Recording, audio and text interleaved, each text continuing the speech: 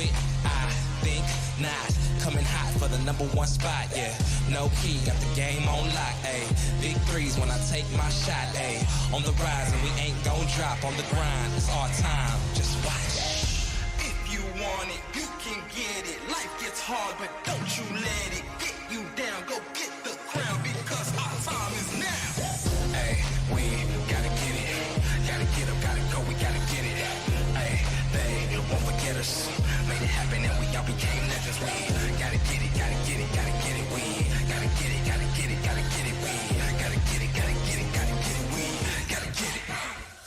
We can't be contained when we leave the game. My name will remain. We don't need the fame. You can keep this chain. We broke free, so things won't be the same. Nah, on the mission, gotta get it. Let's work. We were raised on the net. I'm raising my net worth, but it ain't about the money. Nah, it ain't about the cause. All that matters is the world knows who we are.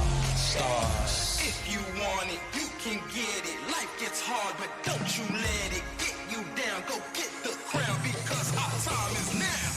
Hey, we gotta get it. Gotta get up, gotta go, we gotta get it. Hey, they won't forget us.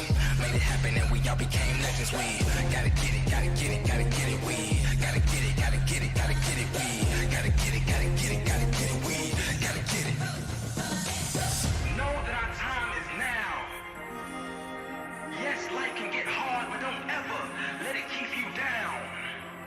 See, we are all kings and queens and we all deserve crowns. So don't wait. Get up, go out and get it. Now. Hey, we gotta get it. Gotta get up, gotta go, we gotta get it.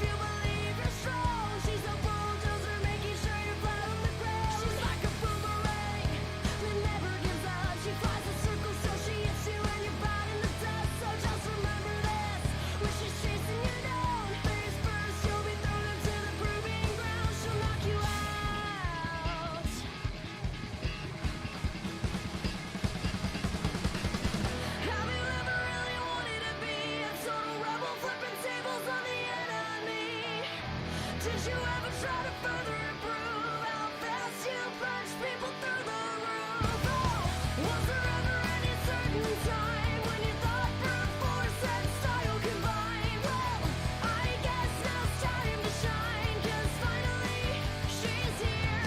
Here comes Vi. As a matter of fact, the best bet one has is to quickly react to the first attack that's aiming for the boots. She'll never pull back, just resist.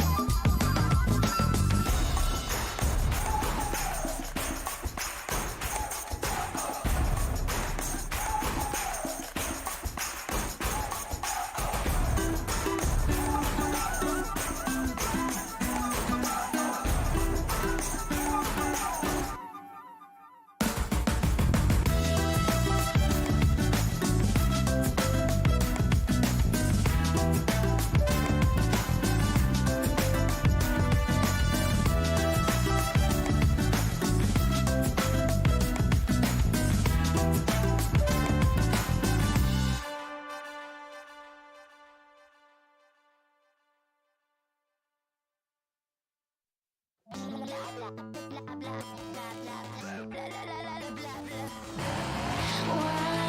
join me? Come and play, but I might shoot you in your face. Bombs and bullets will do the trick. What we need here is a little bit of panic. Do you ever wanna catch me? Right now I'm feeling ignored. So can you try a little harder? I'm really getting bored.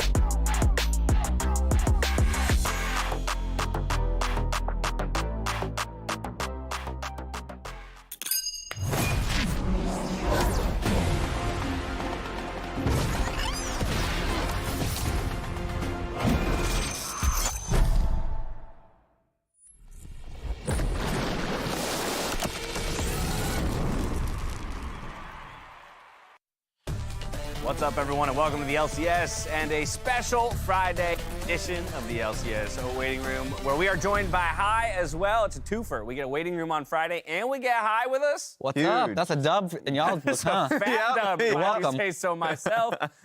15 games of LCS action ahead of us this week as we close out the regular split. We move towards the postseason. There's a ton for us to discuss, so we're going to get straight into it. The first piece of discussion is, of course, around Huni and his stated retirement. I think maybe some people had some inklings that this was going to be the case, but there was also absolutely no shortage of love for this man as he steps away from at least the playing side of League of Legends. If I'm not mistaken, he said that he was retiring because he has issues, like wrist issues, right? Yes. I definitely feel you there, Hooney. I understand where you're coming from. You will get better as long as you put effort into getting better. Maybe he'll come back in the future. Who knows? It happened to me. Maybe he'll do as well. But for now, you know, he had an amazing career, and I'm excited to see what happens next. You really realize the breadth of Hooney's career when you see some of these photos. Yeah. Winning Rookie of the Split in the EU LCS, winning an MSI, being on several different NA orgs before making a pretty good splash on TSM for his retirement. I mean, he's touched so many different teams, players, and personalities in his years as a player. Yeah, like all of these names, players that have worked with him in the past, you forget how much of a footprint he's had. Apparently, Daryl Morey. Yeah, I know. in If there. people don't know who that is, Yeah. president of the I hope 76ers now. people know I who didn't know that. is. Yeah, okay, I fair don't watch enough. basketball. I'm sorry. He was the GM of the Houston I mean, Rockets look, when this Clutch guy, came this in. guy was on three yeah. of the best teams across 3 different regions, Yeah. right? Yeah. You know, at the times in which he was on them. So again, plenty of accolades throughout his career, and we could talk about him for hours, and we will talk about him again and plenty more. But I would also love to hear from the man himself and TSM as he retires. It's been a long time. It's been definitely a long time. It's been 2014 to 2022. That's a huge time flies, and I mean, what can I say? It's just I really appreciate it how you guys have supported. Like even like just all the year, all the way through. It was definitely for fans. Everything what I want to play or like what I want to do, like I just want to, I guess, kind of want to get better. It's just natures. When I see something is not improving, even though I put in time a lot, like it felt terrible.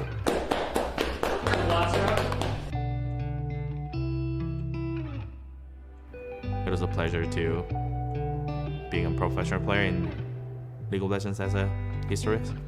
Probably, I don't know. I mean, hopefully people will miss me as a funny top laner, I guess.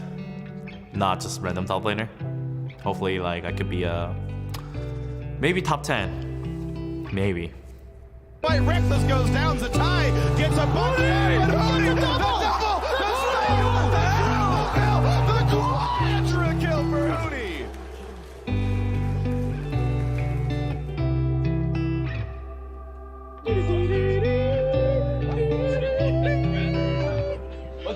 This is my 17th. Oh, that's me, no?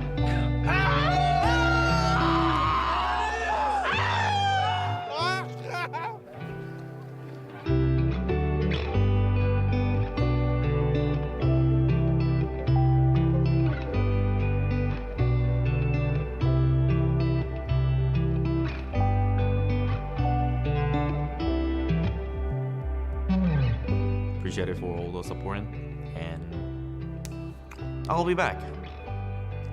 I'll be working in the esports industry. We'll see. Hooney with the quadra, the ball, is it gonna be the penta? Hooney in the final game of their spring split gets a pentakill!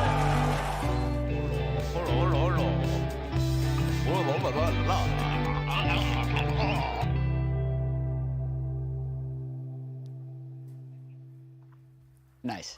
That's a cute video. There can only be one. There will only ever be one. Holo, holo, Huni. That I hope he knows. I hope you know, Huni, how many smiles you've put on faces around the world, That's a tough video to watch, actually. Yeah, because it reminds you how amazing of a personality he has. Like, he can come into the room, the charisma that he has lights up a room instantly. And like the numbers they were throwing up about his career, like people will oftentimes forget. He had the perfect split with Fnatic, alongside Reignover, 2 LEC champions. 17-1 here. Boom, it's Close. back. Oh, Perfect. close. He killed it there. Was MSI champion, Worlds finalist, LCK champion. He's had a humongous career, and also just a whole boatload of videos and like images and everything because he has just had the most amazing moments in his career. So he won't be forgotten, that's for damn sure. He definitely won't. Speaking of amazing moments, we asked the three of you to do a little homework this week ahead of Hooney's retirement, picking a favorite moment, best clip, play, whatever it was that spoke to you about Hooney's career high. You're first on the list. What'd you bring for us? So I actually don't have that many years playing versus him, honestly. Since I was playing here before he came, and then he left for a while, I think to go back to Korea for a few years. But when I was playing versus him, I believe that was the split where he went like 17-1, the IMT where it's just Reignover and Hooney, and just running over every single top laner ever. And I just remember every time we played versus him, I just know Balls was never having a good time, and I couldn't really do anything to help him with it. I just know that he just kept getting like killed over and over in scrims, whatever the case would be. They would just destroy top lane. And I'm just chilling and bot lane as a support, playing with Sneaky, you know. We're just like 0-0, 10 minutes, and we press tab up top. He's like 0-3 up there. I'm like, yo, you having fun up there, brother? The answer was never yes. He's never having fun. Oh no. I think people, Man, they ran the server. I was gonna say, some people are quick to forget that duo of Hooney and Reignover. Yeah. You know, we talked. If you didn't play versus him, There's you lots of forgot really it, but famous if you duos. did- I'm sure, exactly. Right? There's lots of really famous duos. Bengi, Faker. You look at Double Lift Afro, you know, like But somehow I do feel like at times Hooney and Reignover's duo is looked over, and maybe because they did it across 2 different regions, and so there was a bit of that separation. But when you start to understand the dominance that they displayed in not just one league but in 2, it's pretty. I felt it all the way in bot lane, man. You know, I'm not even up there. I felt their dominance down there. What an incredible trip down memory lane that was. Raz, you're up next. What'd you get? Mine is go straight back to 2017 Worlds. When SKT went up against RNG, it was a banger of a series, goes to full 5 games, and it was just a great moment where you remember that Hooney is a carry. And this was just the punctuation mark in the series that launched them into the finals. And so for me, this is a great memory because people will always remember the personality that he has in the room and everything like that, but you forget about the fact that he is just an insane carry top laner that did it on the biggest stage. What an interesting kind of year this was as well, because I just remember so much conversation around what Hooney would look like as a player within the T1 organization. Yeah. You know, just traditionally thinking about how top laners in that org or even just in the LCK would tend to get shifted to other styles. And there was a lot of like, well, will Hooney really be able to live up to that? And I think he did that and then some in the LCK. Yeah, well, that's mine actually. It's from the same year, but it's when he won MSI. There it Because is. they fell short at World Finals when they lost to Samsung. But I thought at this MSI, Hooney was possibly the top performing player on the team. There were so many games where he was just kind of dirty farming behind the enemy turret or solo killing other people. You can see he gets to lift that trophy. And like in this moment, it was definitive proof that this guy who had dominated LEC and LCS was also able to dominate on a world stage. Like that to me was peak Hooney right at that moment. Yeah, and a very, what a fulfilling moment too. And I Yeah. love that you talk about how it was an example of how, you know, granted he's a Korean player, how Western people from Western leagues can ultimately compete, do have the individual ability if they work hard enough to get there. And a very much deserved trophy lift for him in that one. I just wanted to call up this little piece from social. While lots of people are fondly remembering Hooney, Whoppers was quick to say, can we get Hooney in the room at some point? That's my question. The quick addendum again, because he has been with us a number of times. I hope Hooney knows that he has an open invitation. If he walked onto the set right now, we would Yeah. pull up a chair. I kind of expect him to be hiding behind the I was gonna say, telescope or I'm a something. little Is this one of those worried secret that, radio that like the segments? producers have now planned something and they didn't even let me know. He Right just under your from chair. the ceiling. He crawls out from under my chair. Now, Hooney, you have an open invite anytime you want to come on the broadcast. I think he knows that, and we all can't wait to see much more of him in the future. Also can't wait for Coach Rooney. we've already seen a bit of Coach Huni. Let's get a little bit more of him, please, while he recovers. We are going to move forward, though, as we're diving into the last week of the regular season and the end of LCS 10. We continue to remember some of the top players from each of the positions historically. And just so happens we have one of them here. But this week, top 5 best mid laners was released. Number 1, Bjergsen. 2, Jensen. High comes in at number 3 before Pobelter and Power of Evil round us out. Hi, obviously got to come to you first, man. Congratulations, man. Taking up the number 3 slot. First of all, congrats. Absolutely, definitely deserved. How do you reflect on 10 years of the LCS and the fact that you've had this kind of big of an individual impact to be awarded such an honor? You know, before I talk about it, I want to say that my top 5 is actually a little bit different than this. I have number 1 and number 2 at the same. Yeah. But I actually have Pobelter swapped with me. I have myself at 4th. And then for 5th, I have Niski there instead of PoE. I could see an argument where PoE is there over Niski. So it's cool that people put me higher than I put myself. And I know there's like some contention about where Pobelter I could be. Yeah. I don't think it matters too much where it goes. I think we're both pretty similar. Sure. So awesome that people think I'm that great. I'm pretty happy about that. I wish, you know, there are some things that I wish I could have done better. Obviously, looking back over 10 years, I mean, did I even play for 5 years?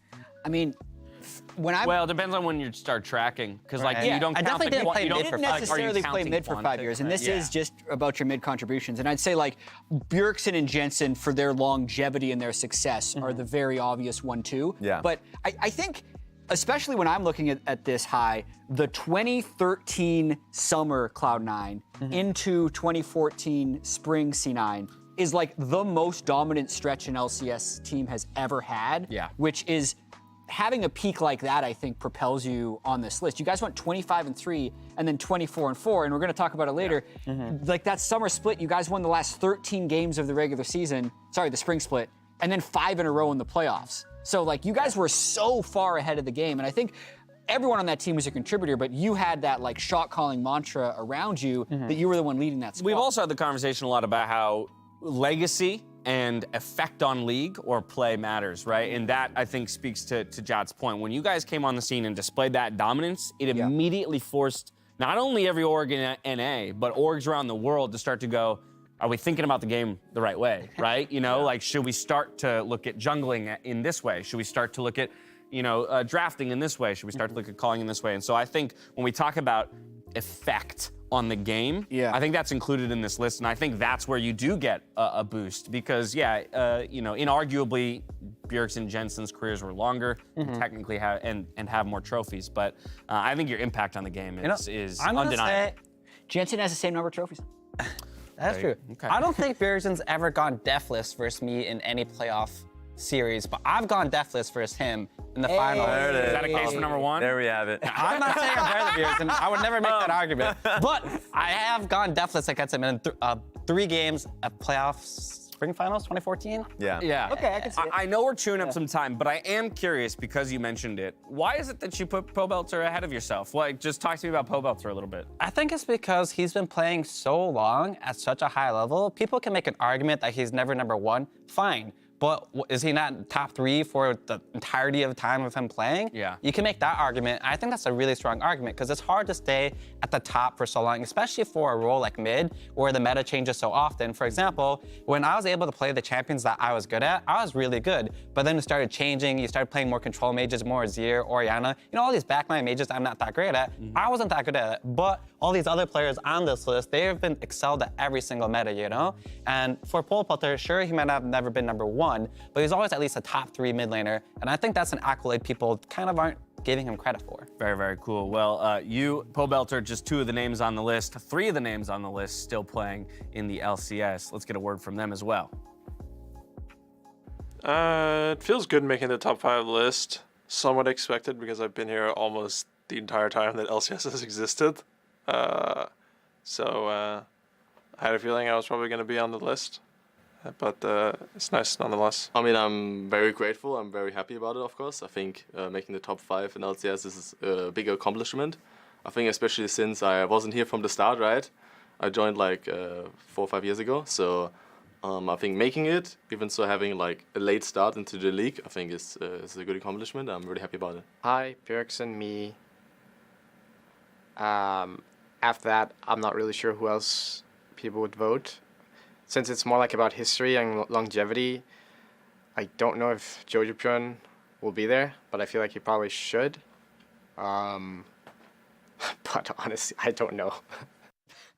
Fair. It's an interesting question because I think, again, it goes back to the debate of what are you evaluating. And I think the word best can trip some people up Yeah. because some people want to interpret best to evaluate ability and others want to interpret it as a more historical point and talk about legacy and effect. Yeah, especially since you have to weigh as like a 10-year, bulk evenly. And you don't want, I know for a lot of newer viewers, they're like, yeah, JoJo had an amazing split. Why not JoJo, right? Yeah. But then there are a lot of names that I would go back to. And like, I like the fact that you're up there, Pobelter's up there, players that ultimately kind of played for the rest of the map and thought about the larger kind of game plan. He was that kind of player as well. Yeah. A championship in the mid lane for CLG at the time. And so like, for him, of course, there was a teetering off when he went on 100 Thieves, Sure. but he still had a really strong start of his career in the mid lane, and then, of course, role swapped to support. So I would have him like maybe just behind him as 6th or something like that. I liked but I see Niski call out as an interesting one where you start, again, like once you go past 5, I think 6, 7, 8 become kind of difficult, and there's some real discussion. While I love bringing up JoJo's name because I think JoJo has set himself on the right path to one day being on this list, I think we're still a number of years away from him being able Jensen's to challenge. living in the moment. Exactly. Anybody, exactly. But it does at least speak to the ability that JoJo has. That He'll that a definitely player make on that absolutely list sure. is saying, hey, he's good enough. A few more years absolutely. is definitely there, but you can't just count one good split, right? Because there's players like Frog and that have done good in one split. You know, people like Mandatory Cloud, if people even know who that is. That's a different list. That's a different list, right? player- That's a peak tier list. Like Another- evaluating people at their peak. Another player that had a pretty good run of things in his earlier portions of the career was Shifter as well. So There you go. Shifter is another great Man example of Cloud that. had what, season record for most kills? Or He still holds the record holds for it. most kills per game in a split. Get the man on the list. Anyway, we're gonna move ourselves along. Super weeks. It's a super week. A lot can change. I know that it feels like a lot is already decided when we take a look at our standings, but I'm basically gonna hand this over to Jat to talk about how much 3 days of games can really still move. Yeah, it's like you feel like you understand who the good and bad teams are since Yeah. we've had 7 weeks of regular season, but this was the spring standings before Super Week. Cloud9 had the MVP in Summit, it just hadn't been announced yet. TL was right behind him. You thought 100 Thieves was on this win streak. Hey, there's your top 3. And look at EG, they're tied with Dignitas and Golden Guardians. And then, even just after the Super Week, already TL and C9 had swapped and EG had moved all the way up to 4. And then you forecast that further into the finals. EG ended up being the champions, even though they were in a 3-way tie between 5th and 7th going into the last week of the regular season. So there is a lot of league left to be played, and the champion is definitely not crowned through 7 weeks. A couple things. Just the positional changes that we see here, right? The fact that the 1 and 2 seeds were traded. Yep. The fact that EG, as you mentioned, was in a tie for 5th, pushed themselves up into 4th, which actually meant they started in the upper bracket. That was important. Yep. And the fact that there was still a playoff bubble decision to be made with Dig falling out and Golden Guardians slotting up. That's a lot of really impactful changes that took place in the spring.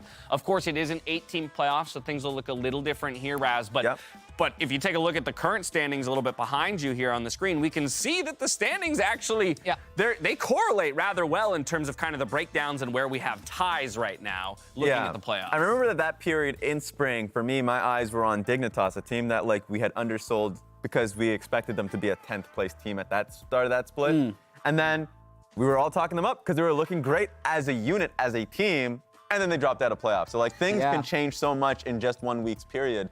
So I'm interested to see what this one will look like, especially for teams like FlyQuest, who we were pretty high on in the middle portions of the split, and are now teetering off, and so it's looking bad for them. We will keep you, of course, updated on all of the playoff scenarios as the weekend rolls along, but the one thing that's important to note is that everyone is technically still in it. There's a possibility, there's a chance for everyone on that list to make it into the postseason and even do some shuffling in the standings. Dignitas could still win Worlds if they win every game from here until the end of the year. Jad is not You want to wrong. make a bet on that? That's why you could. That is a Jad. That I'm is not a saying Jad. that That's a they Jad can't. fact. Yes. That is a fact. Jad facts Jet facts. Okay. for Dignitas. Good fact. That's the end of Waiting Room. Hi, thank you so much for joining us. We appreciate it. of Once course. again, congratulations on the Take care. much-deserved top 5 Bye-bye. in the mid lane. We're going to get straight into our Friday day of LCS games. Catch you back here in just a bit.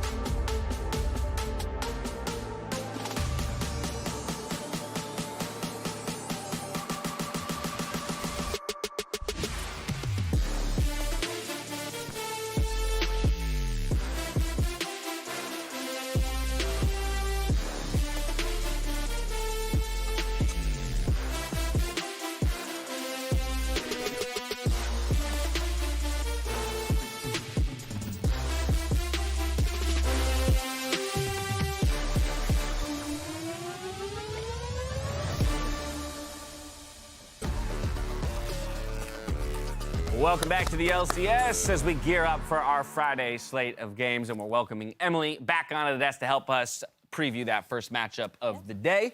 We're going to dive straight in. Let's take a look at the schedule so we know what's in store in front of us. We got Team Liquid Honda up against Dignitas to kick things off. Golden Guardians versus Evil Geniuses to follow that before we get to FlyQuest versus 100 Thieves. CLG versus TSM, and we close things out today with Immortals Progressive versus Cloud9. Getting straight into that Team Liquid matchup here at the top of the day, we're going to go straight to the man in the top lane, Bwipo, as he picked up last week's MasterCard Player of the Week interview.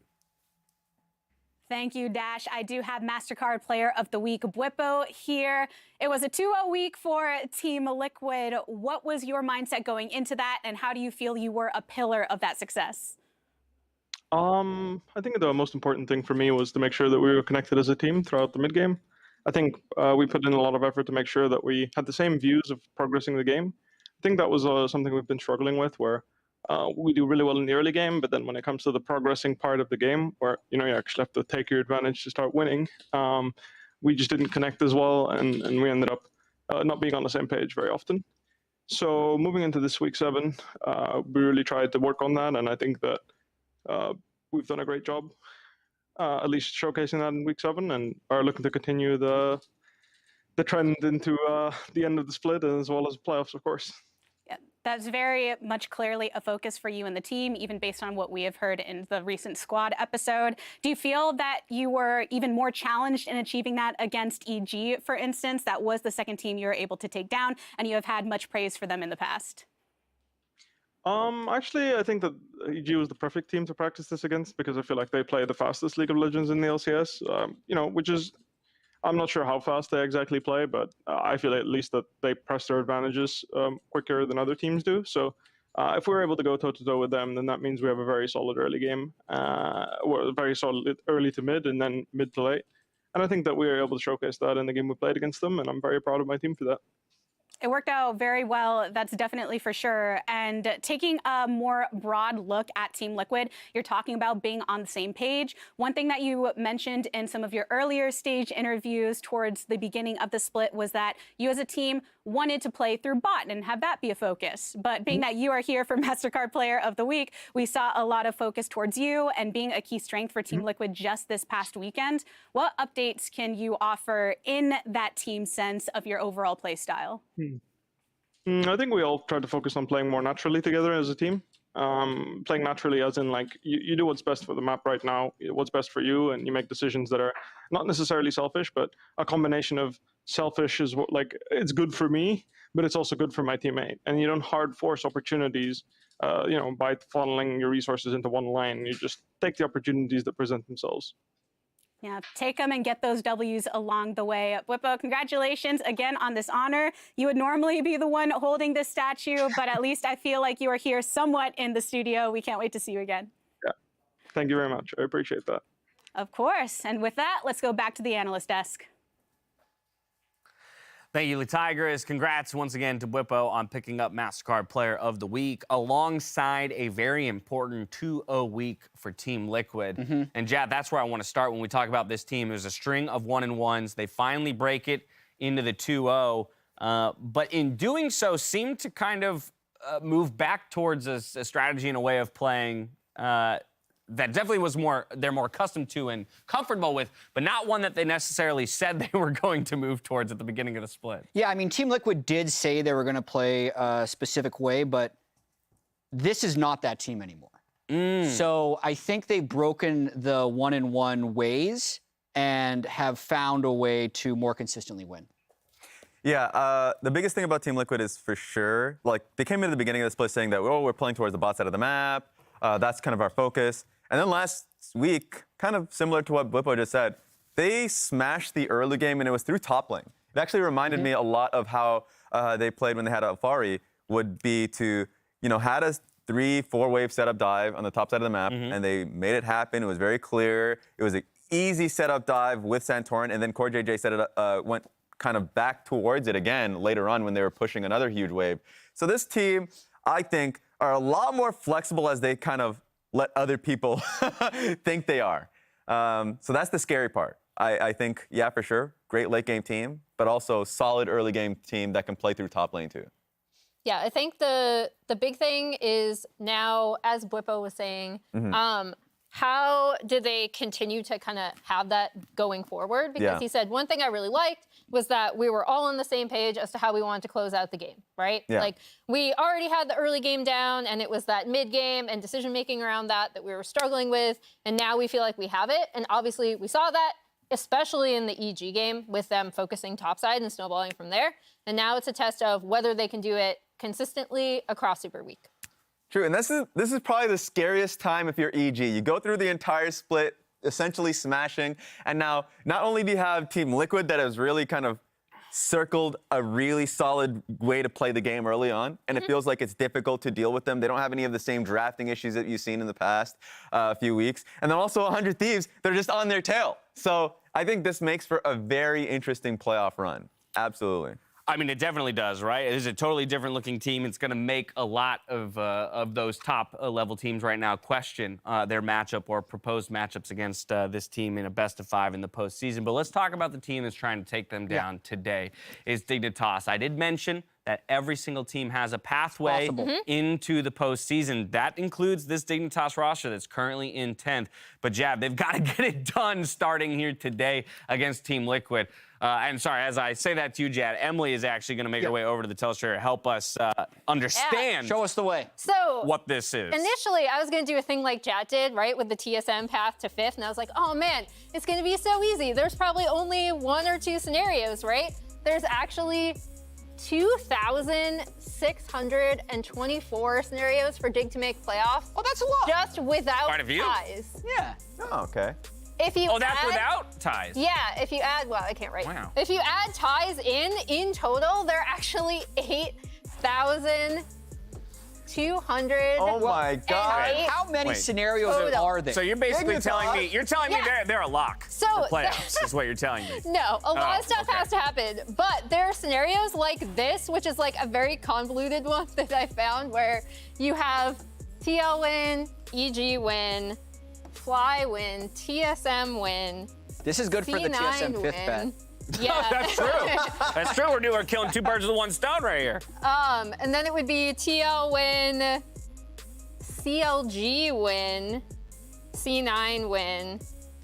All of Fly these things have win. to happen. Yes. Yeah, This is and then- one of the And then EG 2,624 win. So scenarios. you notice that Dig can lose this game and this game. Wait, and, whoa, Yeah, really? and they have to, and all they have to do is win on Sunday with another, I believe, CLG. CLG has to be IMT. This game doesn't matter. Wow.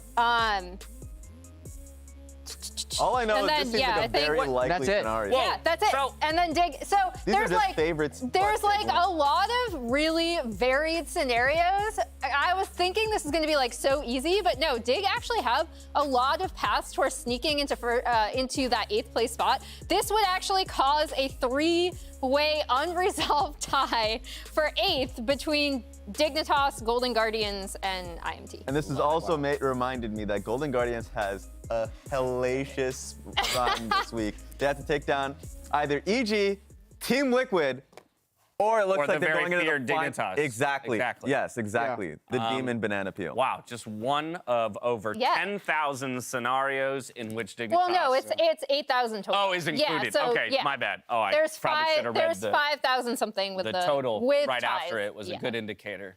So I'm Sorry. sorry that I no. It's okay. You I did mean- everything right. I did everything And wrong. you would fail the test. And I failed the test. There it is. As we kick off Super Week, Santorin knows the importance of a strong showing heading into playoffs. Let's take a look.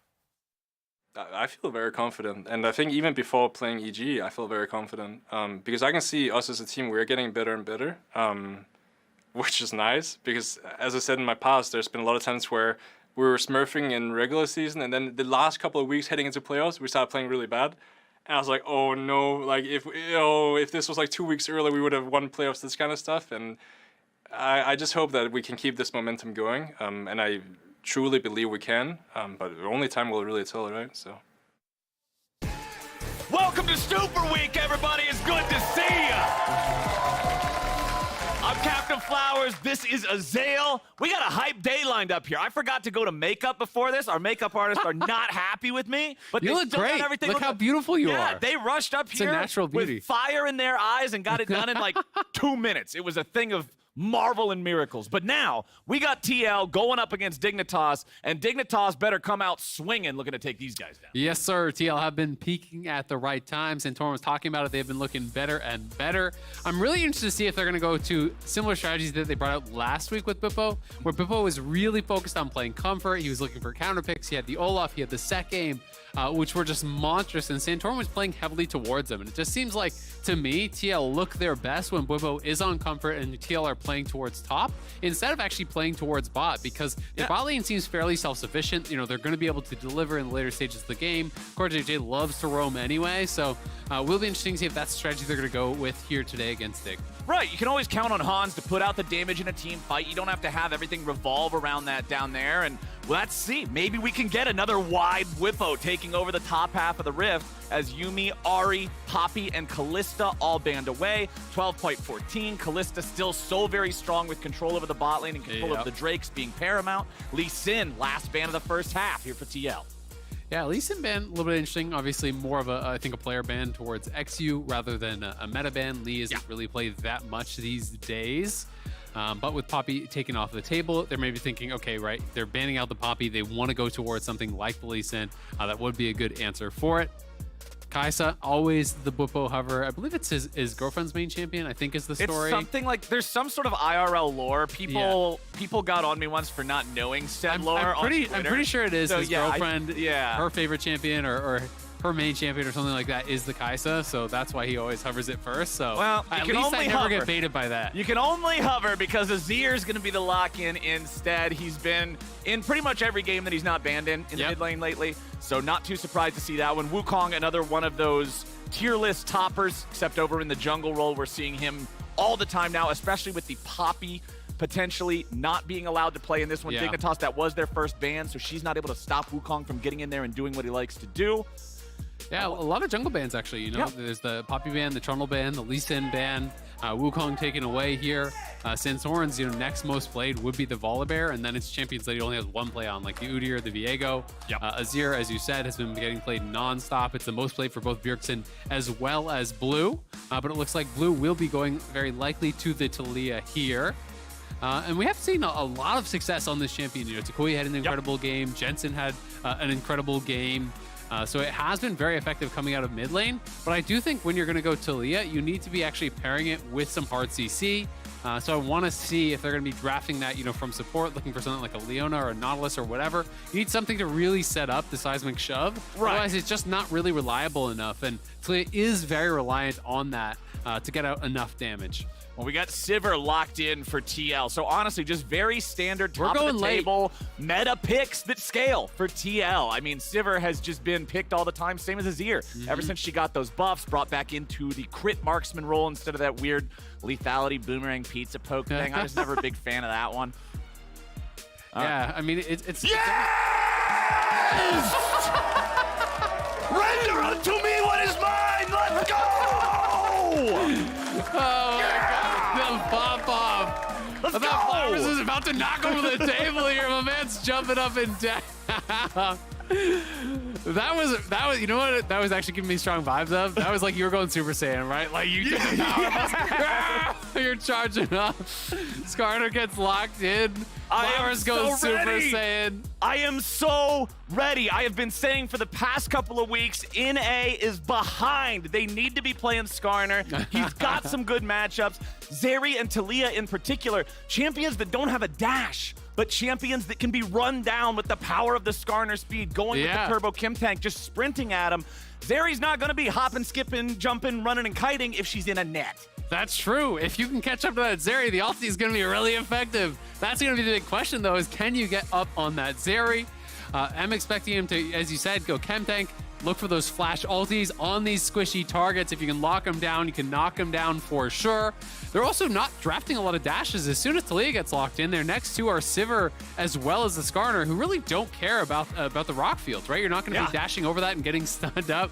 I can just see your energy. You're like pacing back and forth. My blood pressure's going to be something you would normally be put in the hospital for. I don't even care. Flowers literally did this. Ready to go. Yeah! But Sivir, Skarner loves being friends with Sivir. They're best buddies. Not only are they both from the same area in the lore of the desert, but Sivir makes him so fast. Anything that lets him accelerate faster towards these targets, these vulnerable champions in the Talia and the Zeri. They're banning out the Karma. They're trying to hold Skarner down. Exactly. Get rid of the Karma, get rid of the Nautilus that can set him up, make it easier for her to hit them spots. Getting rid of Lulu, I like this ban from the side of TL. They don't want to have one of those supports that can really enable Zeri super well. Yuumi already banned out. That was their very first ban of the draft. Do they want to continue targeting enchanters here? No, going to look towards one of those top lane tanks, recognizing that Dignitas doesn't really have a main front line right now. You got Wukong, but he's much more of a fighter.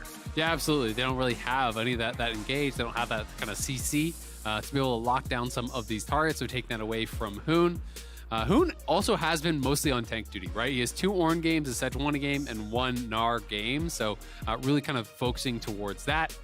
It's going to be Renata Glass, so something that is a bit difficult for Skarner to deal with. Obviously, trying to run through, if you're running straight at someone, it's very easy to disengage with the ult or the handshake to be able to actually push Skarner back. And that's where you are going to be more relying on things like that flash ulti. The blind Olaf top would be a bit of a throwdown. That'd be here. a chat move. This is like calling the bluff, saying, Hoon, you got nothing. I'm going to blind pick Olaf into you. He locked it in. That is confidence there from Whippo. And I'm going to be really interested to see, is Hoon willing to go something a little aggressive to try to answer this? Or is he just going to be playing, something standard like a tank up in the top lane? Would he be willing to go to something a little bit more risky? Some of these aggressive counter picks, things like Kled can be really effective into it, kind of some of those range matchups can also be pretty effective into it. You can dodge the axes at least. Exactly, yeah. I mean, if you get chased down, you're going to be in trouble, but things like Quinn can be really, really tough. Some of the aggressive melee matchups can also be really, really tough for Olaf, so I'm really curious to see what we're actually going to get. He's hovering over a lot of interesting picks, and then settles on the opposite of those interesting picks, going with the tried and true, the Gnar. This just seems to generally be the answer of, well, we don't have anything specific that we need. This works in every situation type of a pick. And to be honest, it feels like Whippo kind of had the read, right? Like, he didn't think that he was going to have the confidence to go for something really aggressive, to go for some sort of, specific counter pick. So he's willing to blind it. And he is playing Ghost Olaf, so Hoon is going to have to actually be really careful when he is in mini form. I wonder if this is going to be a Stridebreaker game as well, because I do think Stridebreaker Ghost Olaf is really effective against some of these ranged matchups. You get up on top of them, you slow them down with the Stridebreaker, you pop your ulti, additional move speed, you have to slow down with the axe, the Ghost speeds you up. You can chase down 100-0 a mini Gnar if he is in the wrong spot. So that is going to be a concern, but of course, if Olaf does not get ahead, this champion can really struggle sometimes later on. There are a lot of these champions which can potentially keep distance from Olaf, and if you can't be up on them, that ultimate is going to fade, and you're going to be charging into your death alongside Skarner. Right. Well, hey, it feels good to have 2 Juggernauts with Sivir, because any sort of movement speed on a champion who just runs at you feels incredibly powerful. Core JJ also locking in the Recon, final pick of the draft here for TL. We didn't touch on that one too much, but it gives them a snap engage. It gives them an ability to say, hey, we are fighting now, that they can't just disengage with a handshake like a Skarner. And this is kind of what I was talking about, something that we saw from them last week. It doesn't need to be a focus on lane, right? If you're going to be playing Sivir bot, just start call and farm it out even. Like, it doesn't have to be a big focus on actually playing for the 2v2 or playing for the kills. Core JJ can look to roam heavily, and when you're playing Olaf, like, that's a kill lane. You want to be playing aggressively for that lane, so I wouldn't be surprised to see Core JJ getting out of lane and looking to focus some play up around top. Alrighty, let's rock and roll. Let's do this. I do believe that we have the scoreboard bug, and there are items on both Hoon and Hans Sama. Yes. Yeah, I think it's just scoreboard bug right now. And Hans is longsword 3-pot, and Hoon is just starting a D-Blade and a potion. Okay. So I can see that in game. So it is not going to be the cull start for Hans. Will be a cull start on the other side for Spawn. And we are getting the ghost tech, which we've been seeing way more these days from marksmen. People are really just kind of valuing the move speed more so than the heal or barrier or cleanse, things like that. So It is interesting. You know, I do think if you can survive the initial phase of that fight, Ghost has so much value. And because you can get the resets on Ghost as well, like you start winning a fight, you can just be last the whole chasing people fight. down. Yeah. Exactly. So it can be incredibly powerful. And Zeri with Ghost is a tilter to play against. I don't know if you've had the displeasure of playing against a Fed Zeri with Ghost, but if you thought she was fast with just the ulti stacks, you add in Ghost, it's like, this champion is inescapable. You've got to be on point with your engages to really knock her down. Or, you know, the juggernauts like Santorin and Bwipo are not going to be having any fun at all. Exactly. We're going to see junglers starting on their blues. So Ooh, opposite little sides of the cheese map bot. here this time at the start as Hans and Coral just walk right into lane. Okay. Yeah, Spawn tries to hit him with a couple of those Qs, not getting a whole lot of Those are results so out of close. those. And they just walk in. All right, looked like we could have maybe got something spicy, but they don't go for it. Yeah, not going to go for anything much. You know, I wasn't sure if it was going to be, you know, fully committed to something. You can also just sometimes you'll see servers just start Boomerang Blade if they actually see a good angle, and they'll try to walk in and get a little bit of a chunk off right at the start. Some TL fans in the crowd there got the poster. That's a good drawing. It actually looks really like their logo. Dude, I'm always amazed at people that can actually make art that's not just stick figures and circles. Yeah, you're on the same level as me. Yeah, we're not getting paid for our graphic content anytime soon. Like, we're just not, that's not our talent. We're talking guys. Yeah. As Skarner will make his way into the bottom side here. Remember, for those who do not know, Skarner's Spires give him unlimited mana and a great increase to both attack speed and movement speed. It's 43% attack speed at level 1, scaling up to, I believe, 160% attack speed at level 18. This is your opportunity. He's not reading these tooltips, folks. He knows this. Yeah, stuff. this is all memory. It's so much stats. So the big thing about fighting him There's in one the guy jungle, that loves Skarner. That you found the other guy. Yes, we've got the other guy. Hell yeah, other guy. But that's going to be a big factor whenever these two junglers find one another in neutral territory or in contested territory in either jungle. Yeah. If Skarner doesn't have the Spire, he can't go anywhere near Wukong. Yeah, absolutely. I mean, the Spire is such a critical part of his dueling power, you know, as well as the jungle clear, you know, the mana getting back, the attack speed really helps Skarner power through that jungle very, very quickly. It's looking like pretty mirrored clears. Skarner going to be one camp up, though. You are going to do those AoE camps a lot faster than Wukong in the early game. So he did 5 camps at the same time as Wukong did 4. Both going to be able to pick up Scuttle. And then likely Santorin will just head back and do the Krugs and then base, because there's not really going to be that much of an opportunity, I think, to find anything here around bot lane. The only lane that I think there potentially could be some action around is probably that top lane. So I do think it's going to be a pretty passive early game for junglers, really just prioritizing fast clears. Skarner likely trying to look for 6 and then really kind of go from there, because that's going to be your first opportunity to kind of have that explosive power to find a gank. And honestly, as long as Gnar is not in mega form, you have 4 good targets to Skarner ulti. You really just don't want to go for Wukong, drag him into the team and have him spinning around on everybody. But we'll see Blue making his way back to the mid lane. From Germany to watch TL, that's a long trip. Holy moly, that is quite a journey, my friend. Look at that. That's one of those double-digit hour flights. You gotta have more than a book or one video game for that one. Those are tough. All right, so 40 seconds till the first Drake of the game spawns. Remember, these are all much more powerful on 12.14, so teams have been generally more motivated to go after them early on. Blue walking into the enemy jungle, looking to potentially either place down a ward or fake them out with the ward placement. You can see that the ward is not actually there except for the control ward on the back side of the red pit. Santorin's hanging out, seeing if maybe he can get a chance at the Talia here. Nope, they're gonna find him out. He just walks back into the river, captures that Spire. Remember, when you capture it, the entire area of it is illuminated. You get vision over that for 2 seconds. So it also helps reveal anything that might be nearby. Even though it's not marked on the minimap anymore either, if you're paying attention, you'll see it through fog. So that's one thing that generally favors the Skarner. Kind of like teleport. Yeah, exactly. It generally favors the Skarner over other players that don't know to look for it or don't know that it does that, but that is one of the additional features that you can get out of it if you're really paying attention and clicking all over the map. Yeah, no, it's going to be interesting to see, you know, when he's actually going to be able to make that first move. Early Lucidity boots feel so standard these days on tank junglers. Oh, yeah. You know, you get the CDR, get the move speed. Summer spell cooldown reduction is also very, very nice. But we're having a pretty passive game here thus far. Hans and CoreJJ, though, already opening up a fairly significant CS lead down in that bot lane. So, you know, Spawn and Bio, I think, having more trouble than expected. You know, if they were expecting to, if they're going to be struggling in this lane, I don't think he would have been going for the cold start, but XU going to come in, see if he can steal anything away. Only got one mini Raptor, so not really a big deal. Yeah, doesn't really get it. Santorin doing a good job there, and since he gets the smite on the big chicken, that gives him level 5, so now XU doesn't have the level advantage in the 300 or 400 gold's worth of stats that would give him, so he then backs away. Also would have been fighting Skarner on that Spire, which is what he doesn't want to do. Yeah. So just wanted to try to contest that camp as Bjergsen gets hit with a little bit of a seismic shove here. And you talked a little bit about it in Champ Select. Seismic shove has a lot of counterplay because it is so easy to step out of without proper setup. But when Talia hits it into the field of rocks, it hurts. Yeah, it is a tremendous amount of damage. I mean, Blue is going for a very heavily scaling build. He has no AP per step right now. Scripting Potion and Tier, so basically just all mana in the early game. So not going to be bursting that hard thus far, but you know, looking more towards that later stage of the game. Goes back, gets his Tier 2 boots. He's also playing Spellbook, which is much more of that kind of scaling setup as well. So we'll see where he's going to take us from here. Hoon up on the top side, going for the early tabbies. Move speed just so important, in this kind of matchup. You know, you aren't playing to really dominate. You're playing to kind of neutralize in a lot of these cases. But TL now maybe setting up for the dive here. Spell shield's used. They do not have an ulti on the jungler. They do not need it. Kill comes through. Core JJ will not die in time to get the bailout, and it's first blood, and it's on Hans Sama. They're gonna get it on Hans. That is huge. Spawn even flashing forward to try to proc that bailout, try to get the kill, try to get the reset. Not able to do it. Really well set up there by TL. They had him chunked down. They were already ahead. I mean, look at that advantage now for Hans here in that bot lane. Massively ahead, 1K in the lead, 8 minutes in. They get a plate off that. They deny even more minions.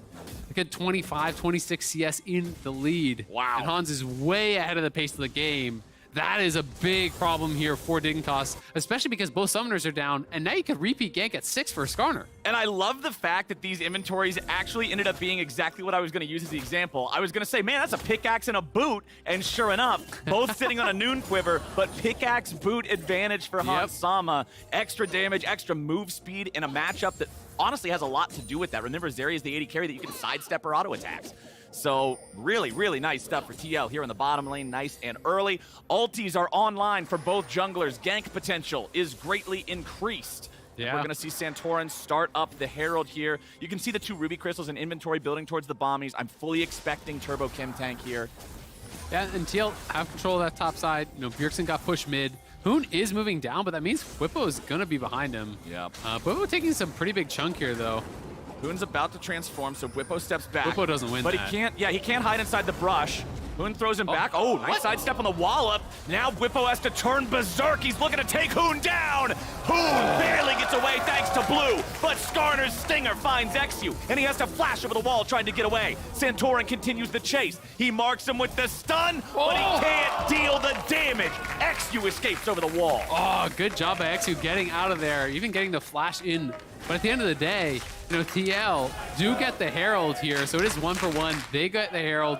Blue going to try to defend this, but CoreJJ is in the area. They will back out.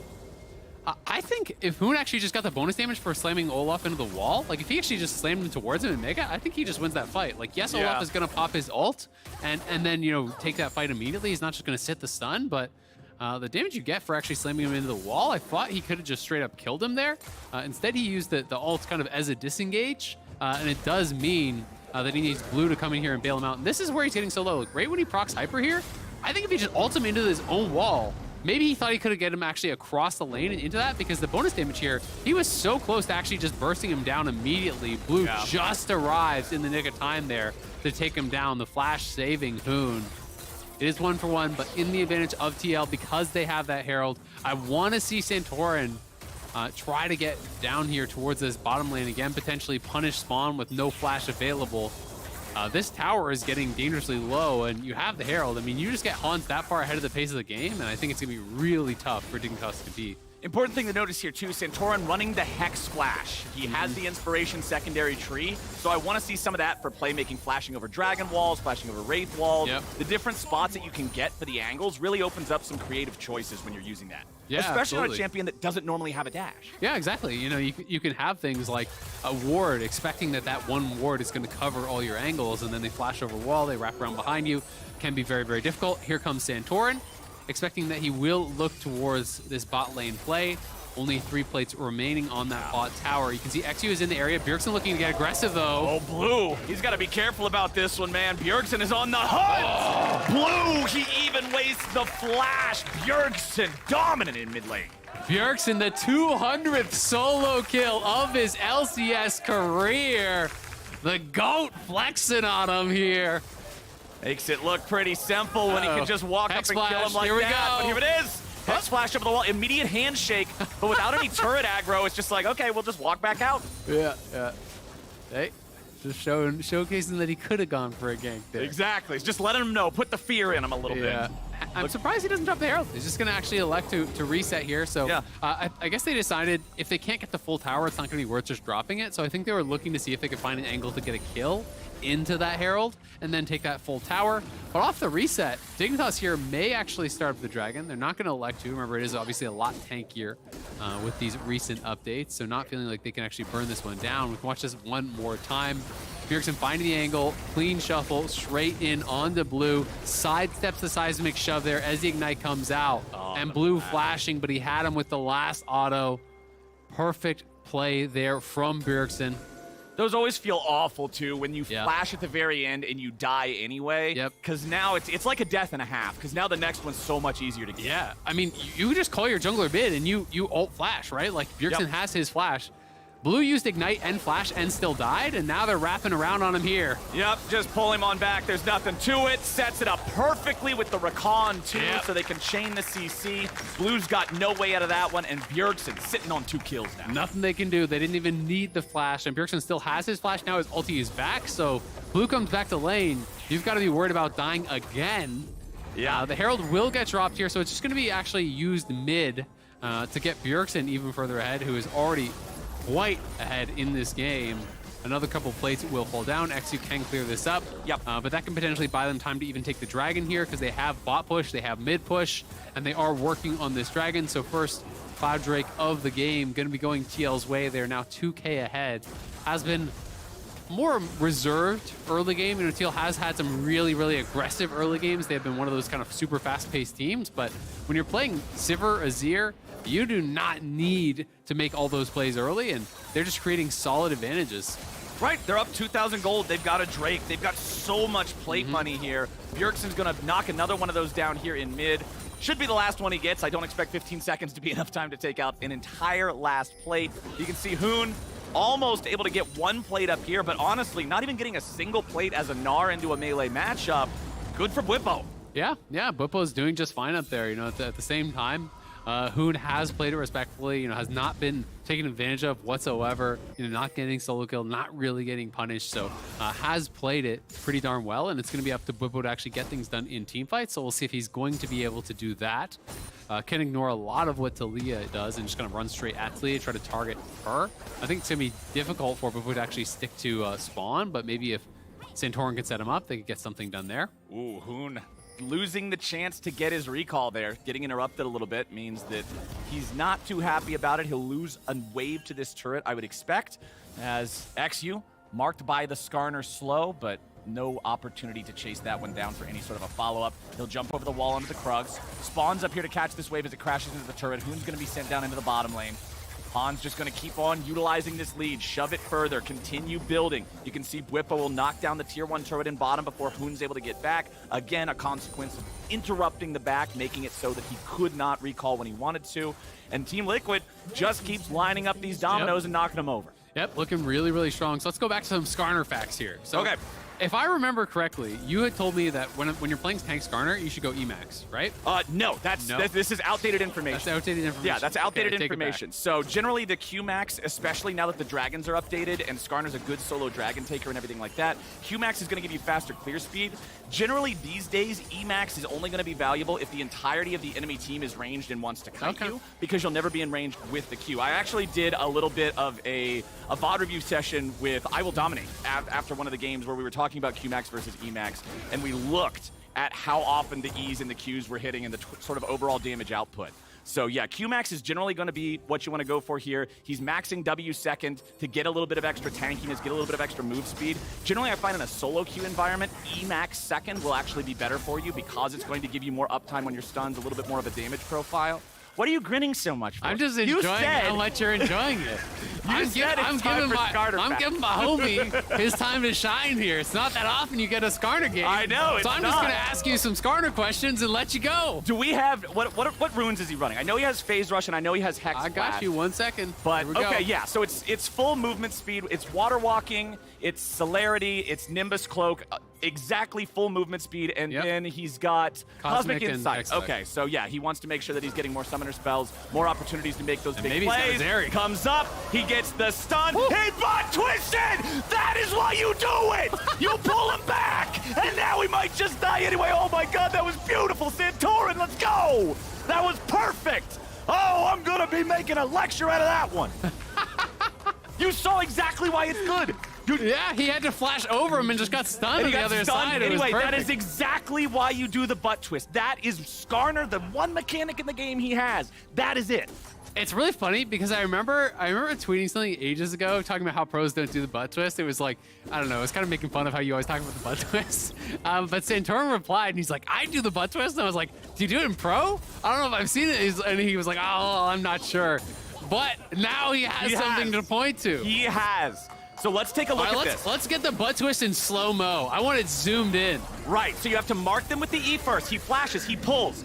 Now watch at the very end, he's going to turn his character model around. He's going to flip his butt, boom! Spawns on the other side of him. He flashes immediately, but you A-click the ground and you will auto-attack them and trigger your stun every single time. Flash cannot clear Skarner's model distance plus his base 125 AA range. I'm not sure if you were more excited for this or the like base race at Worlds or the Danny Pentakill at the Baron Pit.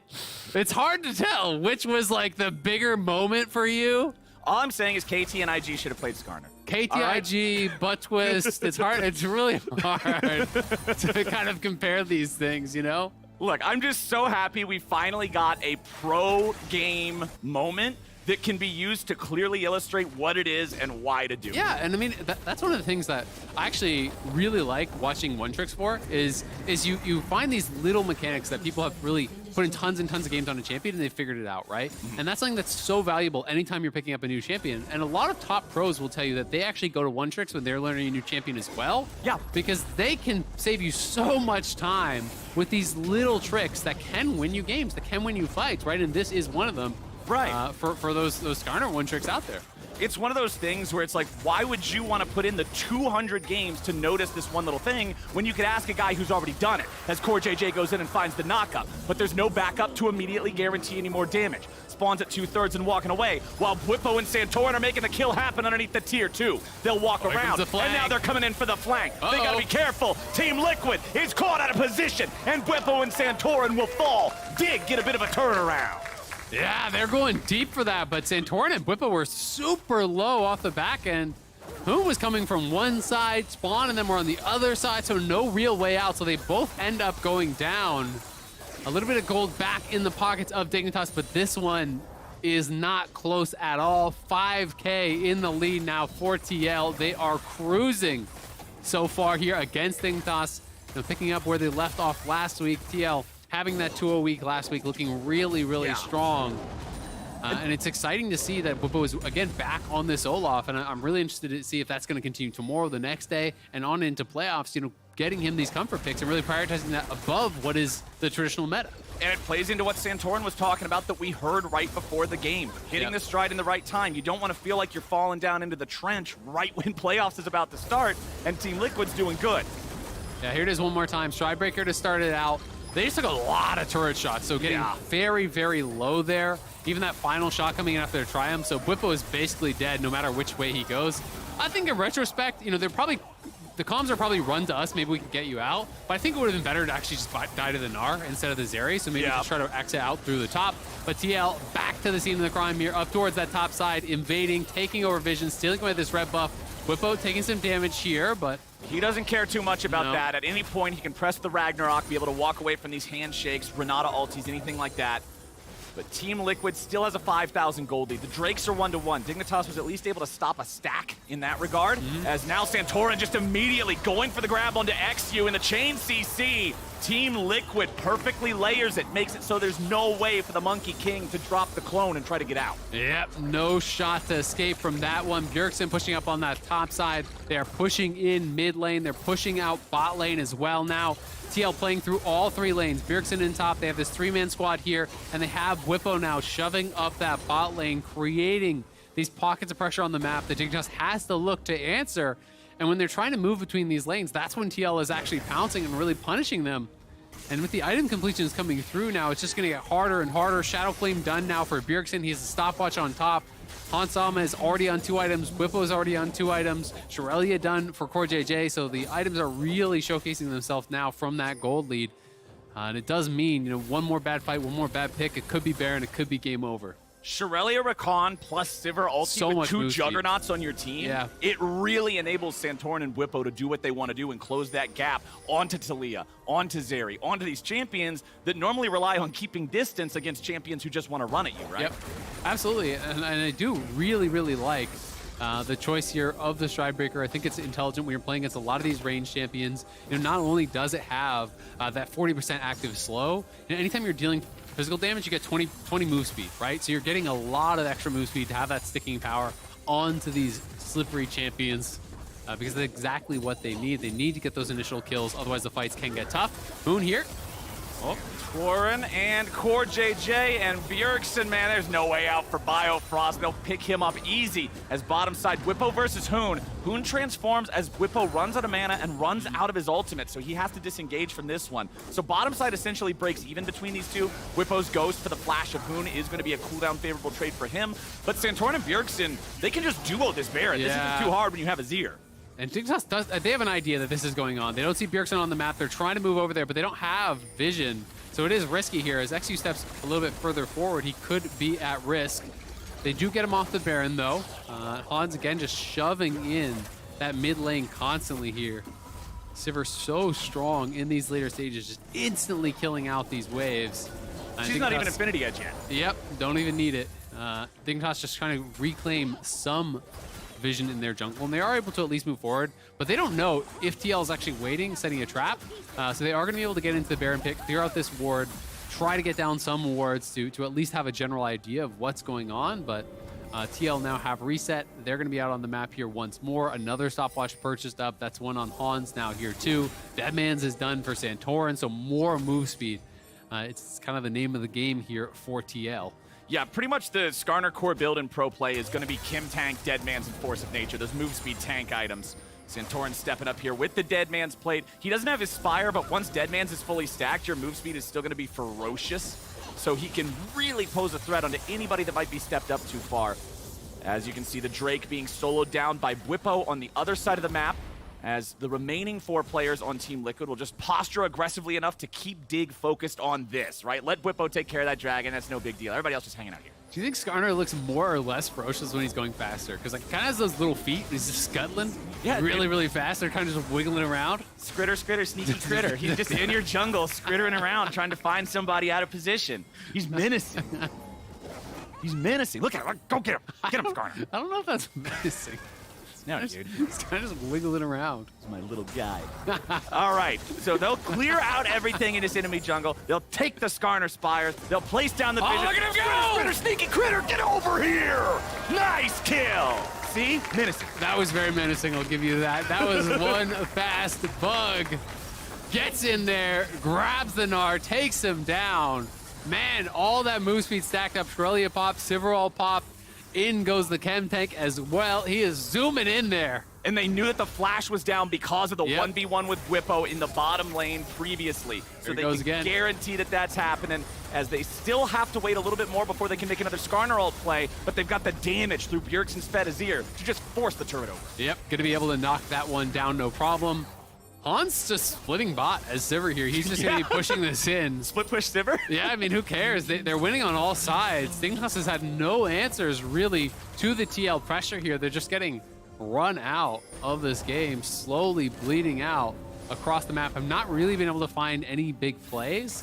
To be honest, it's a team comp that's so reliant on vision control, because when you're playing a team comp that relies on flanks, you have to have TP wards, you have to have vision denial, so that Wukong and Gnar can be coming from different angles and, you know, getting in on top of them. And that's the only way they can really proactively make plays, you know, catching people out with that setup, plus the Leo wall, etc. But because TL has absolutely dominated the vision game, they haven't really had that opportunity.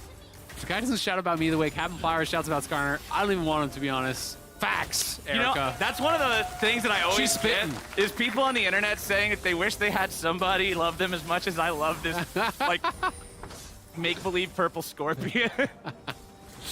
Hey, man, I'm not shy. I'm flaunting it. And True. Santorin, It's a beautiful thing. Yeah, Santorin's just going to zone him away True love. here because they don't even need him to take down the Baron. As long as he's got eyes on XU, they know that there won't be a smite steal away from this one. Sivir ulti's just going to be used to get Santorin back to the pit, guarantee the smite secure for TL. Nice, clean take of the Baron there. No way for Dig to really contest it. And Isaac, we're 26 minutes into the game with a 9,000 gold lead. Options are running out for Dignitas, and they're running out fast. And that's why they're all 5 running right towards CoreJJ, seeing if they can get a pick there. A little bit optimistic, but options are running out. Options are They're running running out. in. Yeah, exactly. Here's an option. Let's go. Let's get him, boys.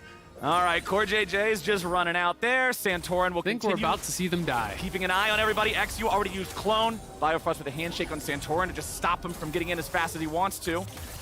Let's see if they'll keep chasing on the side of TL. They won't be able to close that distance in time. Bjergsen going to be the split man here.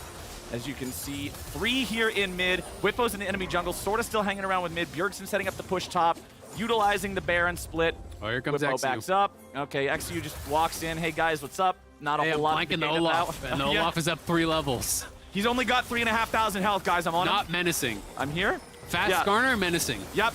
A level 12 Wukong, not menacing. No, not menacing at all. Skarner is the We're building absolute out a tier value list. of Wukong's menace.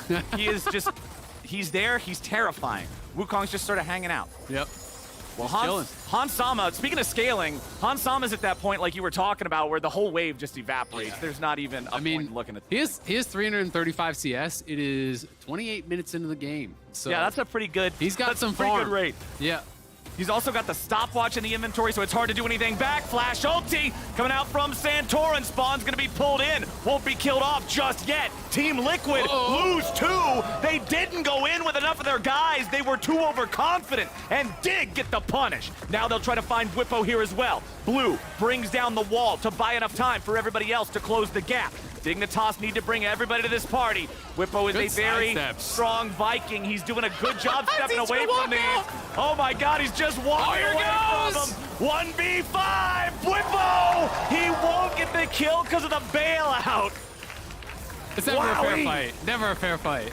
Oh my God, yeah, bring 5 next time. Yeah. 5 and you're using the bailout. Meet me in the Baron pit, bro. Yeah, 1v1. Let's see how good you 1v1. guys do. 4v1. Let's see how you do with 4 of you. Yeah. True. Nice take on the inhib, though, while it was happening. So here's another look at what happened. Santorin, he was ready to go, but they just didn't have the damage to get it done. XU did a great job. Exactly. XU really did a good job there, zoning him out. And then Hans Sama, the traitor, just deletes CoreJJ, gets hit by the Renata ult. He just absolutely obliterated him, and now it is Dig starting up the Dragon here. Hoon is charging up the Narbar, does have TP. Do they have a flanking ward? There's one over by the red buff. They're just going to TP straight in on this. Okay. But now they're kind of in an awkward spot because they're kind of zoned out away from their base. CoreJJ is flanking, and they're going to TP in the Olaf. They're going to look for a fight here. They found Biofrost here at the start. Handshake's going to buy him a moment to get back with the rest of the team. Bjergsen and Hans Sama got to be careful. The carries are alone. Oh, Hoon didn't know the damn thing. Now he's going to be pulled right back into Team Liquid's arms. He's dead. XU's dead. Biofrost is dead. And Spawn and Blue are running into the wrong jungle on the wrong They're side of the between a map. rock and a Skarner. Oh, and Skarner might have the range of a rock, but he's a lot scarier. Get in there, Skarner. Whippo's going to run him down with Ragnarok. Spawn jumps over the wall. He'll Keep try going, to keep Skarner. You this can one do out. it, bud. Get him, Skarner. Bjergsen's in the enemy base. He's going to take this one out together with Hans. Nobody should be able to respawn in time to stop it. They don't have the Baron anymore, but who even needs it? Spawn's just running away from everybody else back towards his own base. Skarner will catch him by the time he gets a rework. What is this yakety stacks chase sequence? Get him, Santorin! Go get him, Santorin! Spawn's trying to get away. Renata ulti comes out. Bjergsen going in. Alley-oops him straight back into the wall. Biofrost likely to die here first, but Spawn's not going to drop in time. Team Liquid takes the game in 30 minutes. Oh, it's a stomp. TL looking so strong here today. 10K up by the end of that one. Flexing on him with the Skarner. TL felt like they were in full control, start to finish.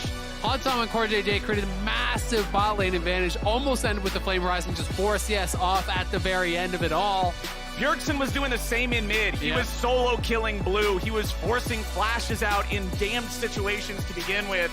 Honestly, just showcasing the skill gap between these teams. Like, Team Liquid's a contender. They're turning on at the right time, and they were able to just smash Dig out of this game. Yeah, absolutely. I mean, I thought after we saw the draft, we see the Olaf pick, I thought, okay, they're going to play towards this aggressive pick on the top side. They're going to try to really go at Hoon. But Hoon was kind of just chilling up in the top side, farming. TL didn't spend their time up there. It's Bjergsen getting a solo kill in mid, as you said. And it was Hansam and CoreJJ creating such a large 2v2 advantage, getting a big CS advantage, that attracted the junglers. That brought Santorin down there to really hammer it home. They pull off that dive. And all of a sudden, Zeri is completely out of it. And without the Zeri, it's like that was their true threat, I think, to this kind of Juggernaut comp, is that Zeri had to be able to really take over in some of these team fights. And we saw when Zeri's really the only threat, no QSS available, well, Skarner can answer that pretty easily when Flash is up. And that's what I really like, just the comp from TL. It was very cohesive. It was very coherent. A lot of speed up. 2 Juggernauts, speed up on Sivir's ulti, Rakan buying Shirelius, making sure he gives him another go button, and then Bjergsen's just on his ear. Just in case this entire run-at-you Looney Tunes style doesn't work, you've still got the guy who got voted best all-time mid laner in North America playing one of the scalingest champions in the game. Exactly. We've got plan B, and B stands for Bjergsen. Where's the trust, There shouldn't be a plan B. It should be Zillion. Bjergsen, Zillion mid. Just make Skarner even faster. Exactly. We're heading to a break right now, but when we return, we got the king of the jungle, Santorin, in our Verizon post-game interview. We'll see you there. That's menacing. It is. Yeah, I mean, it's Render unto me what is mine! Let's go! Oh my God, the pop-off. Needs to make those big Maybe plays. Comes up, he gets the stun. He bot twisted! That is why you do it! You pull him back! And now we might just die anyway. Oh my God, that was beautiful. Santorin, let's go!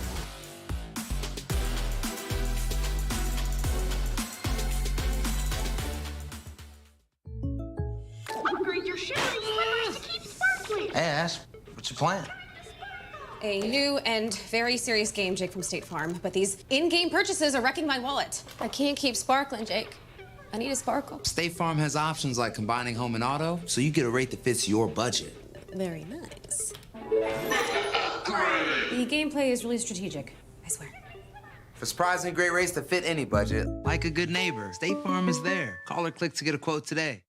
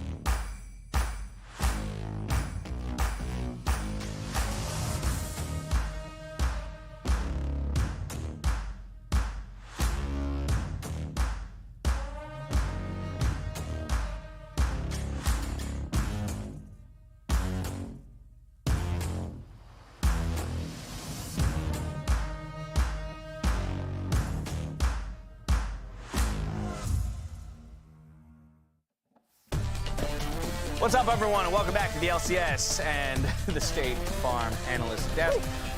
We are currently attempting to get an interview set up for you all, remote interview with Team Liquid. Unfortunately, technology is beating us out in that at the moment. Every once in a while, catches up. I was going to say, while we have some really smart people do battle with robots in the back, we're going to take a moment to waste some time. And the way we're going to do that... we're not wasting time. This is a giant waste of time, but it's a fun waste of time, okay? At that.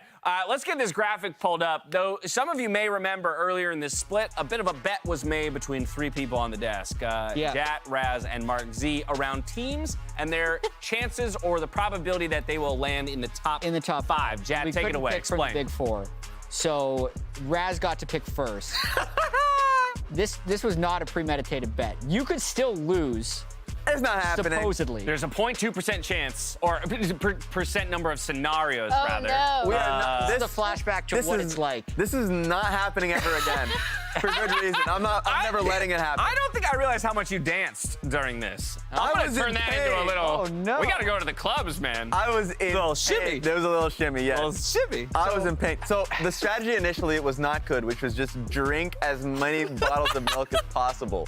At least I have an iron stomach so I can handle it. Yeah, I was gonna say that was the thing that made me more scared about you puking on the desk than the pepper itself. So, Jat, let's talk about this because That's a these lot were of percentages percent. at the top of the day, and obviously every game we move closer, these percentages will change just a little bit. But you're already pretty locked into this habanero. Yeah, portion. so I had this idea to eat a bunch of spicy foods throughout the week so that I lead could up. kill all my taste buds. I just didn't do it. I had the idea to do it. I just never followed through. So I'm done for. You're so done for. So then your best hope is just to not go down alone. Yeah, and you're really playing for the Mark Z FlyQuest scenario. That's a good percentage as well. So I think FlyQuest is also not getting top 5. So I'm pretty happy about this. Okay, so fair enough. A quick reminder to everyone, just so they understand, it's those teams making top 5s. In other words, if the team they chose does not make it, then they will eat the habanero. I'm being told that we have, or what? What I need is for Mark to fail alongside him so I can have a harem of habaneros. That's what I need. Okay, sounds good, Brad. I hope you get what you want. Thank you. I was going to say, I'm being told that the very smart people in the back defeated the robots, and so we are ready to get into that interview with Santorin. The smart people do the smart things. We're here for the Verizon post-game interview. I've got Santorin. So, did someone tell you that Captain Flowers is casting? Is that why you picked the Skarner here today? No, I did not. But from watching Kevin Flowers play Skarner, I was like, I got to pull it out.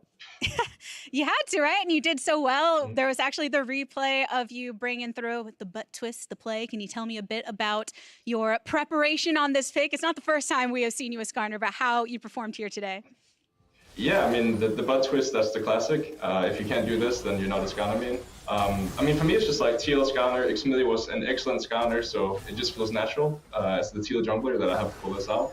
Also, it's Brox's birthday today, so, brings a little extra joy. Yeah, happy birthday wishes all around then. That's always a great gift to deliver in these scenarios. I do want to bring the conversation a bit to the larger angle on the team. You're coming off of the 2-0 week last week. You get the victory here today. But watching the episode of Squad, it gave some knowledge into maybe some of the discussions from the team, a little bit of differences of opinions between you and Core JJ, for instance, on plays. Can you tell me about what that's like working with all of these veteran voices and the progress that you're making to turn things up so hot right now? Yeah, so in the past, it was harder because, we all have a lot of voices and a lot of good opinions because we're all from successful teams. But we're just trying to find something we can all align on, like do the stand-up play. And, in the moment, you can always talk about, like a more advanced play. But in general, we just never talked about the stand-up play. And because of that, we're just doing a bunch of dumb stuff in the mid game. And usually that's where we threw our leads. Because I think we're a very strong early game team. We go mid game and we just make a lot of mistakes where people are getting called off for no reason because we just had too many ideas. So now we're kind of more on the same page and just looking forward to dominate. I know that Bwipo spoke about it a bit as well in his MasterCard interview earlier, how going against EG last week, for instance, was a great way to test that. Looking towards later portions of this week, you have 100 Thieves as well that have been really heating up. They're definitely on a hot streak. Do you feel that they'll challenge you in the same way that EG may have? they'll definitely challenge us. I think 100 Thieves is a good team, and I think we always have very, very like close games. The EG game I also don't want to take too much out of because we just kind of rolled over them in the early game, and there's not really much of a fight for them to do. But for example, last time we played 100 Thieves, they straight up just played better in the mid game, and I'm hoping that this time we're the stronger team. Looking strong for sure. Last thing for you to make Captain Flowers happy. What is your biggest argument for why everyone should play Skarner at every level of League of Legends? Because QSS sucks, so nobody wants to pay the tax anymore. Fair enough, fair enough. Santorin, great catching up with you once again. Congrats on the W here today. Thank you so much. We know as far as the LCS that we have to come, EG and GG are both heating up for all the action, and Jojo Pion is definitely ready for that playoff pressure. Let's hear it. I don't really mind. I kind of like the pressure. It makes the games more fun to play for me. So, I feel like since people are expecting so highly of us now, then it kind of makes it more exciting because, I'm going to get more backlash, or the team will get more backlash or more praise or whatever. So, it makes the games more fun, I think. Welcome back to the State Farm Analyst Desk. JoJo says he likes the pressure. Well, if he likes the pressure, he's got it now. After dropping some games last week, they're no longer in sole possession of first place. This EG roster is obviously still squarely in playoff position, but I'd have to argue that things are definitely heating up now, Jat, that they've taken a loss and have felt that punch to the gut. So one thing I will say about this game, and Raz, let me know if you agree. I'm ready. EG was scrimming. Like, in their minds, this was a scrim because they ran it down top lane. Like, this definitely feels like one of those games where after 11 minutes, the team types GG and wants to go next. But because it was an official match, they had to play the end of it. So they just had to play it out. My question that I have to the rest of you is, like, how much do you count this against GG? I actually don't count this that much because of the circumstance of them playing for home, and I've just seen that type of game in scrim so many times. Yeah, I don't count it as much. Obviously, that will change if suddenly this week they also look like really, really shaky. Yeah.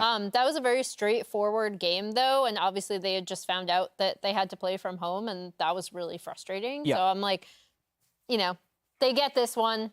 I'm not super worried about EG, and go next. Yeah, it's not a concerning mark for EG, but it is at least for their own individual play. It's only concerning to them because Team Liquid's getting better, 100 Thieves is getting better, and it's closing into playoffs. So these matches are just more of a contention. Like, Evil Genius has lost 100 Thieves and Team Liquid running into playoffs. Right. So, that's something that I'm concerned for them for. I think the level of play will just be back to what they have been doing all split long. So we won't see that level of play in that specific game. Yeah. But still, now TL and 100 Thieves are on your tail. That's why it's concerning. I was gonna say, I am concerned, but I like the idea of couching the concern to the secondary week, right? Because there is that. If they bounce back 3-0 this week and look good, I think then it's very easy to call it a blip on the radar versus we're establishing a pattern at this point. But I definitely am always concerned if I'm at the top. True. And people start to be making gains, right? Yeah, exactly. And Yeah. it seems that these other teams are making gains. Now, they enter into this week still totally in control, of their destiny in the sense that as long as they pick up three games, they've gotten done what they've gotten done. They got to get it done today against Golden Guardians, which over the week have once again given us exactly a new piece of news. And we've come full circle into a Blaze Olive stepping back as well alongside Ole and Stixay in the bot lane. Yeah, I've always kind of expected this to be the lineup they'll come back to. I'm just trying to see how well Leader could do with how well he was performing in his first week in Academy. And so I think I just want to see how Golden Guardians, how far they can go with River and a Blaze Olive as their mid-jungle. We really haven't gotten to see it this much. I'm hoping that the scrim period that they've had was actually fruitful and that they can progress because they are in real danger of not making into playoffs with such a big move as the acquisition of River. That's a big thing I'm super curious about. Is like, how much time have they had to scrim together? Because without the changes, they would have had this lineup for now a total of 2.5 weeks practicing together. And now I assume they were splitting practice time. How does he have an 8-year-old black belt? That was such a fraudulent black belt. I was gonna say, I'm glad you brought it up. I got when I was 8. That's not real. Because I was gonna bring it up. Yeah. Can you? I guess technically there's if you're good enough, you could. colors of belts. I'm just amazed that want that to you could challenge do him? that you could do No, that legitimately. but Oh, I like challenge this idea. 8-year-old to play Zol. He's not going to win. He's going to beat you. He is going to you whoop as an you. adult or you as an 8-year-old? No, him as an 8-year-old to black belt. No, him as an But 8-year-old. you going also have just to be an leg kick you. 8-year-old, or is it you as an adult? No, he can Because beat an your 8-year-old grown black ass. belt he can just slap should you beat around. a 30, 34, 30, Yeah, 35. 35 Yeah, year I old need more details on gamer. black belt. It's fraudulent, man. I don't know about that. Now I would love to go back in time just to watch his 8-year-old Look, he- just smack you. He might have a black belt off the Rift. The question is whether or not he's got one on the Rift and can hand EG and Jojo Pyun another loss today. The teams are ready. We're going back over to Captain Flowers and Azael to get ourselves into Game 2 of the day. EG versus Golden Guardians. You know what? It took me 5.5 years to get my black belt. So as long as he started when he was 2.5 years old, You had a he's black good to belt? go. Yeah. Today I learned. Yeah. Yeah. But it took 5.5 years. So that means as long as you start when you're 2.5. So you if can we get go it like by walk down some sketchy alley and someone tries to, mug us, you're just gonna like. Why are we setting up for this situation? I don't know. Why It'd don't be we kind just of not cool go to down see the you do some sketchy like alley? some sweet karate moves. Yes. All right. Let's go just aggro some random people Yeah. trying to rob us. Gotta put it to the test. See if it's legit. We're limit testing IRL now. Yeah. All right. Well, what are you going to add to the fight? I'll record it. Okay. All right. Isaac's going to stand back and yell I'll be the World Star. cheerleader. You got him. Yeah. All right. Well, we got a different fight on our hands now. We got EG going up against the Golden Guardians. Mm-hmm. I talked last game about how, hey, Dig really had to be ready because Team Liquid is a cut above. EG definitely a cut above Golden Guardians. They're going to have to pull out something wild here. All I want is a ratio from Vulcan. You're Yes. probably gonna get one.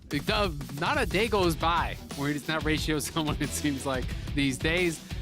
The draft, we're going to be getting through this pretty quick here. Excited to see what they are going to be bringing out, if there's any sort of spicy picks. We're getting down to the brass tacks, the very end of the regular season here. Golden Guardians yet to win a game with River.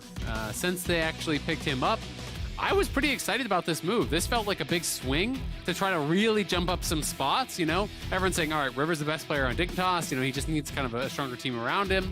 At that point, Golden Guardians were 4-7. So you're thinking, hey, maybe this can make them like a 50-50 team. Right? But it's only been L's since then. It is going to be the Wukong, though, for River here, first pick. We'll have to see if he can get anything done on this. Golden Guardians obviously making a lot of roster swaps around him. It's not just on River or anything like that. They did bring in some Academy guys. They are now back to the original LCS guys. As the guys on the desk were talking about, it means it's split practice, so I'm going to be interested to see how they can perform here today. I do believe it was one of River's games that I watched the other night in Champions Queue where he ended up 14-0-5 or something absurd on Wukong. So definitely has the potential to carry the game, but we'll see how well it works out. The draft is moving along lightning quick. And speaking of lightning and fast, it's everybody's favorite pentakiller, or based on some of the comments I've been reading on the internet lately, everybody's least favorite pentakiller. Zeri's locked in for EG. They've got the Azir in there as well. Again, both these are so super popular right now. This is no surprise. And honestly, the answers per role coming out from Golden Guardians aren't surprising either. Sivir and Ahri also at the top of the table. Yep, absolutely. Not going to have total parity, though. As Sejuani comes through, you are expecting that to go up towards top. So there's the opportunity for Golden Guardians to ban out some junglers here, potentially. Try to limit what Inspired could play. Inspired has been so good on the Poppy lately. It's so good on everything. Yeah, and that's obviously already taken out. He is just good generically, true. But, they are going to be able to try to target him a little bit more, see if they can knock him down a bit here. EG on the other side, of course, they already have their top laner, so they could target Licorice a little bit. Right. Licorice has been, I would say, one of the guys who is pretty flexible up in top lane. He has played quite a bit of Sejuani, but then a number of different style carries, and he had the Kayle game. He's had Fiora, Gwen, Relia, so he is willing to play quite a lot of different stuff.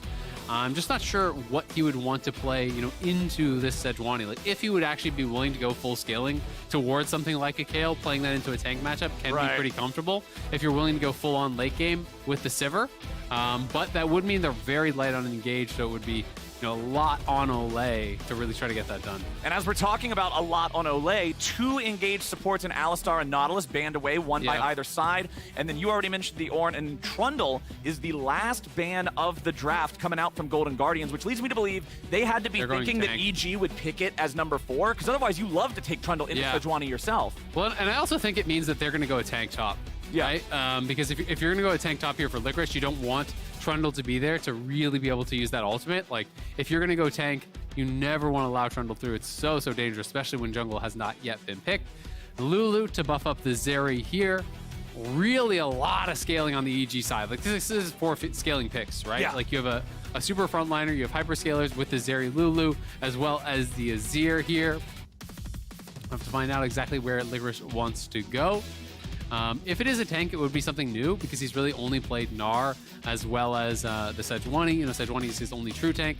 So this time it will be Gragas. Doesn't necessarily have to be tank. We've actually been seeing a lot more of First Strike AP. Right. So could be that, but the fact that he picked Trundle makes me think it is going to be more of a tank style build. Otherwise, I don't really get why they would ban that out. Engage here from support does make a lot of sense. We saw this pairing actually last game as well with poor JJ, you know, bringing out that Rakan for TL. So this would give them the ability to try to get onto some of these backliners. You do need hard engage when you're playing against Azir and Zeri. You cannot just kind of slowly walk towards them. You've got to lock these champions down, burst them down. If you can find that initial Rakan engage, follow up with the Gragas is very powerful. Vice versa, it works either way as well. And now, last pick we are just waiting for here from Inspired. It is going to be Viego getting locked in. Yeah, we minimized the graphic a little bit early there, but producers got in our ear, confirmed for us that Viego is the final pick of the draft there. So, again, another champion that scales powerfully into the late game. Evil Geniuses will be very comfortable if this one goes long, but honestly, whenever we get into a game like this where it looks very mismatched based on the standings, I'm not looking at this like, oh, who's going to win? Most people are going to expect EG to win this. Yeah. I look at it as, how will EG win? I want to be convinced. I want to see an avalanche. If they play slow, get a couple of kills, it looks sloppy, and they win at 45 minutes, that's not even a win in my book with playoffs coming up. Yeah, absolutely. I mean, if you're trying to judge that based on the standards of being the best team in the league, for sure, I agree with you, right? And I think a lot of people are saying, oh, maybe EG's not so good. You know, they lost to TL last week in a very convincing manner. I am not really that concerned about the one loss to TL. They got very far behind early. They tried to make plays, and generally when you make plays from behind, you're going to keep dying, right? Those games do happen. EG likes to play that aggressive skirmish style. And when it goes bad, it generally is going to go real bad. But EG definitely wanting to go into playoffs on that right path, wanting to have momentum here. So they're going to be looking for a bit of a bounce back week, try to dominate their opponents here today. Well, let's see it. Let's do it. Let's get to it. Evil Geniuses 12-3, Golden Guardians 4-11. For those of y'all that weren't here during the draft, during the pre-game conversations, Isaac told us they haven't yet won a game with River. They really would like to turn that around. This is one of those squads. The desk was talking at the top of the day about how you've kind of got this melee at the bottom of the standings with TSM, with Immortals, with Golden Guardians, with Dignitas. Like a bunch of these teams are close to each other, and they can very easily miss the postseason. Yeah, I mean, to miss playoffs after making a big roster acquisition like River would be pretty devastating. And even just to build confidence, you need to get some wins in here, right? It can get really tough. Like, people talk a lot about the honeymoon phase after you make a roster swap. Like, you can kind of get that boost of happiness, of adrenaline. Everyone says, hey, you know, anything's possible. Like, maybe we can really turn this around. Maybe this is the change. Exactly. When you start to stack up those losses, though, that can get really kind of rough very, very quickly. It can kind of hurt the mental of the team. So I do think it's super important that they get their first win in here. If they really start to turn things around and build a little bit of momentum here if they want to have a chance in playoffs. But it's so hard when you're up against the #1 team, when you're up against a squad that has just been straight up better the entire split. Golden Guardians have their work cut out for them. Let's see where junglers are going to start. Looks like red and red, so they'll be pathing to opposite sides. Are we expecting any real early action here? We talked so much about Team Liquid, or not Team Liquid, excuse me. I think scaling, I think TL. We talked so much about Evil Genius's scaling potential in this game. Do we feel like we're going to get those early scraps, or are they going to be content just to pump the brakes a little? I mean, I don't think, you know, based on the lanes, like, it doesn't feel like anyone's really calling for a lot of ganks. You know, top lane does have a lot of gank assists, but it's against some very tanky targets, so I'm not expecting there to be a ton of action. I am expecting mostly just full clears, see if there's any sort of opportunity. If one of the lanes really starts scrapping hard and gets low HP, then you can really start to look for that. Inspired looking like he's going cross map. Is this going to be like an invade on red? Does he have a wrong read on what's actually happening here? Because I think he Because Raptors is gone and red is gone. So I think he made the wrong read. I think he thought Wukong was clearing from top towards bot. He's going to go down for Krugs now, which would be getting him to level 3, but now he has to wait for the minions to go by. He's actually waiting for these minions to pass there, so that he's not spotted as he wraps around. So he's gonna do Krugs.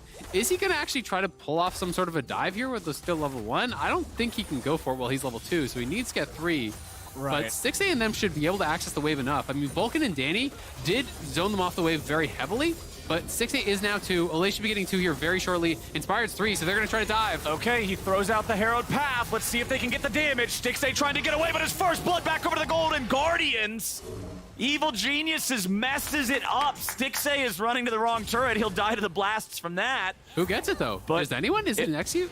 Vulcan. Okay. Vulcan will end up, honestly, Ooh. that's about as good as it can go for Golden Guardians. They end up getting the outplay, they end up getting the first blood, and the kill for their opponents goes back to the support. So, to me, now the X factor is how far ahead does River get? Because it's first blood does go to Olay, but like who cares? It's on support. So both supports get a kill. But the problem is Stixay loses all of that farm, right? And Zeri's actually going to be able to push in one more wave here as well. So once we get away from the dive, we can actually see how much of a CS advantage it is, because I'm guessing it's going to be like at least probably 2 full waves for Danny.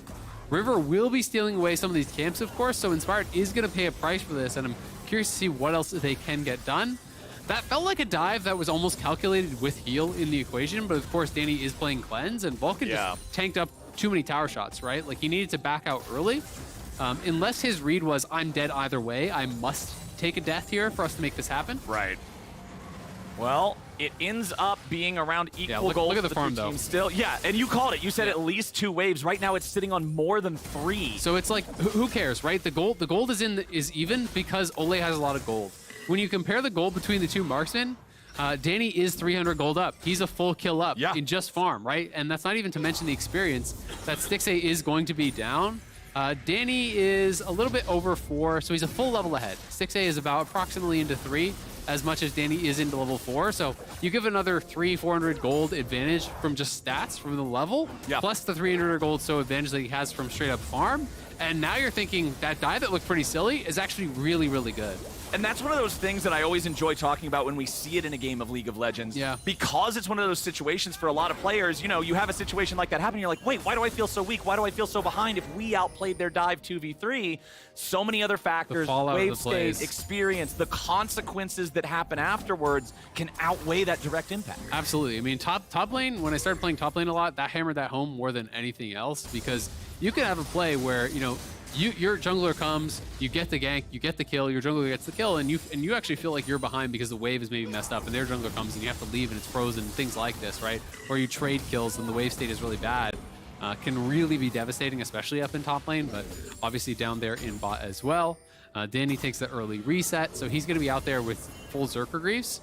So, you know, great, just even in inventory right now, it's double longsword on one side. They both have a call, so it's 1,100 gold for the Berserker Greaves, 700 on the other side. So he has 400 extra combat, 400 gold worth of combat sets extra right now. And the thing I also want to point out, since we do talk about both of them having a call, remember Danny started with it, whereas Stixay started with one of the longswords and some potions. So Danny's call is already halfway done. He will get the gold spike from that completion. FOMO, you know? Yeah, exactly. He heard about this call thing, you know. He heard He didn't invest Danny early. made this great investment. He bought it late. Larry David told him about the call. Anyway, back here with Golden Guardians just bringing River through the river. And he's not really going to find an opportunity to do a whole... Oh, no, we can't do that. We already did that. We already did that earlier. It's terrible. That's the worst part about the trade. Right, River and Blue are no longer on the same team. Yeah, because then they also had a guy named Spawn. So that's another location on the map. You go to Spawn, you go to River, you go to Blue. Yeah, the river. Exactly. We could have gone to town I with wanted that. to reprise it. I really did. Yeah. And then they ended up having How could they do that to us? Yeah. Golden Guardians, come on. You guys had to acquire this guy here and now. You couldn't give us a couple more weeks to make the content. Anyway, JoJo and a Blaze Olive, both level 6 now, so plenty of playmaking on both of them, and a lot of extra safety for a Blaze Olive in particular. Going to make it hard for Inspired to get in there and try to make some plays to set that one up, so I don't really expect a lot of attention there, especially considering, you know, JoJo's up a couple of waves himself. He's doing great.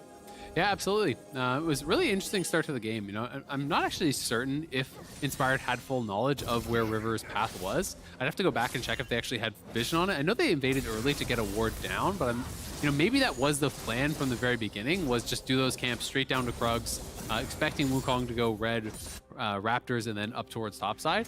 And it's a pretty interesting play if that was the plan, because honestly, if this is like the bad end of the dive, if this is it not really working out, you know, it could have been much better potentially. So I like that they're mixing in these aggressive plays. It is something that I have a lot of respect for Inspired 4 is because he is so intelligent with his pathing. He's very, very creative. Does like to mix things up a lot. You know, sometimes he's just full power farming. Sometimes he's just turbo ganking nonstop. Sometimes he'll do these really kind of inefficient farming paths to get those extra ganks out. And when you do mix those in, teams have to pay respect to it in their prep. And when you're coming into playoffs, like this is something where people will watch that path and they'll say, all right, well, now we actually have to watch out for that in playoffs, right? You have to actually maybe put down a level 1 ward in a different location to watch for this sort of a play. And I love that you point out that it's a cornucopia of strategies, right? Everybody loves watching the crazy, like Gigabytes Marine style of only PvP after level 3 type of jungling. But if that's all you do, people can download you. They can figure it out. Say, okay, play safe at 3 because he's going to throw himself at you. But being able to switch works so well. Seeing, I guess, are we seeing if this is the original. So they had already path. swept out the ward. So they knew the ward was swept. So he didn't actually have full vision. He knew the ward was swept, so he can surmise perhaps that they're actually starting down there. I'm not sure if it was leashed. That's one thing I didn't actually catch in that replay. But either way, they had a good idea that he would have been starting bot side. If that was adapted on the fly, that's really cool. If it was pre-planned, it's really cool. Either way, I do like those creative moves from them. And at the end of the day, he's down 1 camp. Right? Like, who cares? That does not matter, right? Like the value that you get getting your AD carry ahead in that farm, worth way more than a couple of Krugs or whatever River was able to steal away. Inspired hanging out in the top lane up here. Licorice gets stunned up, but he can buffer through it with the body slam. Nicely done. Yeah, that was well done there. If he doesn't get the body slam off, he could have been in trouble for sure. But they push him out. They don't have the Sejuani ult, but Vulcan and JoJo are now here. Will they actually look for this play? Blaze and Stixxay are sitting in the side, ready to make a move. It could be a 50-50, but remember, Impact has no ulti. And it feels like EG aren't really in the best position to go for this. Yeah, they don't. Zeri's still bot, so yeah, they're just kind of poking around. I think they're saying, all right, well, we'll look for it if we could get like a 50-50 smite, but they weren't given that. So I like that they didn't overcommit. They weren't able to be caught out, and at the same time, plates are being farmed bot. So that is 2 solo plates, potentially 3 going to go down. If 3 go down here for the Zeri, like that is pretty devastating because all of these waves are being denied. Yes, Stixxay will go top, but the farm is still being lost. It doesn't matter if Stixxay is the one losing it. Someone on their team is losing it. Right. 3 plates now in the pockets there of Danny. He almost cashes the call.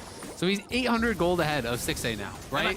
And you're going to expect to get, 2 plates back on this Herald, but like not worth. In that 800, it's the entirety of the gold lead. And I always remember you specifically really getting on teams that did not have good Rift Herald macro for sending everybody up there instead of just taking plates when you're late to the play. And I'm glad to see a lot more teams are getting better at it, because why would you just walk everybody up there to be late and lose it anyway? And I mean, one of the big things too, to me, that was always important about Rift Herald plays is that concentrated gold is way more powerful than gold spread out amongst your team in League of Legends. It's just the way it is, right? Well, as they might find a pick here. Inspired using the ult and the flash to get away to safety. Remember, the Heartbreaker gives you that unstoppable ability to disengage there, so they don't have the burst to take him out in time, but they will at least force him back.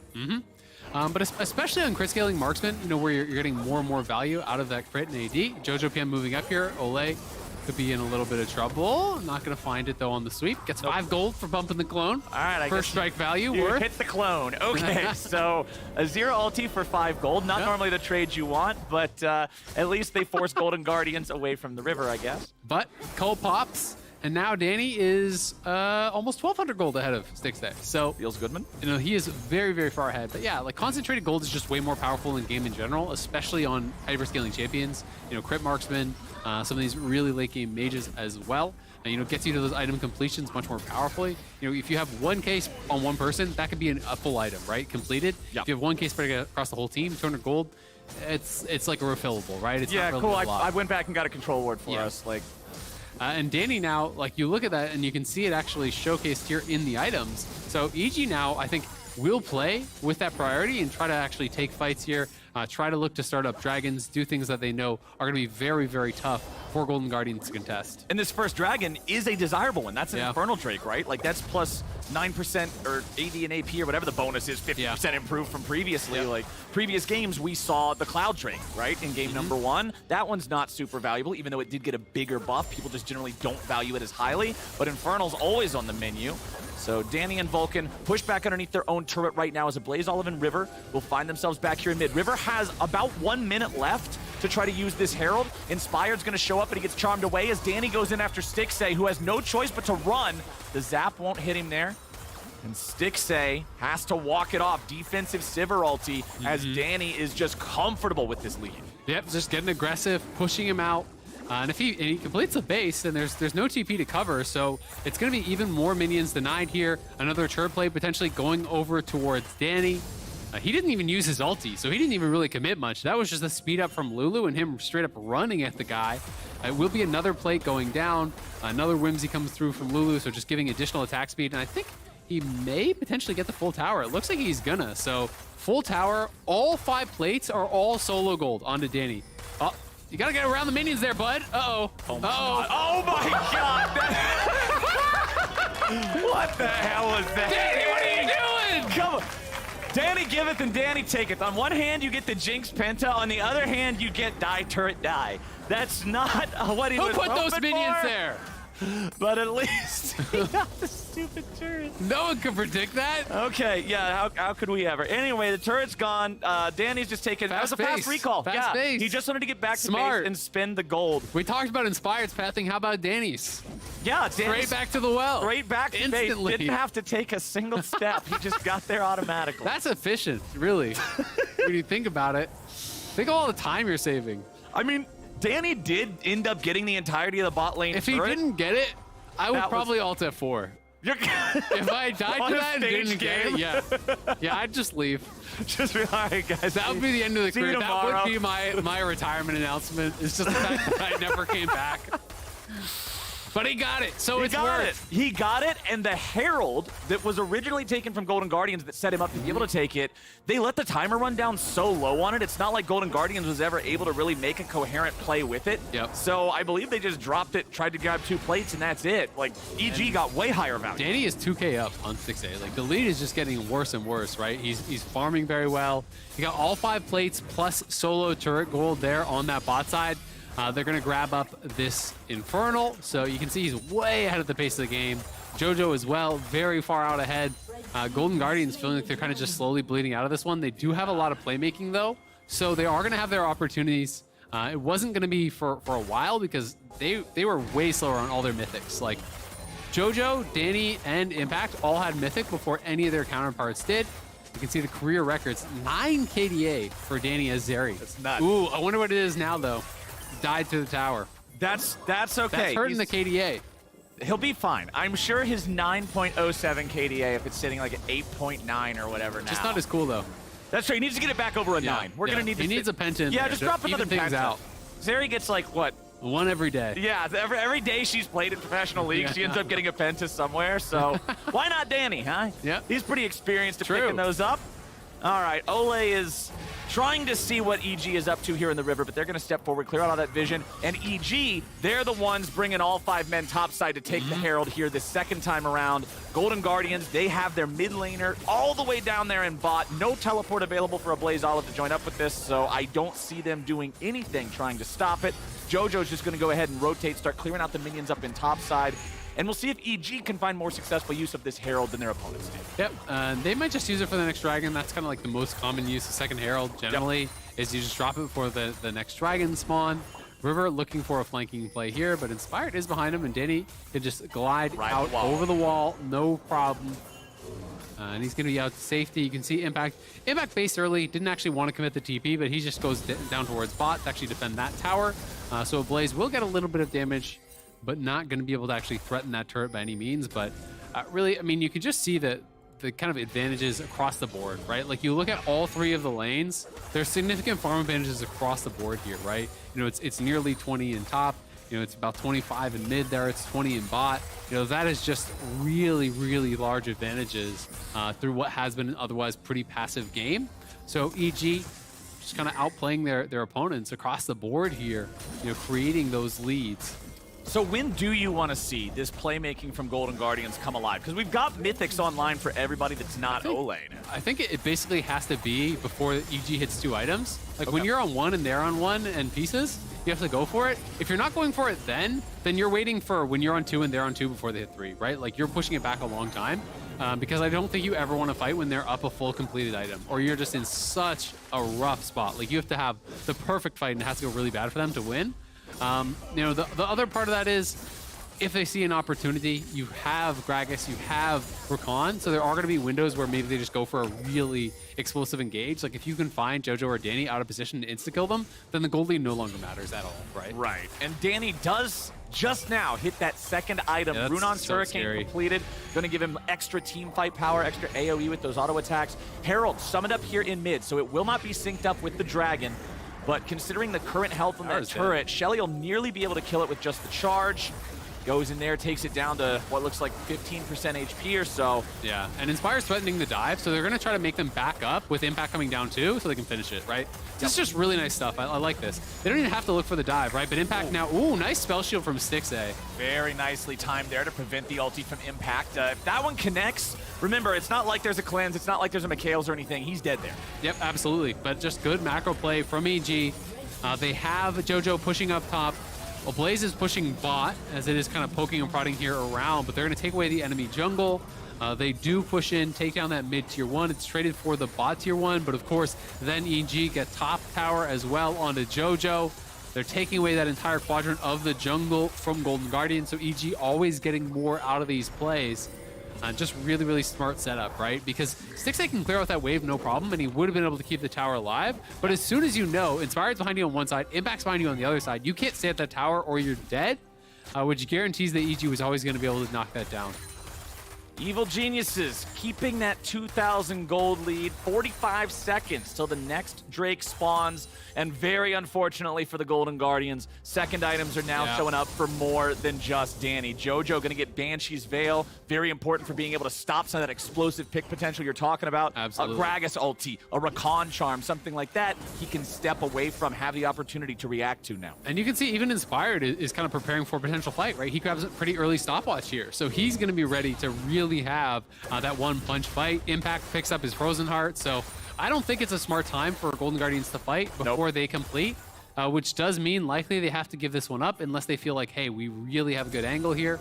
But I think it's unlikely to go their way if you fight right now, because EG has the additional completed item across all 3 roles. Yeah, I'd much rather see Golden Guardians let this one go, but it looks like at least for now, they're willing to contest it. River runs in, bonks the Dragon over the head real quick, gets it aggroed. Remember, this is the Cloud Drake. This one does high DPS compared to a lot of the other ones. Golden Guardians are going to stick with aggroing this. They're starting to whittle it down to about half HP now. Inspired is over the wall. Throws out the stun there, but the Spectral Maw doesn't have the distance it needs. A Blaze Olive, 1v1 against Jojo off to the side. Meanwhile, the fight breaks out, and River's going to be jumped on by Impact. Dragon resetting a little bit. River looking for some sort of a way in, as Inspired is the only man left in the pit. Stacking. Zeri stacking up. Danny zoning him away. Impact surviving with Wild Growth. EG take control of the pit, control of the fight, control of the Drake. Impact gets out, and Jojo gets in. He throws Ole right back, but they aren't going to grab any kills just yet. Inspired's looking to go in and find the reset, but Stopwatch is there for the outplay and gets him to safety. Licorice now going to be the next target as Impact stuns him up, and Danny shoots him down. Oh, Danny's looking. He's on the honey. He tags him with the laser. They are slowed up here. I don't know if he can chase in, though. Not enough HP. Not enough HP. Not 1v4 like that. So they back away. It's Drake plus 1 kill for EG. Yeah, a lot of summoners used on either side. Both summoners used on Stixxay. The flash was used for Blaze Olive as he tried to go in for the big play. EG push forward here with Impact's ulti, trying to zone them away. Danny pops the ult, and then Golden Guardians know they have to reset the stacks on Zeri or they're going to lose this fight. But that buys EG to the time to actually finish this off. And then Jojo here finds the angle coming in from behind here onto Golden Guardians. The spell shield goes up, but it actually didn't even clip him. So Stixxay just able to sidestep that ulti was key, and slinking away with very low health. EG doing a good job kind of trading health bars back and forth. You're stepping up as they need coverage. Impact had to flash out early, but then it's Inspired going in, and Impact has enough health to kind of go in and cover for his jungler to get out even later on. They're able to give that kill over to Danny as well. So he picks up the kill, they get the dragon, and they're positive on summoners because Danny didn't use anything as far as his summoners on that fight, and he is the key member right now. Working towards his third item, likely going to be Titanic, because he does have that Tiamat plus the Ruby Crystal in inventory. So looking back to what we were talking about before that fight, saying we'd rather see Golden Guardians not take it. We still feel that same way? Because I'm still feeling that same way. I'm still feeling the same way. Yeah, it wasn't a wipe, it wasn't an ace or anything like that, but as you're describing, summoner spell advantage for EG, kill advantage, objective advantage, that went EG's way anyway. It is a close fight, so like I can definitely see the thought process of like, hey, if we just really execute perfectly, we could win this fight. Okay. But I think it's pretty unlikely, both because it's EG and I think they're the best skirmishing team in the league, but also because they had the item advantage. I would have preferred to just see them trade sides of the map, just try to take away some jungle camps, set up vision in the enemy jungle, maybe push for a tier 2 tower, something like that, try to get some gold in their pockets, and fight when you're on 2 items, and they're on 2 items, not quite on 3, right? Because when you fight there, you're just giving them, another opportunity to really kind of utilize their gold lead. Another stopwatch now here in inventory for EG. This time it's on JoJo, who is without flash, so I think he's paying respect to the fact that his summoner is down, knowing that they're going to have that next dragon fight potentially before it's back up. And Inspired got a lot of value out of his stopwatch in the previous fight. Without that, he would have gone down. So as long as you get value out of that item, it is incredibly effective for the price point. Like, it can really turn things around, switch up the flow of fights. And on a champion like Azir, which you can go really deep on, but you put yourself in a vulnerable spot, it opens up so many opportunities to just be that YOLO player. Yeah, absolutely. And if he wants to go aggressive, this is a pretty heavy dive team with Gragas and Rakan and the Wukong. So, like, he can even just go Zhonya's third. Like, I think it's actually fine this game, right? So, you can do a pretty defensive build here and utilize, the Banshee's Veil and the Zhonyas to allow you to kind of throw yourself in there, look for those aggressive plays, but also to absorb some of the dives. That one ward over by Baron is going to kind of slip through the cracks here. This one is such a good one just because it's never actually covered by the pink wards in the pit. You need a second pink ward or a sweeper in the area. Licorice hunting here, though, as they pop the Shirelius. Yeah, Golden Guardians, they won't find anything here just yet. They're trying to throw out some poke, trying to see if they can grab anybody out of position from EG. JoJo rotating back over now, seeing how aggressively Golden Guardians were posturing, wants to be ready to jump in on the flank if this fight breaks out, but it won't. Everybody just sort of backs away. We've got a Drake here in 1 minute. I'm expecting another brawl over this one. Yeah, absolutely. And I mean, again, it's just smart kind of slow passive play from EG, right? Golden Guardians group up as 5. EG stays in the area to kind of maintain some semblance of vision, but they have JoJo pushing up towards top, and that's what I was highlighting. The top lane wave was dying to the tower. And look at the levels now, right? JoJo is up at level 15 here. Licorice just hit 14, Blaze is on 14, so he is getting that experience advantage, spending time in those side lanes. And Inspired donating a lot of these camps over, gives him the blue buff, gives him the Gromp, so getting up to that point where it is going to be very, very dangerous. Danny again now, because he is so accelerated, has already hit his 3rd item here. And JoJo has 2K in bank. So they are really, really strong. And yes, 6A has hit his 2 items, but he is going to be pretty far behind the pace of the game compared to Danny still. And Danny's hard to kill as an AD carry, man. Through a shield bow, the extra health pool that With Titanic Lulu Hydra and also Lens. lends you, like, he's very difficult to kill. So unless Golden Guardians can hit him with everything plus the kitchen sink, I don't see him seeing a gray screen anytime soon. And that damage, they know what that Zeri is capable of. So EG have control over the bottom side river here at the start. Licorice is going to push up the bottom lane, and he should be able to approach from the south, warding the It's all about brushes. the engage. Yeah. They throw out the ulti from the Sejuani, looking for a Blaze Olive, but they don't find him. He has to spend his own ult to get away. Exactly. So no ulti on the Blaze Olive means I think the Ahri is going to be very ineffective in this fight unless they can find something right now. That's why EG is playing kind of passively here, sitting back a little bit. Licorice looking for this potential flank, though. He has the angle from above. But a Blaze getting really low. A Blaze could be in trouble. JoJo's gonna go golden here immediately. Now as Golden Guardians look for their angle. Impact soaking damage here in the front, but River grabs the kill back into JoJo Pune. Golden Guardians have won the fight so far, but they gotta be careful for Danny. He's ready to go with Runan's Hurricane locked and loaded. He takes out Ole, and he turns his attention over to River. Now he'll look for Licorice following up. Won't quite find the damage just yet. Stixay's getting one back. Oh, the charm! And the charm! Ult be damned! A Blaze Olive catches Danny and stops the Penta kill. Oh, Danny was a couple autos away from a Penta there. I think he thought he had the range on the charm, but the very edge of it connects on a Danny, gets him the shutdown there. That was by the slimmest of margins. Golden Guardians making this fight really, really close here around the Dragon. They had pretty good setup. I mean, Licorice can come in from the top, The only problem here is, imagine if a Blaze Olive had his ulti. Blaze was flashing out as River was going in, so they were a little bit disconnected there. But River was able to get so much damage down onto the Azir, bursting him down. And then the problem here is Danny. They have that Scuttle Shrine, so he gets the move speed boost from that. He already has the stacks. He's able to finish off River here, and then going in through the Boomerang Blade, gets really low, tries to backstep here on this Charm. Oh, I think what happened there is he actually right-clicked behind him and right-clicked the dragon. That's what it looked like. He turned around. Turned to attack. He turned to attack, so his character did not move. Oh my god! That champion's so balanced. Hello? All right, yeah, that's...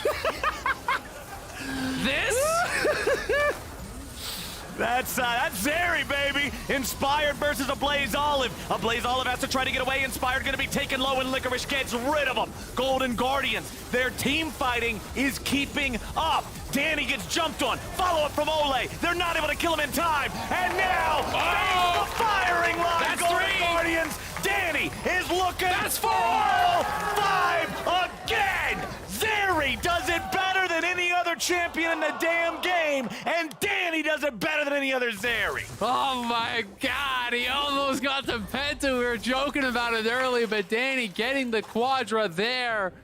The engage came through. It was Licorice flashing in on him, Ole flashing in to follow up, but they could not close the gap. The carries couldn't actually get in to take down Danny, and just like that, EG gets enormously ahead. Golden Guardians were fighting valiantly, some really close team fights back and forth between these two teams.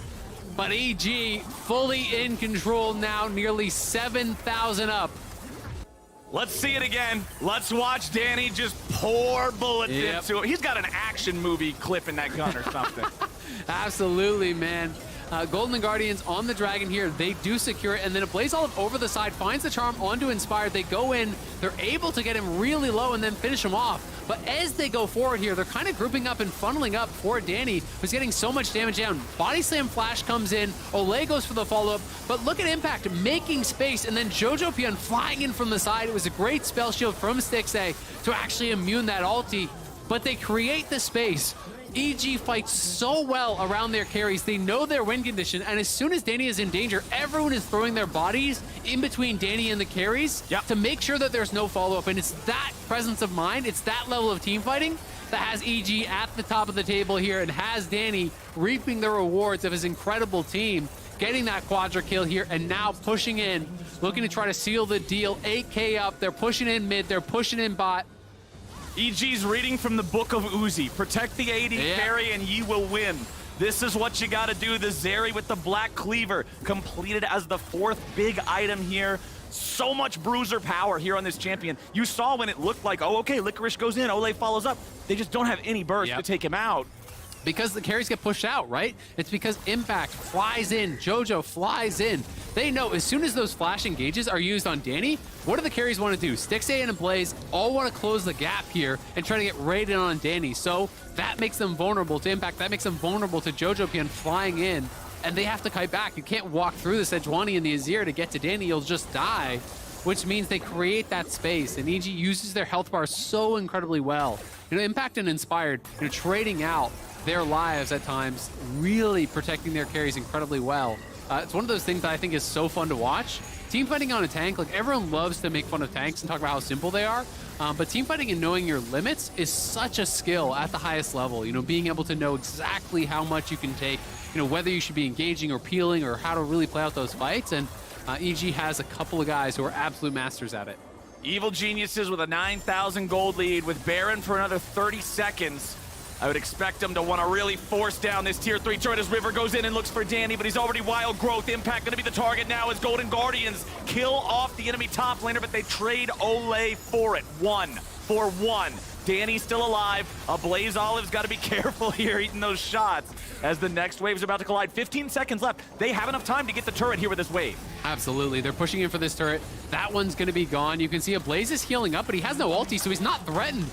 Danny knows there's no ult on the Gragas. They can't actually look for any sort of engagement. He just walks forward. He kills him as well. Care. He just doesn't care. He knows they can't do anything to him. CC or not, it ends up just baiting him in. Stixxay dies. Evil Genius is 4v3. Just looking to end the game right now. They have taken their time long enough.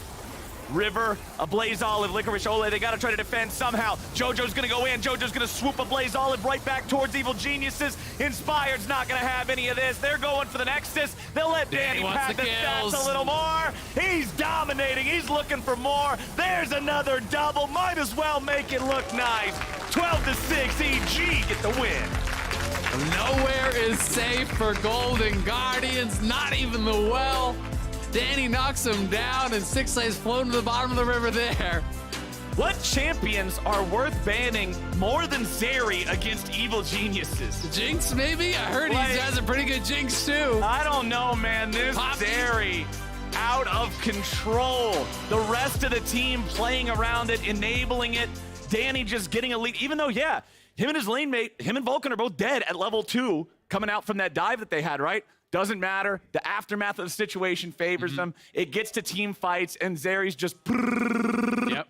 I mean, they played the macro really, really, really well, right? You know, being able to actually handle, you know, forcing Golden Guardians to keep all 5 over at the Rift Herald by kind of poking and prodding, saying, hey, we might look for a fight. You don't want to leave yet. And meanwhile, Zeri's taking a 3-plate spot, getting more farm. You know, it was that 1-for-1 trade where both supports get the kill on the bottom side. But again, they did that after having zoned off the enemy 2v2 so heavily. So 6A and Ole are getting no experience, getting no farm, and when you die there under the tower, you lose everything. So really well played. EG again showcasing how to get your carry fed and how to play around them in team fights. Well, let's go ahead now. It's time to join the Tigress and Jojo Pune for our Verizon post-game interview. Take it away. Thank you, Captain Flowers. I've got JoJo with me here after that Evil Geniuses victory. I know they were talking a bunch about Danny there in the end, but JoJo, what did you think of your performance in this game?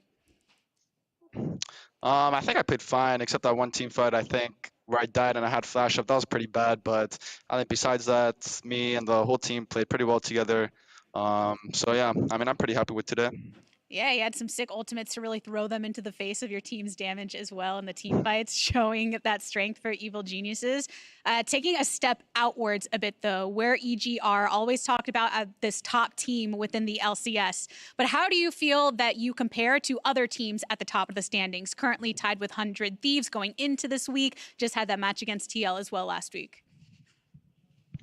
I mean, I don't know. It's tough. I thought we were much better than TL, but then they kind of shit on us. So I don't even know right now. But I still think we're one of the best teams for sure. I do think we still make pretty big mistakes. And if we fix those mistakes, I think we'll easily be the best. Yeah. I think a lot of people agree with you there and the strength that Evil Geniuses have. You as a player as well, often talked about ever since you came into the LCS. They did recently release the top 5 LCS mid laners of all time. Jensen even gave a little nod to you, saying maybe in the future you would be on that list. What did you make of the choices? Oh, really? I didn't even know that. I mean, I saw the top 5 list. I mean, it's obvious, like Birks and Jensen and Hai would be at the top and Pobel turned those. So, I mean, it's pretty cool. But I definitely think, you know, in a couple of years, I'll definitely be up there for sure, I think. I think I'll probably be number 1, honestly. But, you know, I don't want to say it right now, but that's just what I'm guessing. Is that something that you think about often as a player, kind of those individual accolades that you're looking to accrue over time, or is it a bit more secondary in your mind during these games?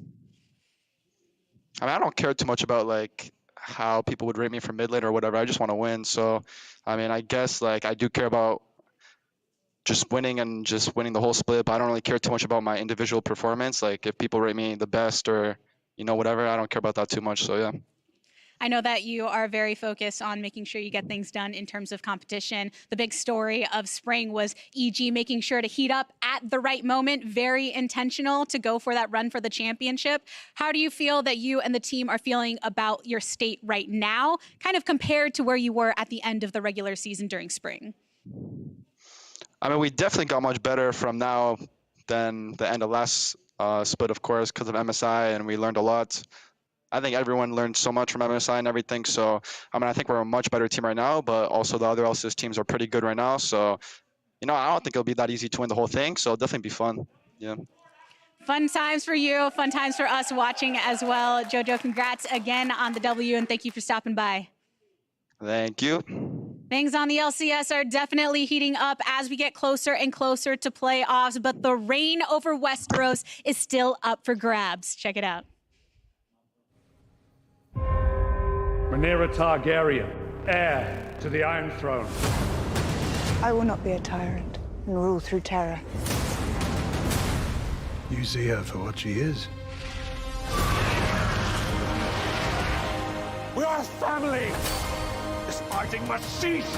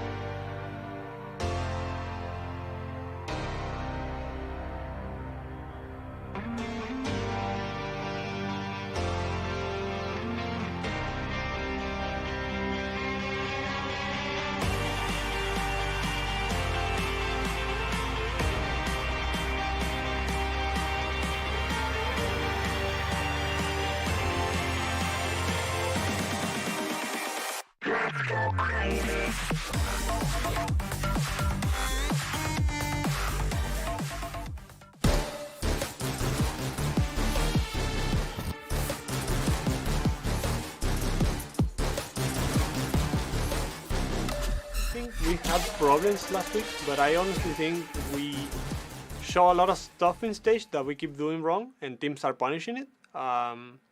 So we just have to be ready to adapt every week, since we've been like kind of slow on it, because teams are being more smart about how we play and how we can get punished. Because also we got Philip and he's a rookie, so he has to learn the double job of him learning how to play the game and him learning the enemy teams will punish him for him playing like certain ways.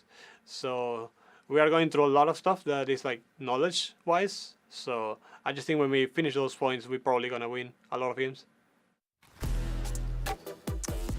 Welcome back to State Farm Neighborhood Tactics. And going off of what Jose Diodo just said, I wanted to take a look at the end of FlyQuest's game against CLG and the way top laners manage waves versus trying to be with the team. And Philip got put in a really difficult situation here because if you remember, as he's killing this wave, Baron is very low. So you can see 4,500 health on Baron. The team is clearly saying, like, we need help, we need to fight, we need to contest this. But I'm just gonna go back really quickly to this wave, and there's this many minions. It's maybe like 2 extra seconds that he needs to stick around this wave, because if we blow up the minimap, you can see that the next wave is all the way back here. So it's vitally important that you clear this wave. Otherwise, it leaves your Nexus open. And you can see how quickly CLG recognizes this, because as soon as Philip teleports in, you can see Dokla immediately dips into Fog and teleports in himself. And we know how the rest of this ends. Philip has no TP.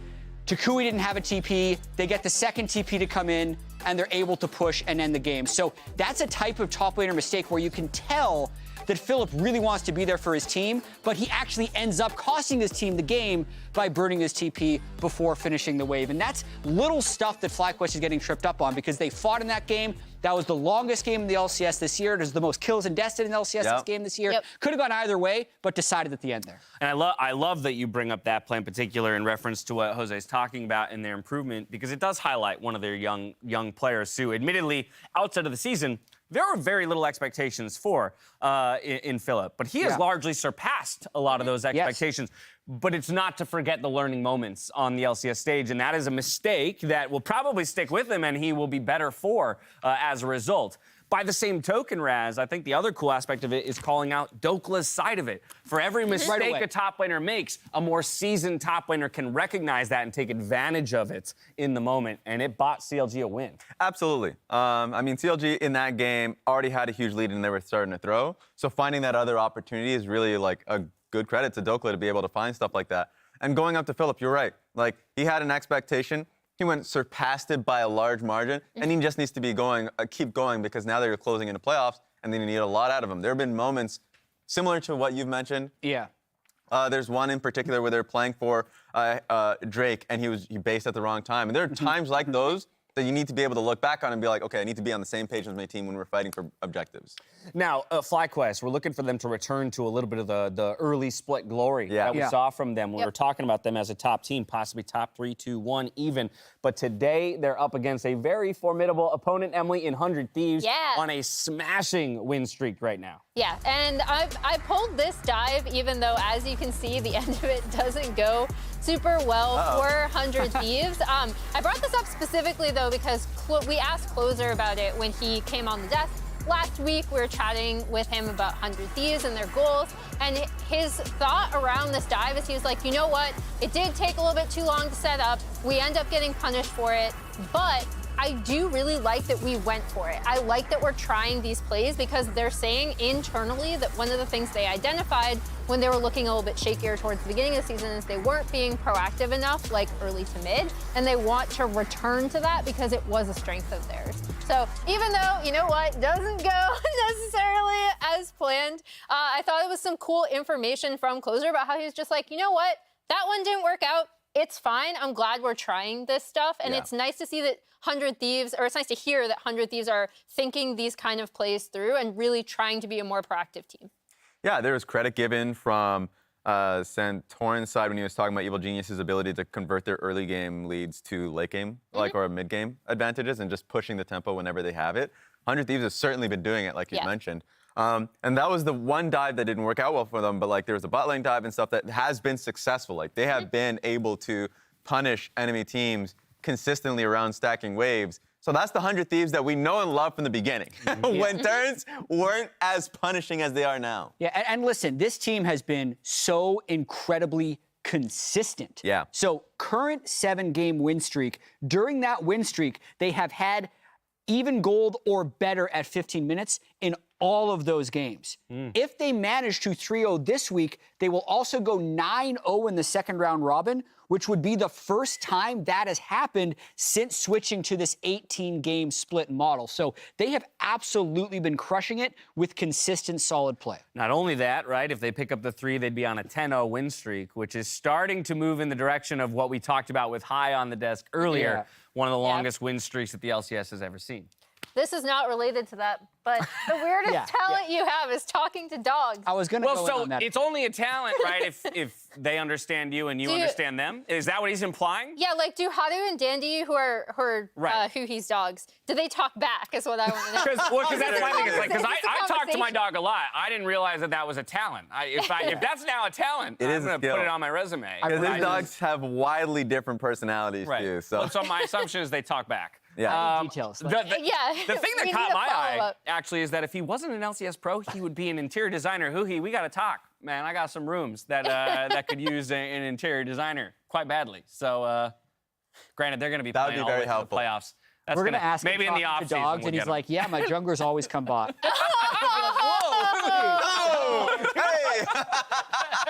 The unexpected answer.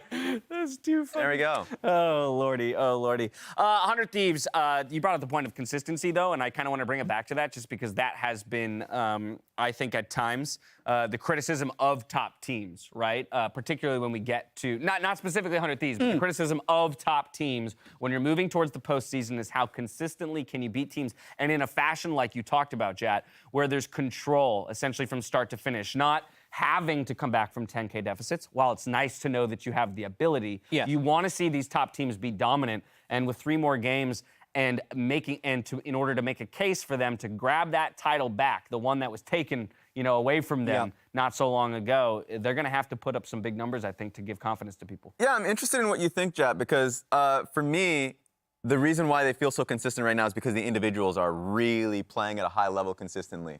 Like, we were just looking at Huhi's strengths, one of his strengths, in-game play. like his Nami was exceptional last week. Like, that bot lane's been playing at a high level. Yeah. Abadaga right now is the best mid laner right now in the LCS, in my opinion. I think he is just playing at an incredible level for the past, 7 weeks or 6 weeks. And same goes to Someday. Yeah, I think an aspect of this has actually been their drafting. They aren't taking many risks. Yeah. So everything they pick, they're not debuting any picks that other people haven't played. And this is where you're going to see Ornn, Ahri, Zeri, Sivir, and they're just solid at it, but they're just generally putting together good scaling team comps, so they win. Playing with the tools that work and sharpening those tools at that as we move to the postseason. Without further ado, let's hand it over to Captain Flowers and Azale for our 3rd game of the day. All right, everybody, let's rock and roll. It's game number 3. Now, one thing about this one, earlier this week, Kobe was so excited about 100 Thieves. Yeah. He's super hype on 100 Thieves right now. He's not here today, unfortunately, because it's Super Week, so everybody just does 2 days. Yeah. So he won't be here till tomorrow. But 100 Thieves, you better do it for Kobe. He loves it. It's like the Homer Simpson do it for her with his daughter thing at work, except 100 Thieves need to do it for Kobe, man. He's practically 100 Thieves cheerleader at this point. He believes in this team. Yeah, I mean, as well, everyone should. They're 12-3. They're on a 7-game win streak. They're absolutely smurfing, and Kobe's just we need to hype them up more because they are smurfing it. Yeah, they've been crushing it. So we can be the resident Kobe. We can Yes, we channel must channel Kobe's our inner spirit. Kobe. Kobe, I know you're at home watching this right now. We got you, bud. I mean, they're 12-3, 7-game winning streak. They've been looking so incredibly good. Someday and Closer have been consistent all split long, and our potential MVP candidates. Abadaga started out not as hot, but I think over the last couple weeks, he has potentially been the best performing player in the league. He has been so good over these last couple weeks, 400 Thieves. And with him really stepping up and having these incredible games, 100 Thieves has been dominating. They've been beating the top teams. They have been consistently taking down all the bottom teams. And they are looking, I think, as good or better than they have ever looked, right? And that is including the split that they actually won their championship. So I think this team is ready to go come playoffs time and wants to try to redeem themselves after getting stomped out in the finals last split. Yeah, 100 Thieves' record in playoff. They have been in 3 playoff finals. The very first time they got always a 3-0. Yeah, it's always a 3-0. The very first time they got 3-0'd by Team Liquid in the fastest LCS final ever. Yep. Then the second time they 3-0'd Team Liquid in the fastest LCS final ever, updated. Fastest finals ever to Electric Boogaloo. And now the third time 2.0. they went up against EG and they got 3-0'd. So they really it's all one way. It's when gonna be 100 Thieves fast. make it to the final. One way or the other. But this time around, we'll see how fast it goes. It's Sivir first for FlyQuest. Yumi makes it through the bans. So they're immediately going to lock that for 100 Thieves, as well as the Trundle for Closer. That's a Zeri, you have to think, right? That's got to be Zeri Yumi coming through. It is going to be, Sivir plus Enchanter on the other side. LeBlanc mid here for Takui. So very interesting, just kind of slamming that down. And I think it makes sense because, as soon as the Yumi's coming through, almost guaranteed they're going Zeri. So we can't actually counterpick you on 3 unless he wants to give up the Zeri and it'll get Which they banned will out. not do. Exactly. So I think it's pretty smart. You're like, whoa, picking blind here, kind of risky, but in this case, you know what their third pick is already going to be. Then you can ban out some of the picks that you don't actually want to lane against here for Takui. Some of the answers potentially that could come from Abadaga, like maybe he's worried about the Lissandra. We've seen that a couple times already from Abadaga. So I wouldn't be shocked to see that Lissandra getting banned out, but maybe he's just down to fight it all. Well, we've got the Lee Sin and Vi. So there has been a lot of Vi play from a lot of junglers in Champions Queue. And it was in LEC today as well. There was like a Darius Vi game, I believe, an upset. Yeah, Vi's been getting played a lot in Champions Queue. Pantheon Jungle has also been a lot in Champions Queue. So Lee Sin also just banned away from Jose Diodo as a comfort pick. And FlyQuest bans, despite the fact of what we're talking about here with the LeBlanc lane matchup, they're looking at top lane instead. They're targeting Someday, trying to protect Philip here a little bit with Fiora and Ornn banned out. Azir, one of those really popular mid laners, despite mid not being picked until 4, 100 Thieves still has lots of good choices. Yeah, it's very interesting. The double top lane ban here, because Someday can pick on 5. Right? So it's kind of like, who cares? Unless you feel like Someday is going to be limited in his champion pool, which I don't really feel like is the case. Someday has played a lot of different stuff here. Like, Gnar and Ornn are his most played, but he has Gwen, Fiora, Akali, Gragas, Gangplank, Sylas. So don't really feel like they're going to get a tremendous amount of value out of those top lane bans. But maybe they can prove me wrong. We're going to see what Philip is locking in here. So Ornn, Fiora, and Gwen, of those are all gone. The Gnar is still available. Like, he could get his most played champion if Philip doesn't take it here. Maybe it's just Philip taking Gnar. And then it would be interesting to see if Someday is willing to do what he did to, I think it was Hoon, where he did the Sylas counter pick and solo killed him 3 times. This would be pretty standard. So Sejuani blind makes sense if you are playing in that side of the matchup. I know from talking to some top laners, they really don't love playing Sejuani into the Ornn, and then Fiora is kind of seen as one of those counters, their answers. Exactly. It's very, very easy to respond with the riposte to the Sejuani Q and the ulti. And then the true damage is obviously very, very threatening. But we may just end up having Gnar versus Sejuani, so pretty standard stuff across the board. You know, I think it was Jat was talking about how like 100 Thieves have just been kind of going with comfort, and that's one of the big reasons he thinks that they've really been kind of stepping up. And it looks like we may be getting that once again here. 5th pick Gnar, not exactly anything to write home about, but hey, if it ain't broke, don't fix it. And the big thing I'm worried about here for FlyQuest, this is a 1-tank composition versus Trundle. This is Trundle's favorite type of team comp to be against, excuse me. The target that you're supposed to ult is just Trundle. Circled in a big red marker. Please ult me every single fight. Yeah, I mean, the Sejuani passive as well, if you actually alter before that cracks, and then it cracks, Sejuani can go to like nothing, right? Like you just get destroyed by that. It's also really their only engage. So I am kind of concerned because if I'm Huhi, I Mikhail's rush this game, and I don't know what else you care about. Yeah. Like, Sejuani is your only real engage, so I think it's problematic here. Unless Takui just like absolutely goes off, or someone has some sort of like lane gap on the FlyQuest side, I'm really struggling to see how their composition is going to fare against the 100 Thieves side. I don't like the Sejuani pick. Seeing it into the Trundle in first rotation, picking it anyway, like Gnar is still up, so it's not like he's gonna have a hard time dealing with Sejuani in lane. I mean, hey, prove me wrong. I love being proved wrong when it comes to these things, but it's looking like this will be a tough execution for FlyQuest. Absolutely, and I will say, they did need engage, right? Because like they have, and that pretty much means you're playing a tank top, right? So I think he was kind of painted into that a little bit here when they went for an enchanter bot and they have Viego jungle. Like, you have no engage, so I think they can't play 0 engage against Zeri. If you play 0 engage against Zeri, like, you are asking to lose, right? Like, you're gonna be in a highlight reel, just not yours. Yeah, unless LeBlanc is monster fed. Like, if Takoi can just go off and absolutely stomp the game and be really, really fed and just like one-shot FBI, then sure, great. QWR, he dies. Yeah, if you can do that, then you're not worried about it. But otherwise, like, they have no lockdown for this Zeri, and Zeri has cleanse. And there's only one form of CC that you really care about. It's the Sejuani ult. So yeah, I think it could be a tough one here, but it's gonna be interesting to see. Huhi with the heal start there, just looking to actually get in, get a Spell Thieves proc. Well, FlyQuest are 7 and 8 currently in the standings. This is a team that I've felt like very hot and cold about throughout the course of the split, to be quite honest. Like sometimes they have these games where they look really, really good, and you're like, damn, FlyQuest is a contender. And then other times they have these games that they're like, what? Yeah. So it's hard to tell what you're gonna get. It's a mixed bag. Yeah, I mean, we were talking about this on the dive this week. Mark and Kobe are definitely in the FlyQuest kind of fan camp as well. You know, they do think that they are kind of on that tier where they can compete with the other playoff teams. I feel like I haven't seen the level of consistency to really kind of believe. You know, I kind of see them in like a tier of their own at 6. Like they're definitely better than like the 7-8 crowd. Right. But they don't feel like they've shown enough to make me believe that they could really compete at the top, you know, against those top 5 teams in playoffs. Well, I mean, a big part of that too, like you're talking about consistency.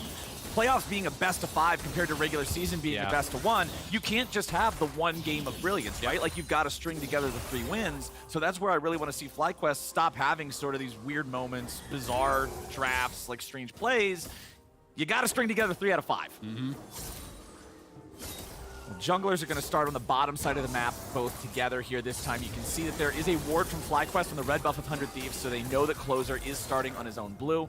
And now they're not going to get any cross-map Viego pathing. Generally, you don't like to invade Trundle early on because he's an incredible duelist against practically every champion. Yeah, absolutely. I mean, Chomp is an auto attack reset, it's bonus damage, and it takes away AD, right? So it's really, really hard to actually win out in those scraps, especially in those early stages. So definitely not going to be looking to invade him. But you can kind of just clear faster than him in a lot of cases. Trundle really sucks on the AoE camps. Like, really, really sucks. So you aren't going to have that fast clear. You know, generally, these are the kind of paths that Trundle will go for. He just goes full bot side into red because it is those last 2 camps that he really does struggle on. I mean, Trundle's one of those champions, the only ability in his kit is auto attack. Yeah. Chomp is an auto attack. W gives you is better auto attack. faster. E is slow them down so you can auto attack. Yeah, E gives you the stinky pillar to hold him in place so you can auto attack him more. Red saps their defense so you can auto attack. Like, he's kind of got one trick that he does. So beating all those chickens over the head takes so the auto attacks can hurt. Yeah, he's got a big old stick. He's following the Teddy Roosevelt school of thought. As we've got Jose Diodo. I see my brain's still lagging from each game throughout today. I think the Skarner took up too much of my brain cells. But we do have Jose Diodo walking that Viego down into the bottom side river. So he'll be able to at least grab that crab. Topside Scuttle is still up, but Closer will be close to this one. He actually went way around. So to actually circumvent this ward, he saw that ward go down. He walked all the way up like this, down around to the crab. Yeah. So I think that the read from FlyQuest would actually be that he was going down towards bottom side to contest that crab, which is why Jose went down there. So he does have to do kind of an awkward path to avoid the vision, but it means they haven't had eyes on him for a while. Now he can head back up here towards Krugs. And I really like this a lot, considering he's already cleared through most of his jungle, because you're going to have to wait for camp respawns anyway. So if it takes you 10 extra seconds to walk there through a roundabout path, but those 10 seconds are going to be spent waiting for the bottom side camps to respawn initially, who cares, right? Just good use of your time. Yeah, absolutely. Just kind of playing around the vision and obviously, you know, valuing the denial of information more highly than efficiency, right? And that's something that everyone has to kind of make their own judgment call on. That's one of the fun parts about jungle pathing, right? Yeah, it is, absolutely. And that's why, even at the pro level, when you listen to junglers talk about pathing, even multiple really top-tier pro junglers can all completely disagree on what the right decision trees are. Yep. That's what I think really makes it interesting and complex. You can have so many different styles and schools of thought. Both these mid laners getting quite low. This is one of the things I actually really like about the kind of pro-focused changes is the reduction in how powerful sustain is, right? Potions, corrupting potion, everything is weaker. So these people can't just heal back to full instantly. You are going to be stuck at lower health, which means there is higher risk if you do stay around. But both mid laners playing TP, so just likely to go back to base here and refill.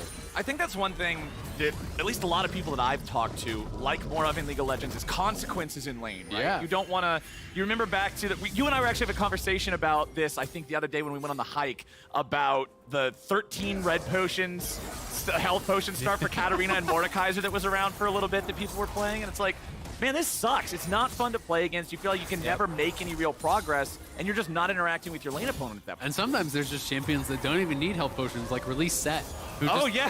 His passive was just, you always have a health potion running and can't lose health. You just sit in lane. Who cares if they hit me? I'm going to farm. Leave me alone. Yeah, being able to have more consequential trades, being able to feel like, yeah, I played the lane better, and now I get to have an advantage because of that. Yeah, absolutely. I mean, it just makes for way more exciting games, especially for spectating as well, because people have to either, really take that L. If you take a bad trade, go back to base early, lose farm, lose experience, or you have to stay around and really risk it. And Philip now being annoying, he TV'd back early, so he's trying to pull the wave here, interrupts the recall from Someday to try to make him base and then TP back.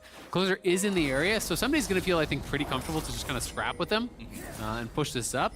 But Jose getting Prio on the scuttle. Notice how he goes to the top side and actually escorts it back towards his mid lane, knowing that Closer was from the top side. So that's a minor thing, but it's something you should always do, is the side that you hit the scuttle from, it's going to run away from you. So you can kind of choose which way it actually goes, and you want to try to escort it towards your strong lane. Yeah, and considering Jose had the level advantage, Closer only just now hitting 5, was level 4, and he had LeBlanc too. And that's the thing that I always remember about LeBlanc, is she's so good at these 2v2 scrimmages. What do you think about this? Swifty boots Trundle, first buy here. So really prioritizing the move speed. He is down a bit on farm, because he kind of took that bit of an awkward path, but this is interesting. I mean, there are a lot of slows on the other team and not a lot of hard CC. Yeah. So I think it is a nod to the fact that it's like, hey, my survivability is just going to be moving in and out of the fights. I think his read is that I don't have to do any damage. I have Zarya, Zera, Gnar. So I think he's just going to go Swifty Boots into tank. Yeah. Tukui, good damage onto Abadaga there. And that's what I was mentioning about these skirmishes, right? Anything around mid lane, whenever the enemy is LeBlanc, you're probably going to get bursted down faster than they are. Absolutely. Tukui, again, going in for a little trade there. And now, the nerf to healing means he has to go back to base a little bit earlier. It means he will have to give this whole wave, because as the cooldowns come back up, you die to Tukui there if you stay. So that is plus 6 CS, kind of off that wave that will be denied. He's up plus 5 overall. Feels good. But pretty nicely done. And yeah, I'm going to be interested to see how Closer actually does end up playing this out. I think a lot of times when you're playing Trundle into these types of compositions, your damage doesn't really even matter. You kind of just ult someone in pillar on cooldown, and that's about it. Yep. So Swifty Boots, I think if that's his read on how the game is going to play out, makes some sense. But chomp Viego whenever he goes in, sap his attack damage, make it harder for him to contribute to the fight. Hit the person in the front, but you're not running at Sivir or LeBlanc, right? And it is going to be Bomby here, so it's going to be the tank build. And yeah, I think it makes a lot of sense, if you're going to go this style of build, to really prioritize the move speed here. And also considering what we were talking about, you subjugate Sejuani when the Frost armor is already up. You're going to get a huge amount of resists on top of a pure tank build to begin with, and it creates this meatball that LeBlanc has no ability to really threaten. Yeah. You don't have Viego really being able to threaten it. Like, you can just start stacking some armor for Viego and Sivir. You're feeling great. And across the board, it's been, this focus on move speed, this focus on tier 2 boots, 400 Thieves. It's Merctread's first item for Someday, Swifty's first buy for Closer, Zerkari's first buy for FBI. Jose has this very low, is going to secure it. 100 Thieves looking like they want to take a fight, though. FlyQuest have grabbed the eye. Jose Diodo is back in the pit. Tukui stepping away from that Mega Gnar boulder. They have pings on him, but he has the rift, so he's going to actually get out of there with an enhanced recall. Yeah, he can get out in time. Nicely done. Good stuff from FlyQuest. They managed to get in and exfiltrate the hot zone in time, saving Private Jose Diodo. Choppa. Yeah, exactly. They got him out of there. That's so good for them. Now they have this Herald in their pocket. They're going to have full time of turret plates being up to use it. We'll see what kind of value. And Johnson was bot, right? FBI actually did move up, so farm down on that bot side going to be evening out a little bit. We'll see how much they can actually get from this Herald. Very passive early game here. Felt like last week you guys had a lot of pop-off games with the changes. Yeah, we got some. There's a lot of bloody games. And this week, people slowing down a little bit more. Maybe having a better read on how to actually play out the lane, so they aren't in as many dangerous situations now.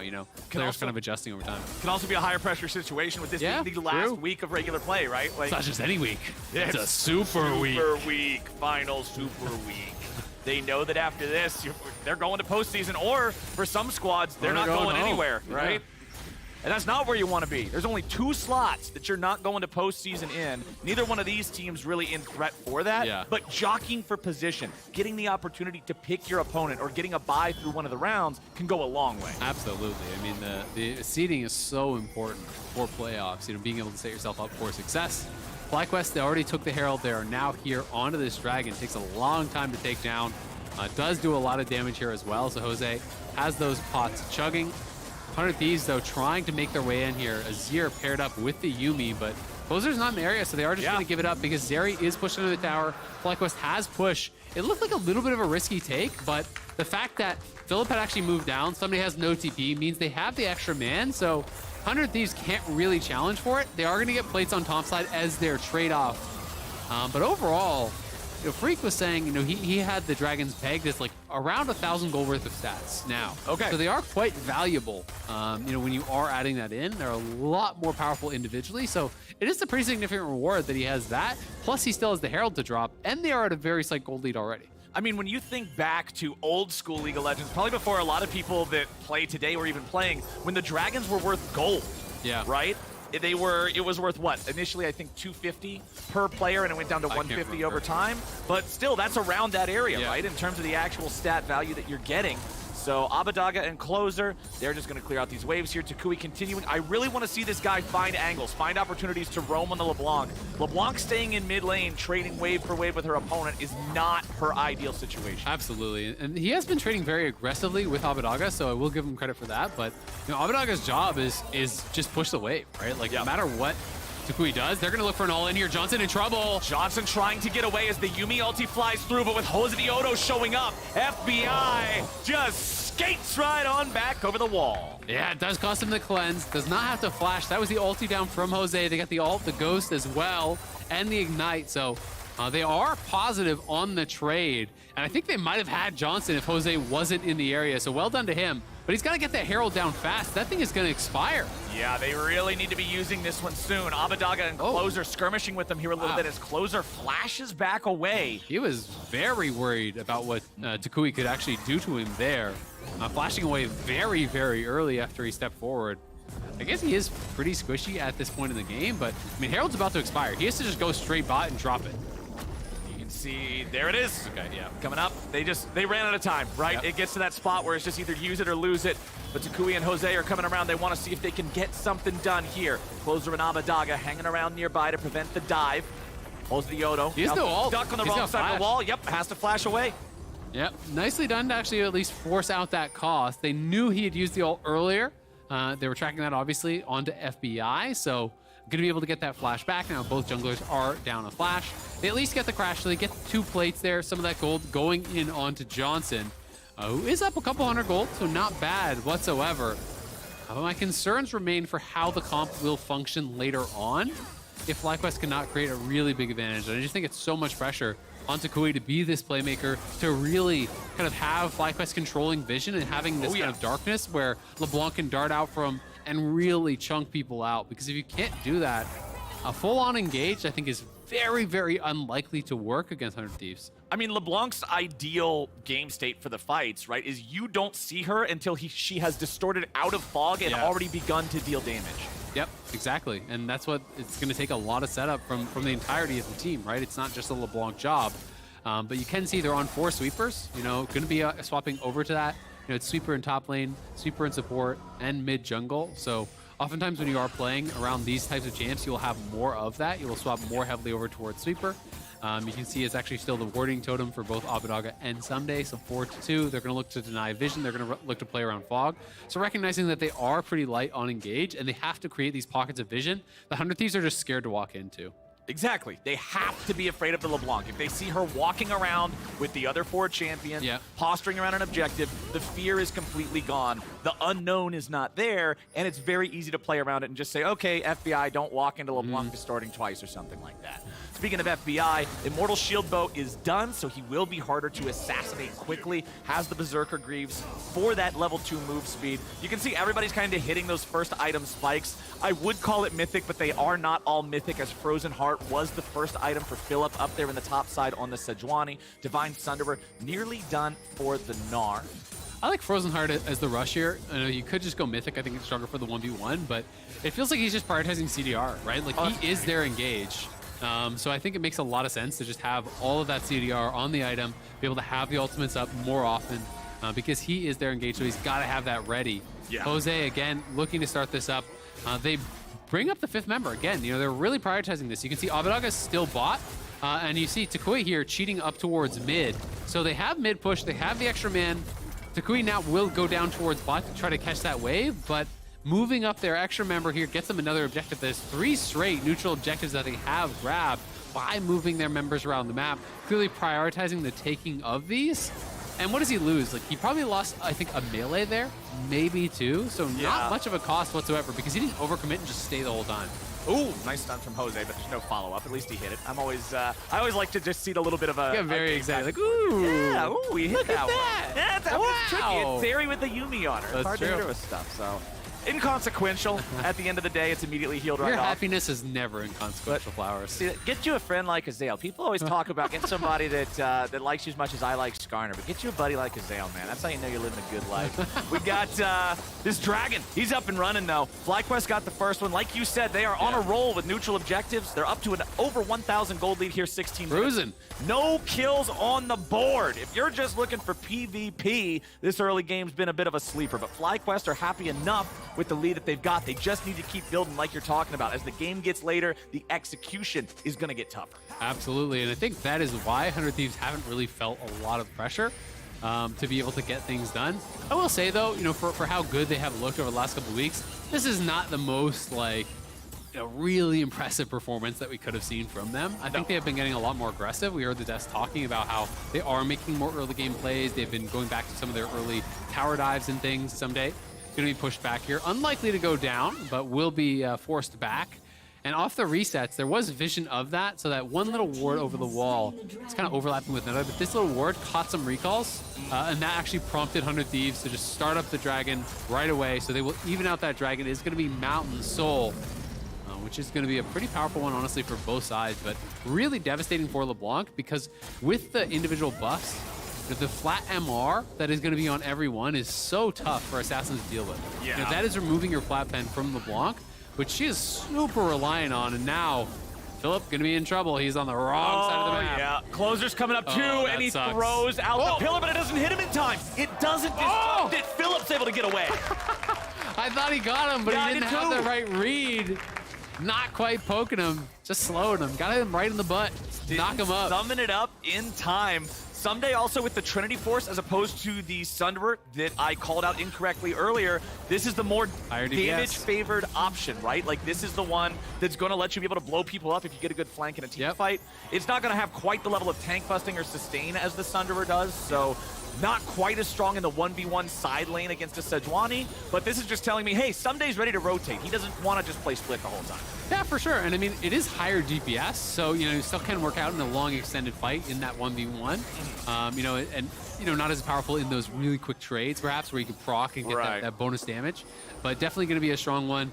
You know, getting even more attack speed here. So I'm going to be interested to see where he takes the build. If he's actually just going to go like Wit's End or whatever and go more for that side lane play. It is double AP soul laner. So if you want to play side lane, I think going Wit's End into like some sort of additional MR item and just playing side is pretty effective because I do kind of like that 4-man squad a little bit more from 100 Thieves.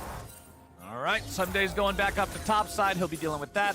FBI continues clearing out some vision. No kills, 20 minutes in. I need to see some violence. Someday flashes away from the ulti of Philip, and now he's ready to continue the fight, going for the Mega Gnar into the wall, trying to put the whooping on Sejuani. As Oceano shows up, this is not a good spot for Someday. First blood over to FlyQuest.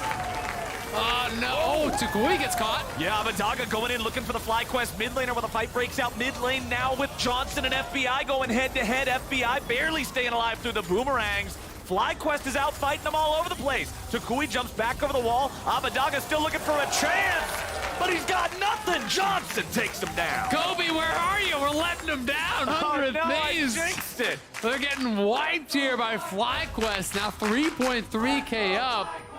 20 minutes, no first blood. They get kills on two sides of the map. They're going to take the mid lane tier 2 as well. 4.2k in the lead now Takui even gonna get bought. They're gonna go to like 5K out of nowhere. 100 Thieves falling way down, and that is the kind of individual advantage that they need to really make this comp work. Look at Johnson. The man is fed. He is 1,700, 1,800 up. Holy moly, man. 100 Thieves are hurting here in this one. Johnson Sivir, the damage that he's putting down, Takui being strong enough now to make these LeBlanc flanks really hurt. Let's take another look at what happened top as Philip got the better of Someday early. I mean, Jose coming up here is really the difference maker. Someday liked his chances, though. Felt like as long as he's able to actually avoid that, he'll be able to take him down. The Triforce in these long extended fights is really, really valuable because you do have all of that attack speed. But Jose comes in, makes a difference. To be honest, I don't know that he was going to win that. Even in the 1v1, it looked like Philip might have had the best of him with the late ignite. Then in mid lane, Closer going in here, not able to actually catch up to Johnson whatsoever. Johnson getting aggressive, flashing forward. And then Abadaga on the side. Takui comes over, finds the angle around the Wolves to connect the chain. And notice how he was standing against the wall. So even if Abba went over the wall, the chain is still going to proc and you are still going to die. Johnson is threatening here again now. 100 Thieves That's falling a GP. back. Yeah, they get the teleport out of Someday. He shows up mid. 100 Thieves are on the back foot, and they know it. FlyQuest taking control of the game. Their ownership of the early objectives also going to feel great for them. Those Rift Heralds building up this gold lead. They're 1-1 on the Drakes. They can keep playing for those and stacking those together. And hey, you mentioned how Earth Drakes feel really bad for LeBlanc to play into. Yeah. You don't have to play into them if your opponents never get them. True. There you go. It's going to be That's the really strategy. And if you're looking for those quick trades, Mountain Soul Shield, really, really nice to jump in with that Mountain Soul Shield, be able to get that damage down, block a lot of the return damage that is coming across. That can really start to push things in your favor more and more. FlyQuest looking great. Mugi and Closer trying to move up here towards that top side. See if Takui was overextending, but he is not. No. And instead, they're actually just pushing on the other side of the map. Again, they're looking for that cross-map play, pushing in bot here, establishing vision control. There's no wards in this section. This whole area is all FlyQuest, so they're going to be able to grab that no problem. And there's not much of a threat right now of the Baron being taken down. It is something that FlyQuest will have to watch out for later, though. Awesome mid game coming out here from FlyQuest for what we've got so far. There's another Drake in their pocket. That one's going to go over to Jose, picking it up for him. Takui just continues farming. Void Staff's second item. He does not want them to be able to build any sort of MR, whether it's a Wit's End on the split push Gnar, whether it's just more tank items on the Trundle, plus the extra MR he's going to have from Subjugate naturally. They want to make sure LeBlanc is a threat to anyone and everyone. Yep, absolutely. And being able to actually grab up, that Mountain Dragon is also really, really effective for the Sejuani, right? It looks like it's a good 20 MR or something like that he got, as well as 20, 30 armor. So quite a significant amount, being actually amplified there because he does get that percentage increase. I think it also affects his passive. So pre-passive, it's going to be even more powerful. But of course, Closer will be looking to steal away those stats. That's what they got to watch out for. Trundle sapping Sejuani's defenses, making it more difficult for Philip to front line. But FlyQuest need to keep going with this lead. You've got a 5,000 gold lead. It's 23 minutes into the game. That is very, very scary. If we get to a 45-minute game state and it's still a 5,000 gold lead, well, that doesn't mean as much anymore. Yeah, you start to really get worried about what Azir can do in those later stage games as well. Abadaga has really taken over in a couple of the Azir games, had some of his best performances on it this champion. We remember 100 Thieves versus Evil Geniuses. Abadaga quadra kill on the top side of the jungle. The bailout from the Renata from Huhi, making it so he could get that quadra kill and stay alive. It's like, this guy is very scary on this champion. They do not want to allow him the chance to claw back into this game. And he's going for, a very kind of late game style build. It's Deathcap second, right? He's just been chilling farming. He's not going defensive. He is going for a max DPS build. This is not like Banshee Zonias like what we saw from JoJo. This is really looking to max out in the damage here. Really set himself up for that late game. When you hit 3 items and you've gone Deathcap, you are really going to ramp up, but he has to be a bit careful here of Takui, who is on 2 items of his own and looking to hunt. Jumps in, bops him for 60% of his health, but now Takui's got to be careful. He flashes away, slow from the Zeri laser, but Takui is safe. manages to disengage from 100 Thieves there. Also want to point out 100 Thieves building the items that we were kind of calling out and expecting them to. Wits in second on the Gnar. Yeah. Closer building more armor specifically because he knows LeBlanc doesn't want to try to assassinate a Trundle that's honestly still going to have a ton of MR just from subjugating Sejuani. Yeah, and it wasn't actually the Mikhail's rush. You know, he's just going Shirelia's. I think the answer was just go cleanse on FBI, and then you don't need to go for the Mikhail's. Yeah. You know, on the Yuumi. Will be interesting to see if he actually decides to go for that second, though, because it still can be very valuable for someone like if Abadaga or Someday or whoever does get caught up with that. It is a very easy answer to that Sejuani ult. Abadaga now looking to hunt for Tukui here, who is getting pretty low. Remember, it has no flash, so has to play it somewhat defensively as he has been chipped down. This battle really is about the poke on that top side. You know, it's not like he's so fed that he can just 100 to 0 the Azir. So it is about these back and forth trades until one person gets the other low enough that they can threaten to kill, and then that gains them priority in the lane, which allows them to push it out. Well, Sivir just acquired Infinity Edge. We got the notification on the screen a few seconds ago. Johnson is at the 3-item hyper carry power spike, right? This is where I really want to see FlyQuest look to make some big moves. Look to force him to come respond to you at a Baron or something like that. But do it in a way that's not risky, because objective bounties are up, and that is one of the ways that a game can fall away from you. And there's a couple bounties here, even just to grab off the champions. Johnson has a 400 gold bounty, I assume just from like farm. You know, he has the 1 kill. But he has 305 CS at 26.5. These Sivers are farming like crazy. Yeah, they just hoover up all the CS. You can see on the 100 Thieves side, it's Closer that's kind of giving up his farm, right? Like he's down quite a bit of farm. And that's going in the pockets of FBI as well as Abadaga. But Diego has a lot of farm, and all the laners have a ton as well. You know, Tukui is over 10 CS per minute. Johnson is at like 12, so it is pretty impressive how much farm they're finding on the map, how efficient they are being with it. Philip now in a position to potentially flank, but will be pushed out by Someday. Yeah, he knows that he can't survive against all 500 Thieves players right there with his team not right on top of him too. So he just Arctic Assaults back over the wall. They're trying to threaten Baron for a Dragon trade, but I feel like that doesn't usually work out like these days. I can't even remember the last time I saw this work out when the team goes to Baron, because honestly what every single team does is just send one person to solo the Dragon, and then everyone else goes and answers the Baron. Well, Philip goes over the wall. They're going in. They're looking for Abadaga, but they won't be able to find him. Closer has to flash away. Philip's going to be taken low. Wild Growth keeps him alive. They're still looking to fight, and they grab the first kill on the enemy top laner. FBI gets paid, and FlyQuest may have made a mistake. 100 Thieves, they get 1 for nothing, and they're heading back down to the Dragon. Yeah, Philip finds the angle to actually land the ulti on Abadaga, but they cannot burst him down.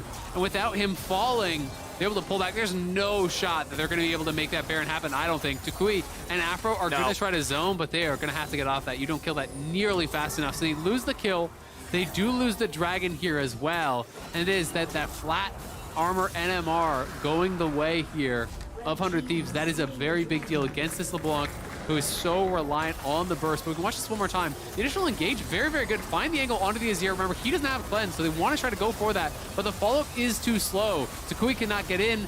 And this is the problem now. You're outranged. Look at Johnson here. How hard it is as the Sivir to walk through those Azir soldiers. The Azir soldiers get placed like that, and you can't even auto-attack, right? The Zeri as well outranges you heavily, especially once you start getting those stacks up. You get lethal tempo up. So it is very difficult for Johnson, even though he is very fed, to be able to fight into the Azir and into the Zeri, and that's kind of my concern for this comp as the game gets longer. So, you know, going back to what you were talking about earlier, they do need to continue pushing the pace of the game and make the most of this lead now, because it is frightening as a Sivir to try to step forward and auto-attack against the 3-item Azir. Much heavier damage build for FBI's Zeri compared to Danny's from last game, too, as Abadaga face checks, and he may just die. Oh, not quite. He's still burning. Okay. Red Smite nerf. He's pretty happy for that Red Smite nerf. Yeah, they're going to be able to get it. And on the bottom side, Someday takes down a tower. They will lose their top tier 2.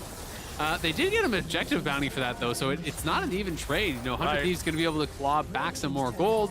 Looks like it's in towards armor now for Someday, knowing he's got to pay some respect to the Sivir, who can be such a menace in the team fights. You know, even just with those boomerang blades, as well as kind of the bounces on the auto attacks, really does scale up towards those late game and can start kind of AoE down the whole team. If you have no armor, you are really at threat.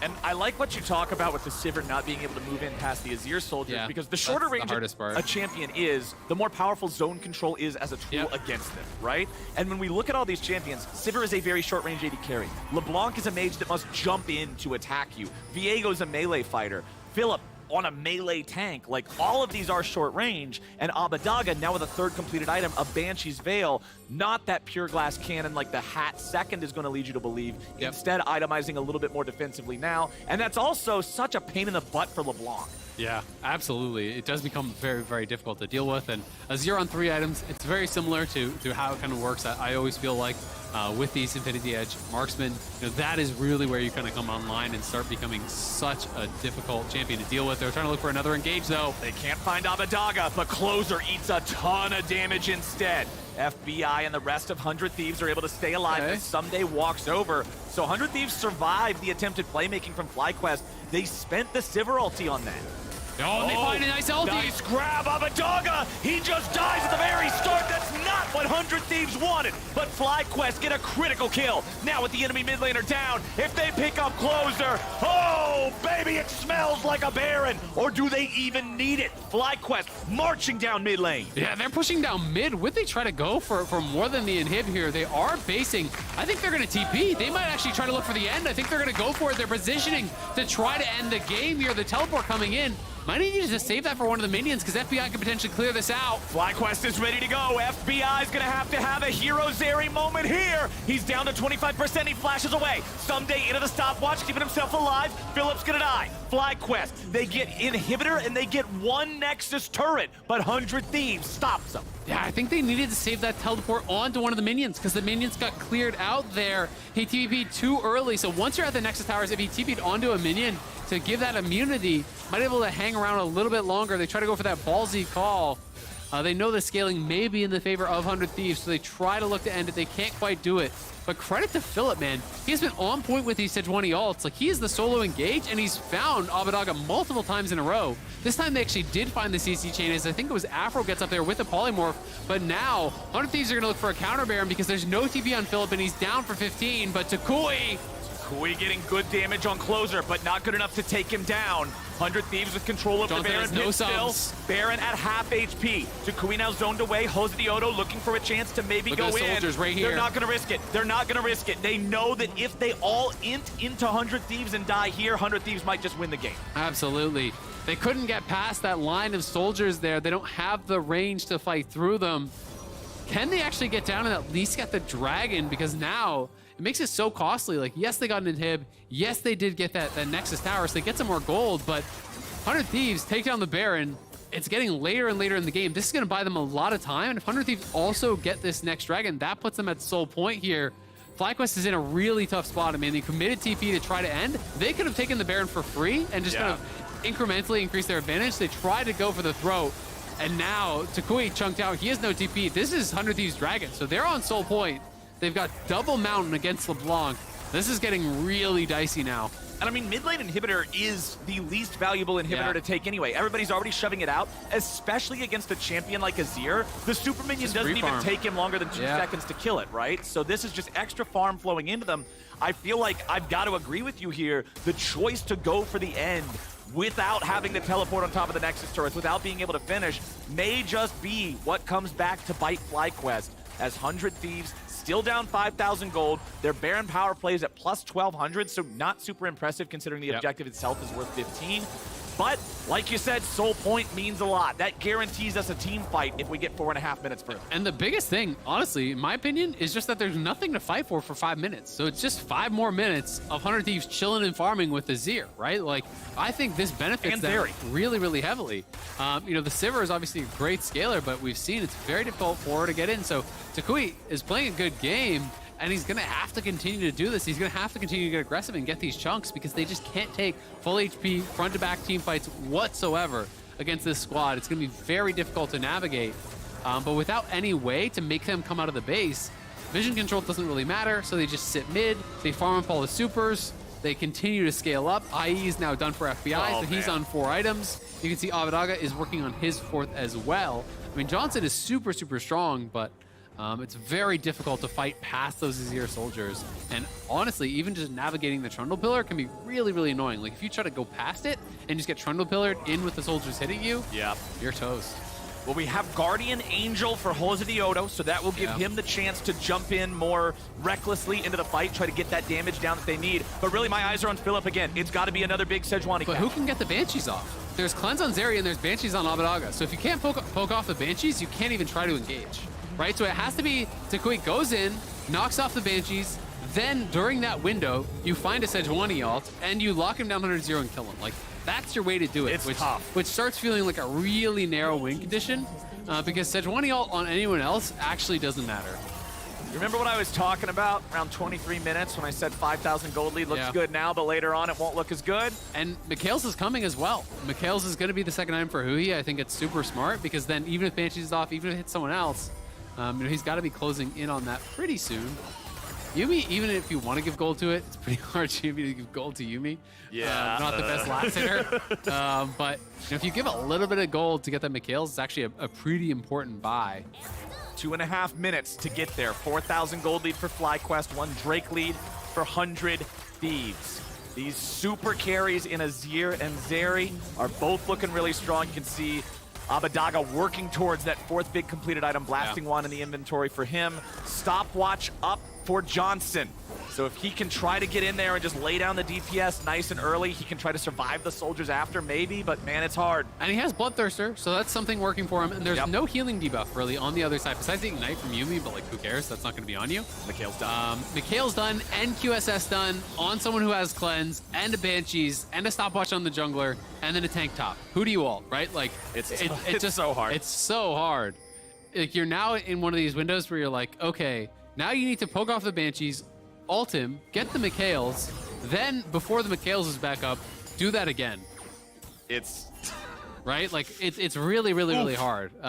So 100 Thieves in a great position. That being said, hey, there's also the X factor of Takui. If he can actually really chunk someone down, he's got the right ricochets coming in from Sivir. You never know what could happen, but the angles are going to be few and far between.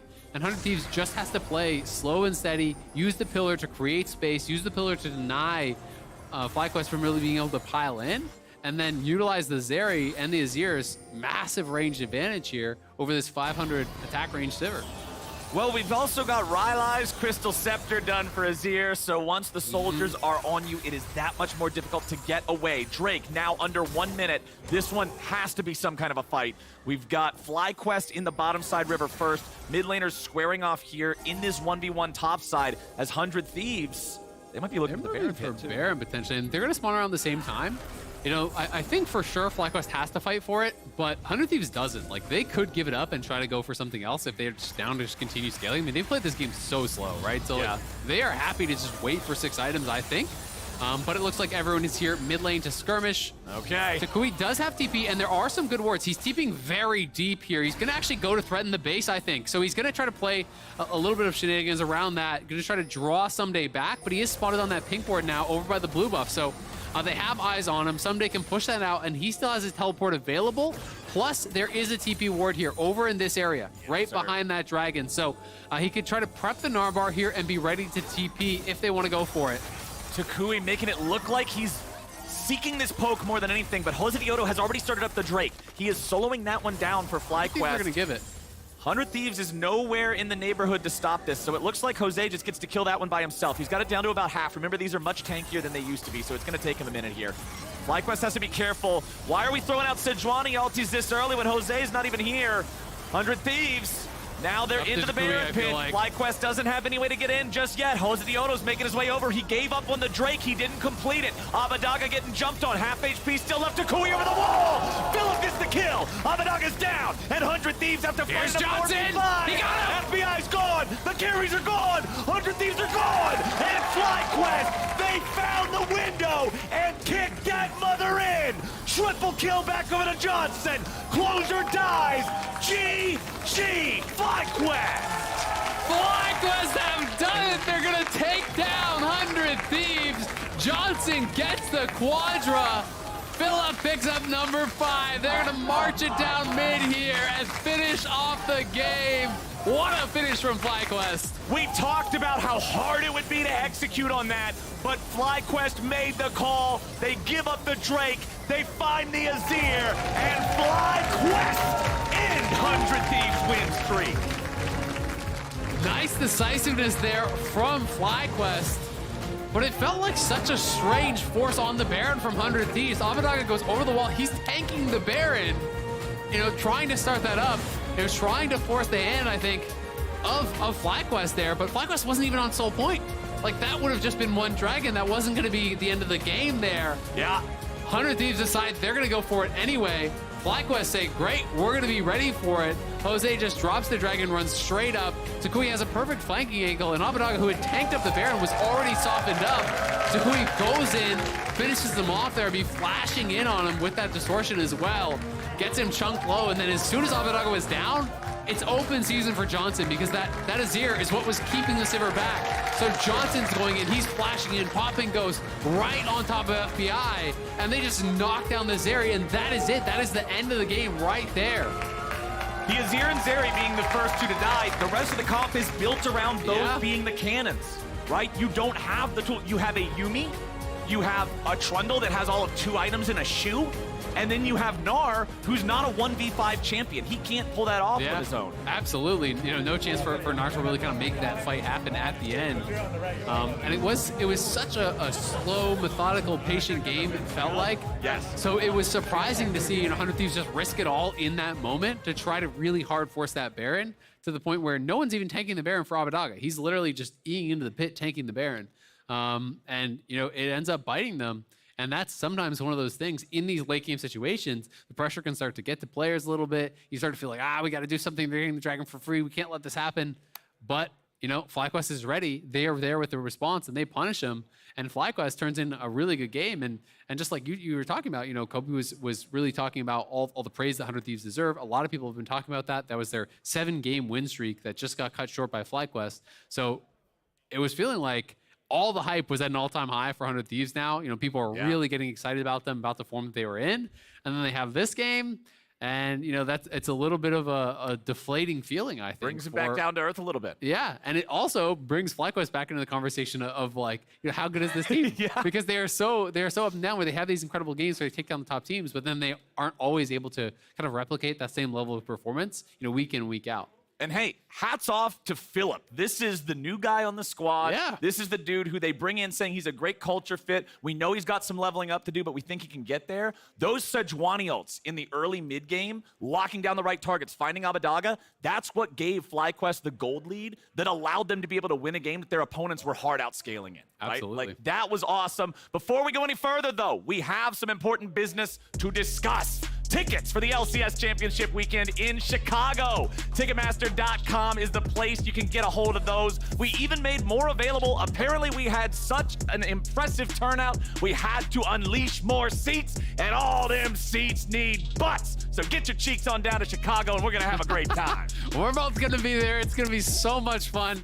Man, getting back to having a big live event when we got to do that in Texas was incredible. Oh, it was badass. I think Chicago Summer Finals is usually even more hype, so I'm just saying you don't want to miss it. Hope to see you there, but now it is time for a break, and on the other side, High is going pro to pro with Afro Move. Don't go anywhere. As Moziono shows up, this is not a good spot for Someday. FlyQuest is out fighting them all over the place. Takui jumps back over the wall. Abadaga still looking for a chance, but he's got nothing. Johnson takes him down.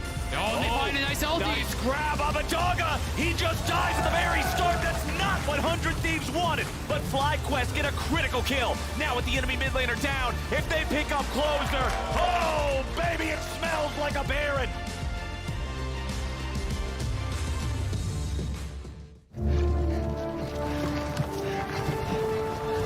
I call it the wheel. I don't think so. This is a miss. Brother David, behold! It's a fork. I got 10 forks right here, baby! A toilet? We're not animals. We go outside like humans. Hancock. No king! The people shall have the right to vote. Even the stupid ones? Yes! That Listen, can I be honest with you? It stinks. Nobody's gone to the moon, ever. Why not? It's far. It's too far. It's far. の未来はポータブルミュージックです。バカか。出て行け。語りがいてもいるぞ。語り。 Like I was saying, it's FTX. It's a safe and easy way to get into crypto. Yeah, I don't think so. And I'm never wrong about this stuff. Never.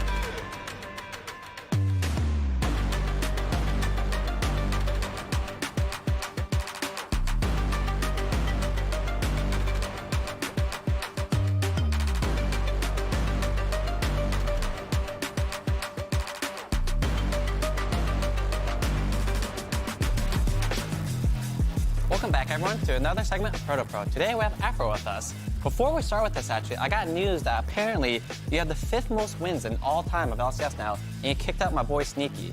But congratulations to that anyway. It's 298 wins, in case you're wondering how much it was. So congrats on the win, and congrats on that accomplishment. So my first clip here is, while you're playing support, I noticed that obviously you're a good support. You do a lot of things that are correct. When you're doing your first recall, can you kind of give me a rundown of things that good support players should be looking to do? This is your first recall, and then just so you know, you basically path mid. So can you tell me what supports should do? So right here, Sivir can basically 1v2 the bot lane in this matchup versus Zeri, so I have a lot of time to do whatever. So usually when you're either looking to affect mid lane here, affect the crab fight that's about to happen up here on the Trundle, who's gonna come, or you look to affect the top lane. And then you also need to pay attention, like if your AD actually needs you. So here, I don't really have to look bottom because I know Johnson can 1v2 right here. But Trundle's trying to contest the crab, and my hover, their enemy bottom lane is like, watch out, Lulu's missing, so he automatically has to walk off the grab here. Gotcha, and that's something you would do regardless of whatever support you are, because like you are playing a Lulu. That's not like a Nautilus or Leona, but it's still something that you should look to do when you're playing support, right? Exactly. All right, great. A lot of supports actually don't do this, so I'm glad that you do it. You've been playing for a long time, so good job on that. Thanks. This next clip right here is something that a lot of people have trouble with. You're freezing the wave for your AD carry. Yeah. Number one, can you explain to me how you know it's safe to do? I'll go back a little bit, actually, because you see the enemy AD carry doing whatever they did. Is this it? Yeah. Wait, no, I went forward, didn't I? Oh, you went forward, yeah. 1 second. Oh, shit. You know, I flipped this thing, and I should have thought about this ahead of time here. Well, we fixed it, no worries. All right, well, anyway. So you're freezing the wave here. Can you tell me about why you're freezing the wave, and how do you think this lane went? It's about 14 minutes in the game. What's the goals of Lulu, Sivir into Zeri Yuumi? Lulu, Sivir, and Zeri Yuumi, you can actually kill them around like 3, 4, 5, but they actually got the crash in on the tower, so we weren't able to do that. We were gonna, but here I knew where the jungler was like 15 seconds before I started freezing, and they have to base. So if I stop them from basing, we have an item up on them, and if they try to stop me, our Sivir will just automatically push in the wave, and then they're stuck on the map for tempo. So I'm just trying to buy tempo to bait them to stop me, and if they don't, my Sivir gets ahead, you know, 1 wave. Gotcha. One other thing I noticed that you do for the team is, if I can pause it at the perfect time, give me a second here. This is the items? No. So on your team, who's the one that's doing the flash timers and stuff like that? I noticed that you're doing it too. Do you think, number one, should it be the supports? And number two, are you the one that's mainly doing flash timers, TP timers, etc.?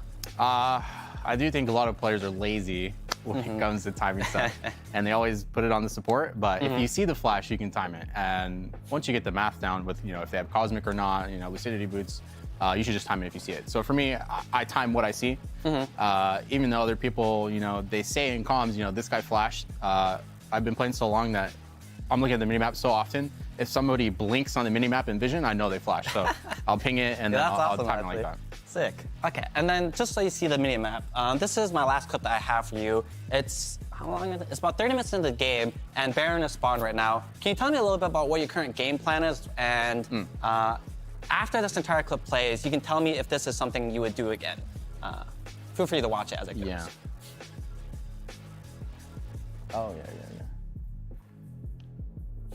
So yeah, we take the team fight to bait out their ultis, because our first engage with Sivir ult, I think it's really hard for them to like counteract us, because their only engage is Azir shuffling. So Sivir with, I think, 3 items right now, 3.5. So are you purposely planning 2 engages then? One where you use Sivir ulti, and then the second one where you save Sejuani ulti for it? Yeah, Abadage bought Banshee's Veil this game, so our plan the whole time is like, we gotta pop the Veil and then look to go on him afterwards. So we do that here perfectly with Philip's, you know, great engage. And, you know, it's easy to run them down, because Azir is the only problem in our team versus our team, because he outranges both carries. Gotcha. And then following here, you guys get the double kill, then you push towards mid. You don't actually get the end. Yeah. So in hindsight, while you're watching this, I'm sure you can remember it now, would you do this call again, or would you have pivoted and went for a Baron or something instead? I actually didn't see what had happened, because Zeri has no ulti here.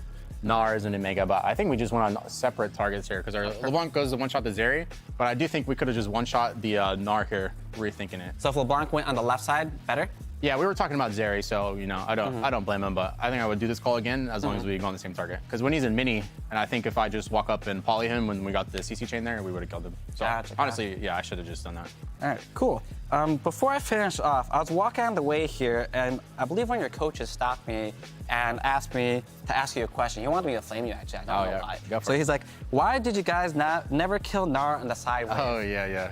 He was telling us that after the game. We should have killed him. I do think our team, we're getting, you know, better at 1-3-1 type of style. So we do miss some of those opportunities where, you know, the guy oversteps how far he can be on the side lane for us to kill him. So yeah, we just gotta keep working on that. Yeah, fair enough. I mean, you got the dub here, so I'm not complaining too much if I was a coach or anything like that, right? Yeah. So that's all for us today. Thank you for joining us, and once again, congratulations on the win and taking top 5 all wins. Appreciate it. After this, we'll be sending you all off to a classic face-off, and we're taking a closer look at Luger and Poom. You know, like the players, like the Axe Bros, like we were thinking about growing our mustaches and calling ourselves the Stash Bros, but other than that. They should do it. We've been a duo since we started on 100 Thieves Academy, so 2 years ago around. From 100 Thieves Academy, I think we were kind of like best ball lane in Academy. at the time. Chased away, kicking away Ryoma, but Luger flashed in to make sure he was dead as dirt. Brandini getting a little bit of damage with the help of that needlework, but Luger's still alive, kiting it back. They've got their end double kill from 100 Thieves. I think like it's good to like know each other like since like kind of almost 2 years, and I think we kind of know our personality and like we know what kind of like we want to win the game, and I feel like we kind of improving easier than like other bot lanes. Since you've been with the same person, you know, it's easier to say like, oh my god, like if you could have done this for me, you know, or do this. I mean, for my personality, I kind of like crazy guy, I think, because I feel like my ideas or like some maybe game ideas that kind of sometimes crazy to people. Afro dies second as Philip wants to fight back and Dokla barely stays alive. Luger's coming in from the side. Rat-a-tat-tat, fire the gat. Luger's ready to go. I think Pum kind of like shot me like sometime down. Is pretty good, and yeah. He's gonna lose his Gromp already to River. They've got the fight. There's the stun. Good spell shield by Luger. Here comes the dunk. Forward turret shot's gonna kill Stixxay. And it's a good thing you brought over Poppy. We're both kind of emotional people, so we try our best to like, you know, like calm each other down sometimes, you know, just to make sure that like we're both on the same page, you know, even if it's on LCS stage. Like, you know, one of the games I remember, I wasn't playing aggressive enough and he was like, you know, like, let's go, bro. Like, you know, we can win this shit. Yeah.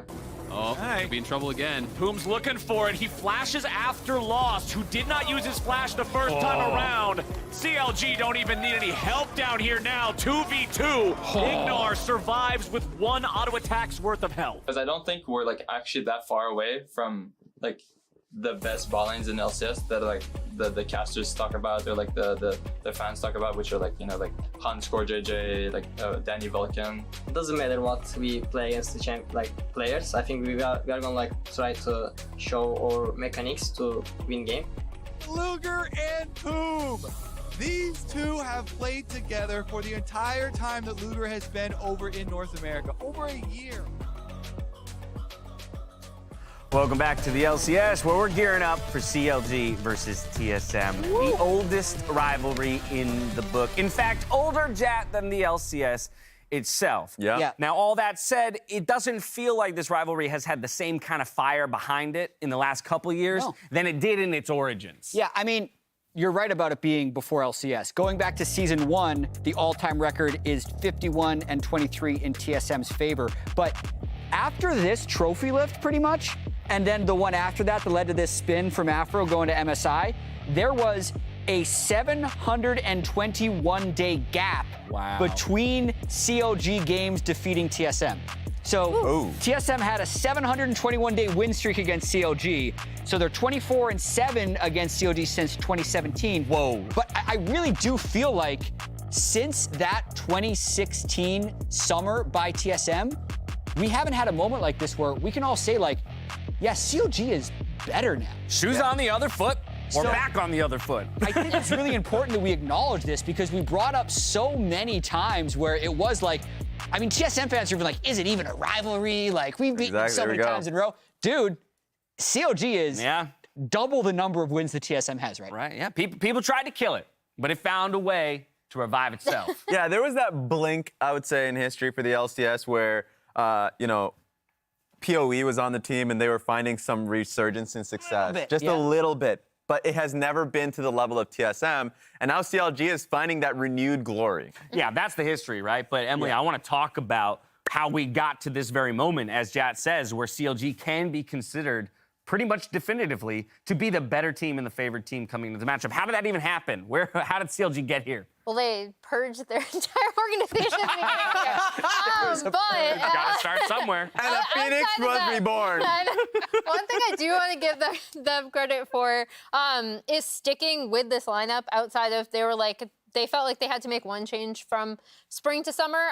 But in terms of like sticking with the roster core, even with having maybe not the standing results that you'd want, I think that spoke to how much they believed in this team, believed in this unit. And then you'll see behind me, these are 2 of their drafts from last week, I believe. And it just showcases the different kinds of things that this team can play. And I mean, I do think Dokla opens them up a lot more to obviously those carry picks in top. Palafox was on the desk with us last week, and he was joking about, like, you know, who decides to get, like, the Yone this time, you know? So they can flex that between 2 lanes. And then also, obviously, they are the Seraphine team, right? Like, they figured that out before a lot of teams. They can still use that kind of composition as we saw them last time. So I've really loved their draft flexibility and overall team flexibility. On the side of TSM, still very much in the running for that postseason at 5 wins currently. If they can overcome CLG here, that'll do wonders for them in terms of locking a spot up. But CLG still looking to make that case for being one of our absolute top teams. While our team's ready up, Palafox pulls back the curtain on CLG's success in summer. Going into this split, I think it's a bit interesting because, like, in spring, we're just 4 newer players to the LCS, and then Contracts is a veteran, and we're all still learning how to play together, right? And compared to a lot of other teams, they have veterans or, like, they stayed together. And I think in summer, we're really showing, like, our cohesion, like, and how aggressive and how much, like, we trust each other, right, in game.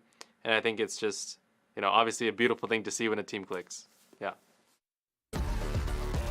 Couldn't have said it any better myself, Palafox. My name's Pedro, that's Mark, and we're going to, I guess, try and do what CLG are doing as a team and give you all a beautiful, cohesive cast. Growing. Good luck, as we get better. Yeah.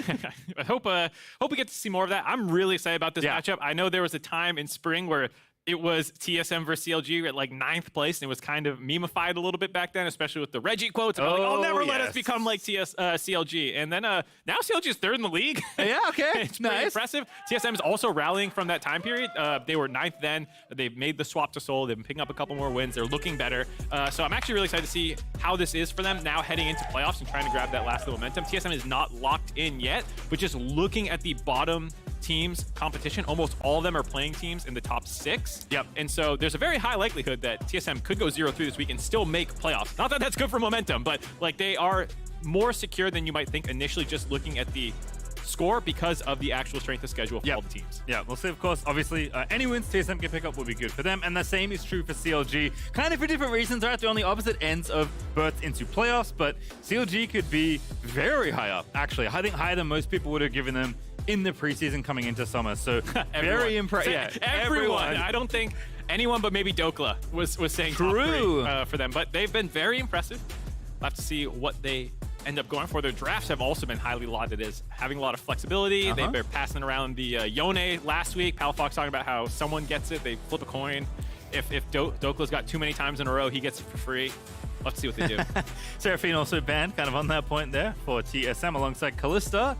Zeri, J for Renekton on the CLG side, and then Draven away from Luger. A lot of bot lane bans and a lot of Luger bans. All 3 of those are actually kind of true. Luger, he's been doing so much better recently. He kind of was playing a role-playing position for them earlier on in the year, but has been stepping up more recently. He had a Draven game, I don't remember if it was last week or 2 weeks ago, but he absolutely popped off in that one. And then he'll go grab the Sivir. That was another one of his great games that you saw kind of in the packages beforehand. Yeah, going to be happy to pick up probably the most contested bot lane right now. Sivir is everywhere. CLG happy to snap that up first on blue. Azir, though, I'm glad Corki's, you know, back in the basement where he belongs. But Azir is a fixture currently, especially in the hands of Maple. The nice thing about it, though, is that because Corki's gone, you actually get more of the skill matchup into the Azir. So things like the LeBlanc are very heavily prioritized. We've seen Palafox play that recently as well. I would not be surprised to see him go back to that. Being able to get some side lane pressure. He loves roaming around, so very much in his wheelhouse. Poppy, no surprise. Yet again, Sivir Poppy. Woo! Just a Sivir comp. Just a Sivir comp. Ooh, the Yuumi. Gotta go fast. Interesting that TSM wanted Wukong here instead of Poppy, but decent trade on either side. I don't think either jungler is too upset about how that's gone, but it is already Yuumi locked in. But the bot lane situation is interesting with how many bans they threw down there. You kind of have to assume that CLG will be taking the Sivir first pick, and Zeri is often kind of the other scaling option. There's 2 kind of game plans in bot lane right now in the current meta. There's a lot of really lane dominant stuff like Kalista, Draven, and whatnot.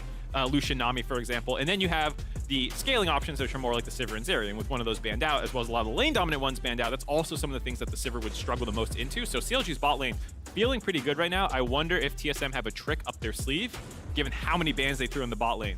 We'll see where they go from here, because their top side is complete, and they're going to be able to see most of CLG's draft when they start taking this bot lane. Yeah, might lose some as well, though, I guess, to your point. So we'll see if CLG want to continue focusing in that area. Gwen band away from Doka, trying to insulate Solo and his Ornn. We know Doka is no stranger to wanting to beat people up in the 1v1, and Ornn is the champion you can pick on. Certainly you should have pretty free reign of what you want to do. Not to Solo, buddy. That's true. Solo's Ornn. It doesn't win 1v1 all the time, but they always gank for him, and there has been so much action around Solo's Ornn in the past couple of weeks. He does such a good job of figuring out the right timing windows to call junglers and mid laners up there. They get a lot of kills around him. He's been very good since he's come back into the LCS. Always feels like he's ready to just improve a team for a Worlds run. Yep, and especially, you know, on these kind of picks, right? Hey, pick me on. I'm okay. I'll play tank. I'll play engage. I know when to call my jungler. I know when to tell you to ban Talia, which is the other one there for TSM. And Lulu, predictably, another bottom lane ban here for CLG. Make it 5. Yep, Alistar out of there as well. Interesting to see them target the support pool more than the AD pool. I thought one of those would be a Lucian to break up Lucian Nami potentially, but they go both for supports there. Alistar can be annoying for Sivir specifically because the spell shield, you stop the headbutt, Pulverize comes out right after, you're still knocked up.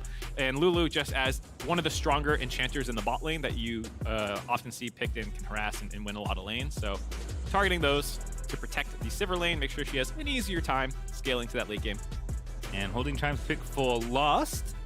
Maybe has something, maybe just, you know, they know they're going to take a scaling pick anyway. Jinx kind of the only one left, so Instinct will snap that up here. Maybe they're also trying to see what the rest of CLG's comp ends up being, because right now it can be both a dive comp or a like kite comp. You could easily see what the rest of CLG is here, and then maybe that influences your support pick. Do you want more peel to protect the Jinx? Do you want engage options if it's a kiting comp? And so very intelligent to hold the support pick, actually. Ooh, Camille. The pick up there for topside in Doka, I have to assume. And of course, free reign for Pala in the mid lane up against the Azir. That would be a classic, my goodness! No, Palafox. Not the dark days. I mean, I've got so many games of this matchup, by the way. I mean, Azir Xerath is one of like the staple counters for Azir. Xerath. It makes me cranky. Okay, good. There we much go. Better, much better. It took me all the way back to LPL 2014. There's so too many. Anyway, move on. Okay, so that matchup aside, for Palafox, him on a mobile champion makes a lot more sense, especially with a top lane carry in the Camille. You know, this both matches, I think, what their game plan should be, both in terms of other champions locked in and the players piloting them. Really, a lot of staple picks here. Contracts' Poppy is insane. Yes. He's been all over the map recently. He's the Lord of Hexflash in many ways. Always finds the angles. But I like the aggressive pick there for Pala in mid. He will certainly be influencing wherever he goes, whether it's in the 1v1 or the 2 to 3vx, as I'm sure he'll want to pair up with his top side. And last pick was Drakan, excuse me, not Bard. I wanted it to be Bard. Everyone, instead. Chime is Bard. So there's Bard. some of those players where you see their name and you say they're champion. Yeah. And he's becoming one of those. Yeah, this time the Rakan, kind of a high combination of both, does give you a lot of engage options. Can also be used for peel. If the Camille jumps on your Jinx, you can focus her down instead. So a little bit of both there. Giving TSM very strong scaling. This is definitely, even though they do have the Sivir Yuumi, which is terrifying, is that enough late game against Ornn, Jinx, Azir? Probably not. So I think there will be some pressure on CLG in this game to step up, try and make some things happen. But they are one of the bloodiest teams in the league, so they are very comfortable having to do that. I was going to say, the nice thing is this is a very CLG-centric draft. They've been extremely aggressive in the LCS. They've been a treat to watch as a result. They have some reliability, some insurance in the bottom side with Poom and Luga, but top side is going to try and punish as hard as they can in this early game. Yeah, there's a lot of pressure, especially on the top half of the map. Bot side is no stranger to playing actually the weak side of the map for CLG, despite how we thought of this team in spring. A lot of times it is Luger and Poom playing more defensively, scaling up while Contracts is just trying to make things happen on the top side.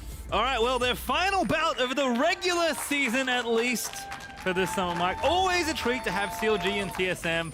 Funny how the turn tables sometimes. Yeah. Over 12 years. You can hear the fans going CLG. Wait a minute! I saw a ton of CLG shirts and merch and signs. Like, CLG has taken over the arena, whereas before, you would be hard-pressed to find a CLG chant louder than a TSM. Yeah, I would go to different countries and hear TSM chants. So it's not other esports. Yeah, that's true. Other continents where the TSM is not playing. Correct. See them trying to press in here. And it's really crazy how that, you know, just from the start of the year, that kind of 9th place battle where people were talking about, oh, I'd never let my team end up like CLG that Reggie was saying. And now it's like, well, actually, you kind of want to be like CLG. They're third place right now. Feeling good so far. A minute, as you said, the little feint there from TSM. Poking in, see if they can maybe get something happening at level 1. Just going to get some vision down instead. Is a ward there already to spot that happening, but Contracts is going to be spotted on the Raptors. Yep, and you saw on the top side of the map, CLG has dropped their own ward on the red, and no surprise to kind of see the different pathing set up here for Contracts, wanting to clear bot to top to try and get up to that top side and start influencing that matchup, where for Spica, you don't have any necessarily super proactive lanes that you need to play around, but the most exploitable is probably bot lane, given the lane matchups, and so that's where he's clearing down to. Very common starts. Also, probably don't want to take a 2v2 on the top side of the map. The LeBlanc will be moving a lot faster, so... Ooh, this is a new one. Split screen with junglers. Ooh. Usually it's laners. You know what? I'm sick of laners. We see so much of laners. Look at these clears. Isn't this intense? Whoa, he's got red buff. A little bit ahead of Spica here. It's funny you say this because whenever I see this, I literally just look at mid lane anyway because that's the lane I'm interested in. You were watching the jungler? Oh, I didn't even notice it was the junglers until you said something. All right, these are also not like the most mechanically intensive junglers. Like things like Talia or Lilia or like a Grave, some of the more range ones. You can see how, is fun yeah, like people who have to abuse it a little bit more. You can sometimes watch because I think junglers sometimes get a little lazy on optimizing their clears. So it is nice to put the camera on them, but now we're back on lanes. No surprise. Yep, did see also Pala. I believe Trinket swapped early on. LeBlanc obviously very good at putting wards down early because she wants to take W at level 1 anyway for a lane. So I think Pala Trinket warded and got a sweeper. Did actually clear that ward out, I believe. That was next to the Raptor camp that Contracts was at. So not that much vision taken away, but did at least get a bit of golden XP. Yep. Very minimal amount. Hey, you take those. Palafox is a really interesting person to talk about for me, and really CLG as a whole, but he's kind of a microcosm for it, where they're tied-ish for top 3 right now. TL1 earlier in the day. If CLG wins here, we'll tie them again. As we see, hold on. A little bit of action. Spotted, oh, maybe a little late. Ignite already down. W up. Instinct going to be trapped. Contract splashed on in. First blood. It's for Poom, but it's still going to count as Chime's going to get aggressed on as well. Forced back to the turret. Such a heads-up play by Contracts there. He knows his Raptor pit was warded, and just like me, kind of autopiloting, oh, he's going to be clearing bot to top. He knows that's what TSM will be expecting, so he actually wraps around bot lane for the gank and finds first blood, the monster that Contracts has become in the back half of the year. Taken over yet another early game, finding first blood. And it's so nice because Contracts has always been this player. He's just been pretty inconsistent. And this has been a much more consistent split from him. Yeah, and this is actually perfect for what I was about to talk about, where CLG tied for top half of, third place basically right now. Yep. And Palafox had an interview where he talked about name value. Here we'll take a quick look at Contracts setting this one up.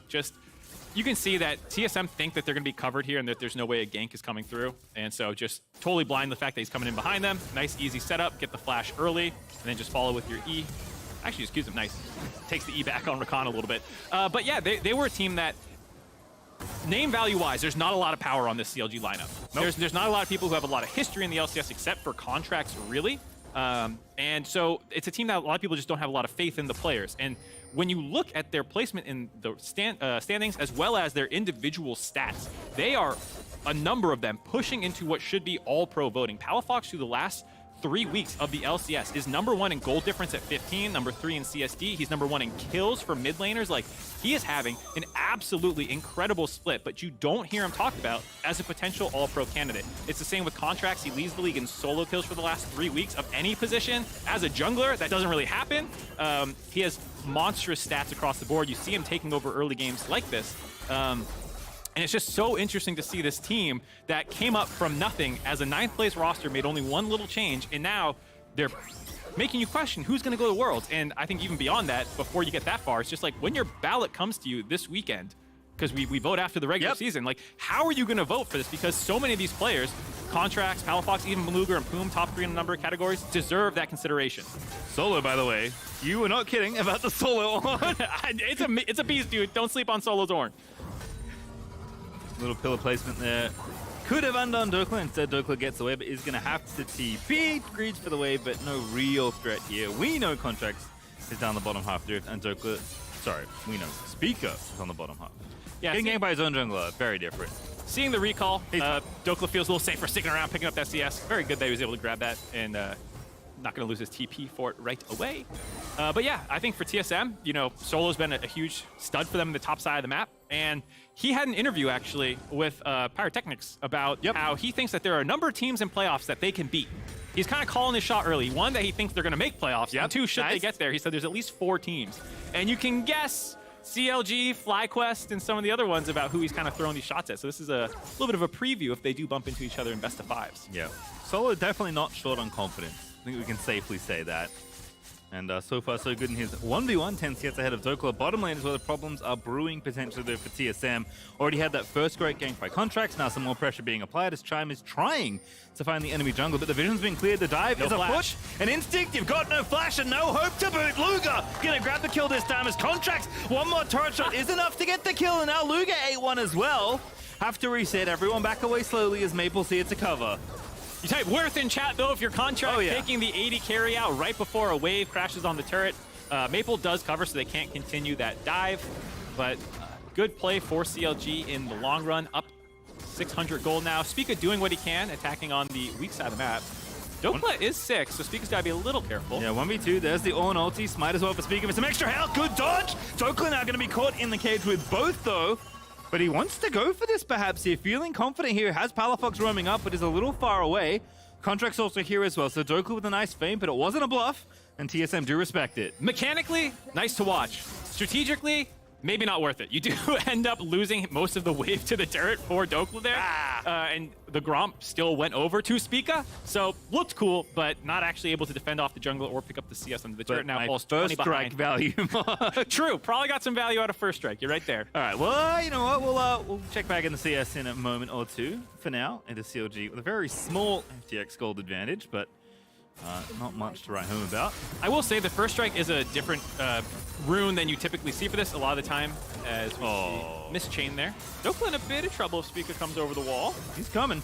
Yeah, there he is. Spica going in. Thank you, observers, but Dokla barely buffering out of that one. Yeah, being able to land the hook shot after the knockup happens, you have to time it so that your shot connects with the wall after you get knocked up. Otherwise, you'll get knocked up out of the movement part. Does that correctly there. Ends up safe. Very scary, but not too surprising. It's a tougher matchup when Ornn takes Grasp. Usually in the matchup, people used to take Grasp. Now there's more of a scaling option with First Strike that people have been taking more and more. So I think actually got nerfed on 12-15 if I'm not mistaken. So people kind of know this rune is being used a little too much. So the gold will be less bad than it initially looks from the CS because of that choice. Yep, some plates there though for Solo. However, CLG are looking to transfer some pressure here. It is off to the Rift Herald we go. Contracts and Palafox should be able to scoop this one up nice and easily. And of course, there are the updated, or I guess, updated power Drakes to take here, but looks like no team's moving towards it, so CLG might even get both if they fancy go down the bottom half of the Rift here with Luger. Feeling good there, Chime eating way too much damage, but not much return. And Palafox on the Maple lands the chain. Doesn't want to keep going. Nope, just getting a little bit of poke there. CLG kind of advancing their win con as the gold lead has evened up after some of those plays in the top side. But with that Rift Herald taken now, we'll see if they want to drop that bot lane, kind of blow that open. Sivir is, it's always an interesting discussion about where you should use these Rift Heralds. Sivir is your best scaling option in theory, but you're probably not winning this game just through scaling team fights. And so if you want to drop that on Dokla or Palafox, most likely to get your side lane 1-3-1 setup moving, because that does feel like the way that CLG is going to advance their game plan the best. Yeah. Kind of talked about it in draft. They do have to open up this game kind of in the earlier stage, looking, 15 to 20 minute mark, really looking to make an impact there in the mid game. So funneling gold that way does make sense. For now, Contract's just finishing it clear, gonna go back home and buy up. Not yet, actually, and maybe just picks a safer spot there. Gonna pick a different brush and go home, as Maple feeling pretty good as far as scaling goes here for TSM. Palafox has had some opportunities to get out of lane, but has been pretty well contained by Maple, and of course, isn't expecting to win in CS 1v1, so Maple kind of coasting in the early game here in his matchup. Hasn't really had much pressure applied. Yeah, has only really followed plays as well. There hasn't been a ton of action for the mid laners. You do see the disparity, though, where the 20 CS down for the Jinx versus the 20 CS down for Dokla. I do think that the Camille will catch up eventually. First Strike does scale in terms of gold value. I think he only had 100 when I checked, so not a ton of gold yet, but once you start getting those true damage Qs, it becomes quite potent how much you're going to be getting. Bit of extra mana there for Luger as the Q comes in for Rakan. Spell shields it there, but they do want to, again, keep the pressure going. Keep Health the now, happening. Remember, they changed it to health. Oh. Yeah, I missed the mana refund. Come on, Sivir. Come on. It's okay. Everything's okay. Feeling good in the 2v2. Yep. Well, anyway. Here they come down. You can see them starting to set up the play. CLG is moving down. They're going to drop the Rift Herald and probably try to zone TSM off this turret. Or maybe just start the Dragon. There has not been any Dragons yet, despite the pressure CLG has had on the bot side. Not really viewing that as the way they win the game, even though they did buff Drakes quite a lot. Yep, certainly did. As Contract also still has that Herald, so maybe looking for a little greedier of a maneuver here, perhaps thinking we can get the Dragon after we make a play on the bottom side. But Speaker is here covering this potential play. 3v3, you would assume it's feeling pretty good for CLG here on the bottom side. There's Contracts popping the Herald. Speaker being very patient. That sweeper does find the enemy jungler though, and now they know where Chime is as well. Keeper's verdict, get out of here. Popping Speaker back to base. Yeah, both teams kind of covering each other's plays there. It was a cute idea by TSM to wait for CLG to overstep to try and finish the turret off, and then you get the flank angle from behind. Very nice idea, but CLG didn't overstep. They are a team that can get a little overzealous sometimes, and that was just good awareness, using the sweeper to spot them over the wall and then punting them out of there, make sure they get the charge off, get some more gold in their pocket. They'll be able to take this turret soon enough. Well, speaking now, maybe on the Palafox. Palafox is very tricky to pin down. Not going to hit W again. Speaker, though, going a bit further forward. Has flash. Almost back up. Not quite there. Had the ulti, but Palafox going to walk back to safety. LeBlanc notoriously slippery, though, so I don't blame Speaker for not overcommitting there. It has slowed down a fair amount from that initial first blood now. So for TSM, you don't feel too bad down only 1,000 gold as Solo. We're at it again. Solo on. Once again, getting the damage down. Dokla eating some damage, but the ulti not enough to finish the job. Dokla clearly understanding the limits of the 1v1. As in the jungle, the mighty jungle, Palafox has found Speaker. Oh, that charm coming in from the Rakan. Chime with a nice bit of timing.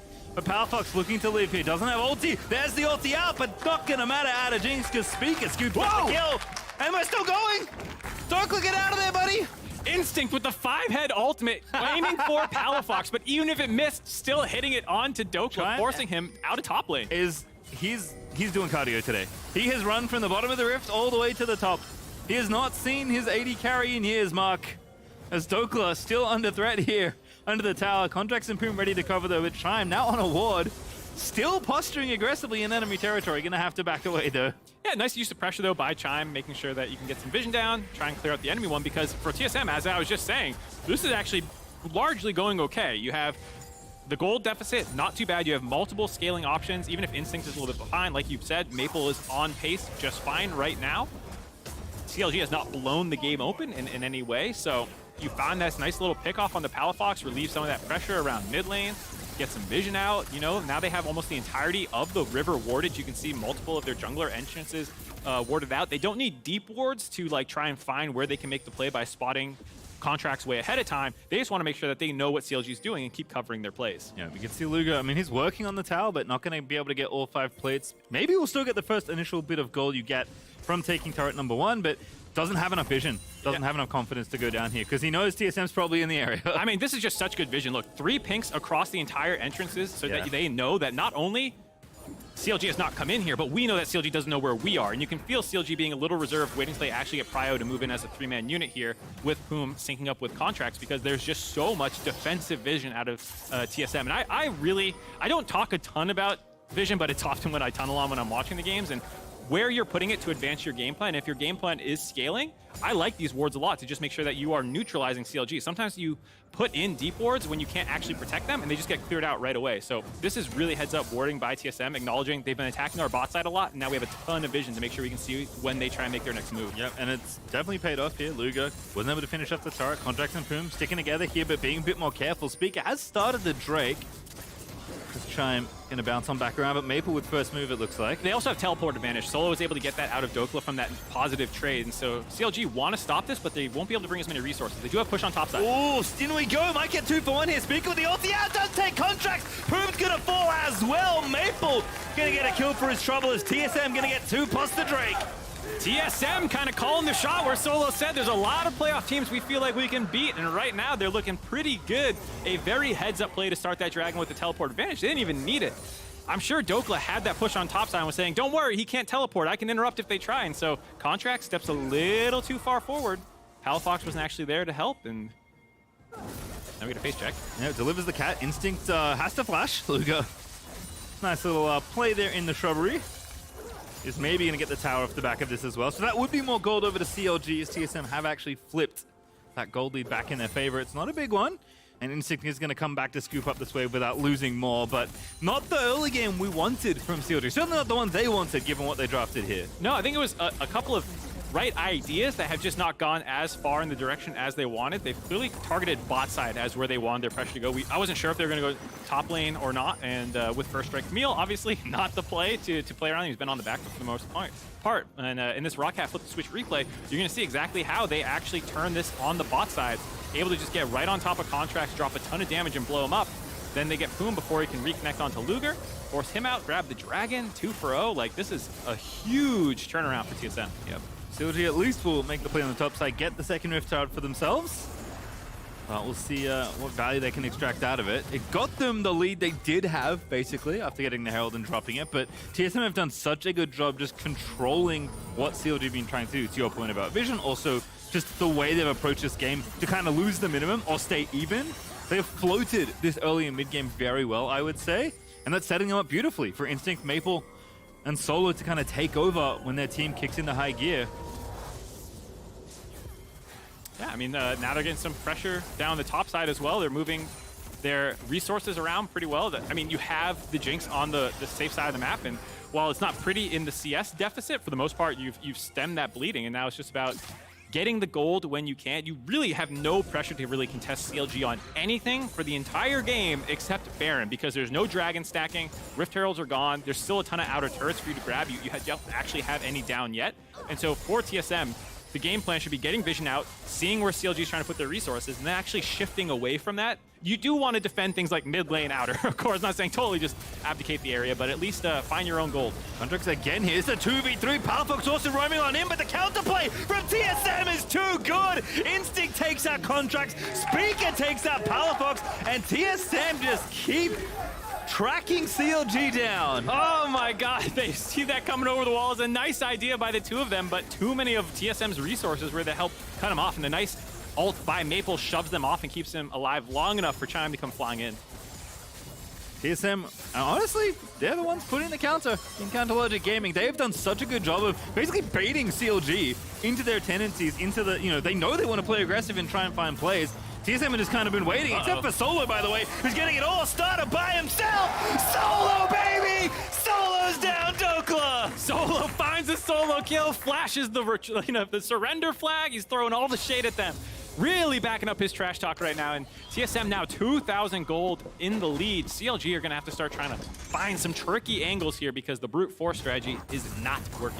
Oh, I mean, it is for Solo, but everything else falling apart a little bit here in this mid-game, which is where we expected CLG to really find their footing. Game certainly not over. FTX gold advantage up now to 2K, as you said, which is respectable for TSM, especially given what we expect in terms of scaling. But CLG are very tenacious. We'll say that much. They're a team that's going to go down swinging. And so if you're TSM, just because you have the gold lead, you can't start backing off and feeling safe. Yuumi ulti, but Chime with the counter angle again! They just keep on finding it, scoop in there from Maple. Chime going to get the kill, and they'll make it too because the cat was attached. TSM finding the bot lane of CLG, hanging out just a little too long into the turret, thinking the Yuumi will stop the push, but they finish off the turret. They get the 2 kills. A nice wraparound by Chime, who's been all over the map. Looking like a pretty cohesive unit right now. I was gonna say, this TSM are a lot of fun to watch. We got the spicy solo in the top side. We got reserved Canadian Chime, but awfully good at finding angles and playing with this team. Speaker feels like he's more at home alongside Maple, and Instinct, serviceable, right? You can't ask much of a player stepping on from Academy very late into a season, and TSM, as you've said, still in position to make playoffs, even if everything crumbles around them. And right now, that is not the story. TSM are very far ahead now. Uh-oh. Hit a pause. Groans from the crowd. That's what happens. Can't let TSM get a lead. Unfortunately, gotta shut it down. Sometimes people put in chat what the pause was. Some of the junglers like Santorin are very kind. Yes. Nothing from Nothing these. yet? Nope. Speaker hates us. Doesn't want to tell us what's wrong. I don't even know if TSM paused. Could be contracts. Both of them. One of them hates us and doesn't want to. One of the junglers. Yeah, one of the junglers. It's the jungler duty. Yeah, I was gonna say, your job is to navigate the early game with your team. Navigate the broadcast. And tell the broadcast why his pauses happen. Yeah. So, like you were saying, though, TSM looking incredible. They have a bug investigation. Uh-oh. Well, I wonder what it is. There was nothing really happening right then. Is it going all the way back to the tower dive? It would be a while ago. I don't know. We'll see. Could be one of those bugs that's like long lasting. Like I can't auto attack. That is one that even if it's not happening in the middle of a fight, you do kind of need to dig into. We'll see if we get an update on it. But I like your point about TSM having a pretty well balanced team in the sense that there's actually a lot of leadership and veterans on the team. The entire top side of the map has over a decade of competitive experience. Spica is kind of that journeyman, kind of between rookie and veteran at this point. But the bot side of the map being put on weak side, focused on scaling, and the top side of the map being the solid part is actually a pretty solid way for this roster to function. And I do like how this draft kind of backs that up. And Chime is, for his credit, done a great job of actually working with that top side and making sure that he's not just sitting in lane and well, at least I'm not losing lane. He's done a really good job. New rookie AD, new team. New top-side to coordinate with. Chime definitely slotted in surprisingly quickly. I mean, I think that's true for this TSM roster in general, given how swiftly it was cobbled together. And our speaker on leadership has also spoken that, it's just it kind of becomes a default at some point. I feel like you hit a certain year mark and then the expectation changes for you as a player. But speaker has had to step up on this team. Has had to be more of a captain, had to be a louder voice. And, I mean, when speaker's playing well, he takes over games. So wouldn't mind on-form speaker being the leader of my LCS team. I'll tell you that much.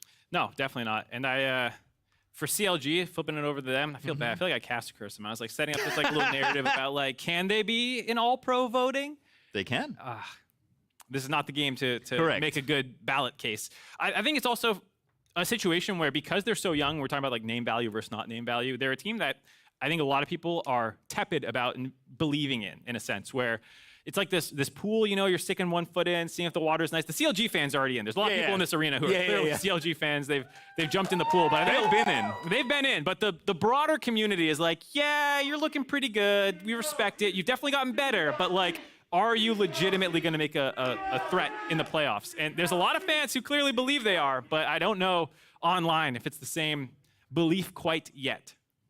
A strong end to the regular season would have helped. Certainly would. And going to be a fun Super Week for all the teams. Obviously, CLG looking to position themselves as best they can. Douglas shaking his head. I think he can't believe he got solo boloed by a guy called Solo. Kind of feels bad. You should believe it. You were almost getting solo killed many times before that. Finally got one on him. I know he made the solo bounty hunter joke when he came back on in to the league. Yeah. Do you think he gets commission from the team when he gets solo kills? No. I bumped into him behind the stage. He approved of the mullet jokes. I think at this point in civilization, if you have a mullet, you're doing it intentionally, ironically, for the most part. I mean, it takes a while, right? It's a pretty intentional. You don't accidentally get a mullet. Exactly. That's what I was gonna say. You just wake up like, I guess that's my hair today. It's this is a choice. I also wonder if he had it while he wasn't on camera, because it's very funny, coming back after not, being on an LCS team for a lot of the year. People haven't seen you in a minute, and they see the mullet. But were you rocking the mullet off camera? I mean, he posts quite a lot on social media. It's out there. I'm sure I could figure this answer out very easily if I looked. You could also the mystery is fun though.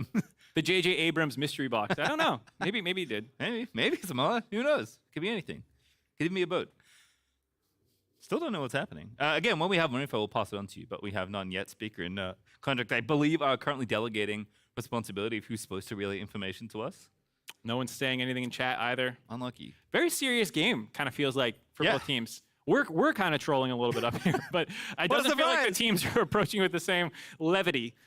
I mean, it's a very alive rivalry to this day still, despite that fact. All right, maybe not. Maybe I'm trolling. Never mind. Took us over it. It's a terrible day to have eyes. All right, I'm going to need that caption and this picture on social media instantly. Thank you, Mark, for teeing that one up. I mean, look, he's been around. He knows what to do on a pause. Lie back and vibe. Get the hand warmers. His hands are warming up. He didn't play for 20 minutes. Well, he's got to warm the eyes up. He's not seeing these Ornals coming at him.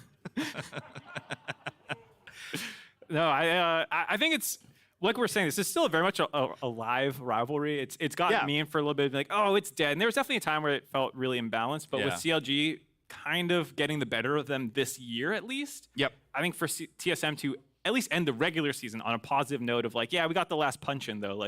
You're above us in the standings. They can't catch them in terms of record right now, but landing a haymaker before going to playoffs and then maybe bumping into each other in playoffs is very exciting to me. Yes, that is really exciting. And I was going to say, despite the disparity in the standings and maybe in the season so far in summer, like the stakes are very real for both these teams, right? This game, I mean, most of your games in week 8 of the regular season are going to matter a lot in the LCS, but this one is definitely going to matter maybe for different reasons for these teams, but picking up wins and trying to position yourself in top 4 versus getting into playoffs for TSM, and maybe you can do a bit better if you win out. Yeah, and I talked about how TSM could go 0-3 theoretically this week and still make playoffs. It gets a lot more certain if you win one of these games. They're already one game ahead of 8th place. They're in 7th. Yep. And there's a number of people who they have 1-1 records against everyone below them in the standings at least. So if they end up tied versus anyone, they are guaranteed tiebreakers basically. And so teams would have to win 2 more games than them this weekend to pass them in the ranking. So if you win a single game, that means other people, multiple other people, have to go 3-0 to stop you from even getting a tiebreaker. So basically for TSM, winning this game almost guarantees playoffs. It's not a lock. It's one of those weekends where everything kind of depends on everything else. It's really fun, so you can't make any certain statements. But yeah, this is looking pretty good. Speaker has also employed the lie back and relax strategy, although he doesn't have the hand warmer tech. Maybe Dokla should share that one in chat. I did see, look, I am not pointing fingers at anyone, but I did see Luger talking initially to someone on stage when we started. Now, I am not saying it's Luger's fault. That's fine. But what I am saying is there has been a historical, not trend because that implies it's happened a lot, but 80 carries and bugs on the LCS stage, we've been here before. We have been here before. It's not been the same since Bugcatcher Sneaky left us. Yes. So I got an update while you were talking. I'm sorry I did not listen to you. I cannot bounce off what you said, but I did hear that Luger was thinking that there might have been a bug with the Azir ult on that dive, pushing him in when he spell shielded it. Turns out that was not the case. It was not a bug. It got procced. It was a feature. It got procced by something else earlier on. Yep. Some kind of a spell hit it, and that's why it got knocked in. As you can see, we are back live. We're back. Let's go! All right, we've reset. Spell shield's still working as intended. Good to know. The speaker is going to go ahead and start this dragon up here for TSM. Pretty good one to get as well.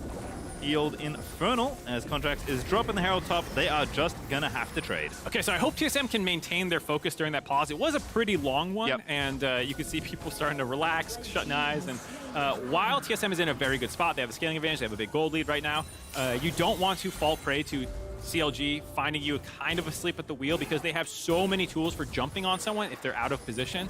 There is still a huge threat of just someone getting caught out, instantly blown up with the CC and gap closing that a Sivir LeBlanc sped up kind of comp can do. Yep.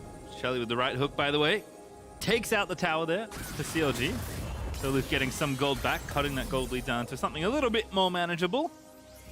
As Solo continues his aggression in the other side of the map up against Dokla. I'm sure we'll see a lot of that throughout this contract. So with a very sneaky little play, setting it up and knocking it down, it's Pala with the shutdown on Chime. And there you go. I was talking about CLG's comp has a lot of pick-off potential. If you walk into this jungle, stunned up, instantly killed, only onto Chime, not the most important member, despite Chime, being 2-1-6 now. Very respectable amount of kills on the Rakan.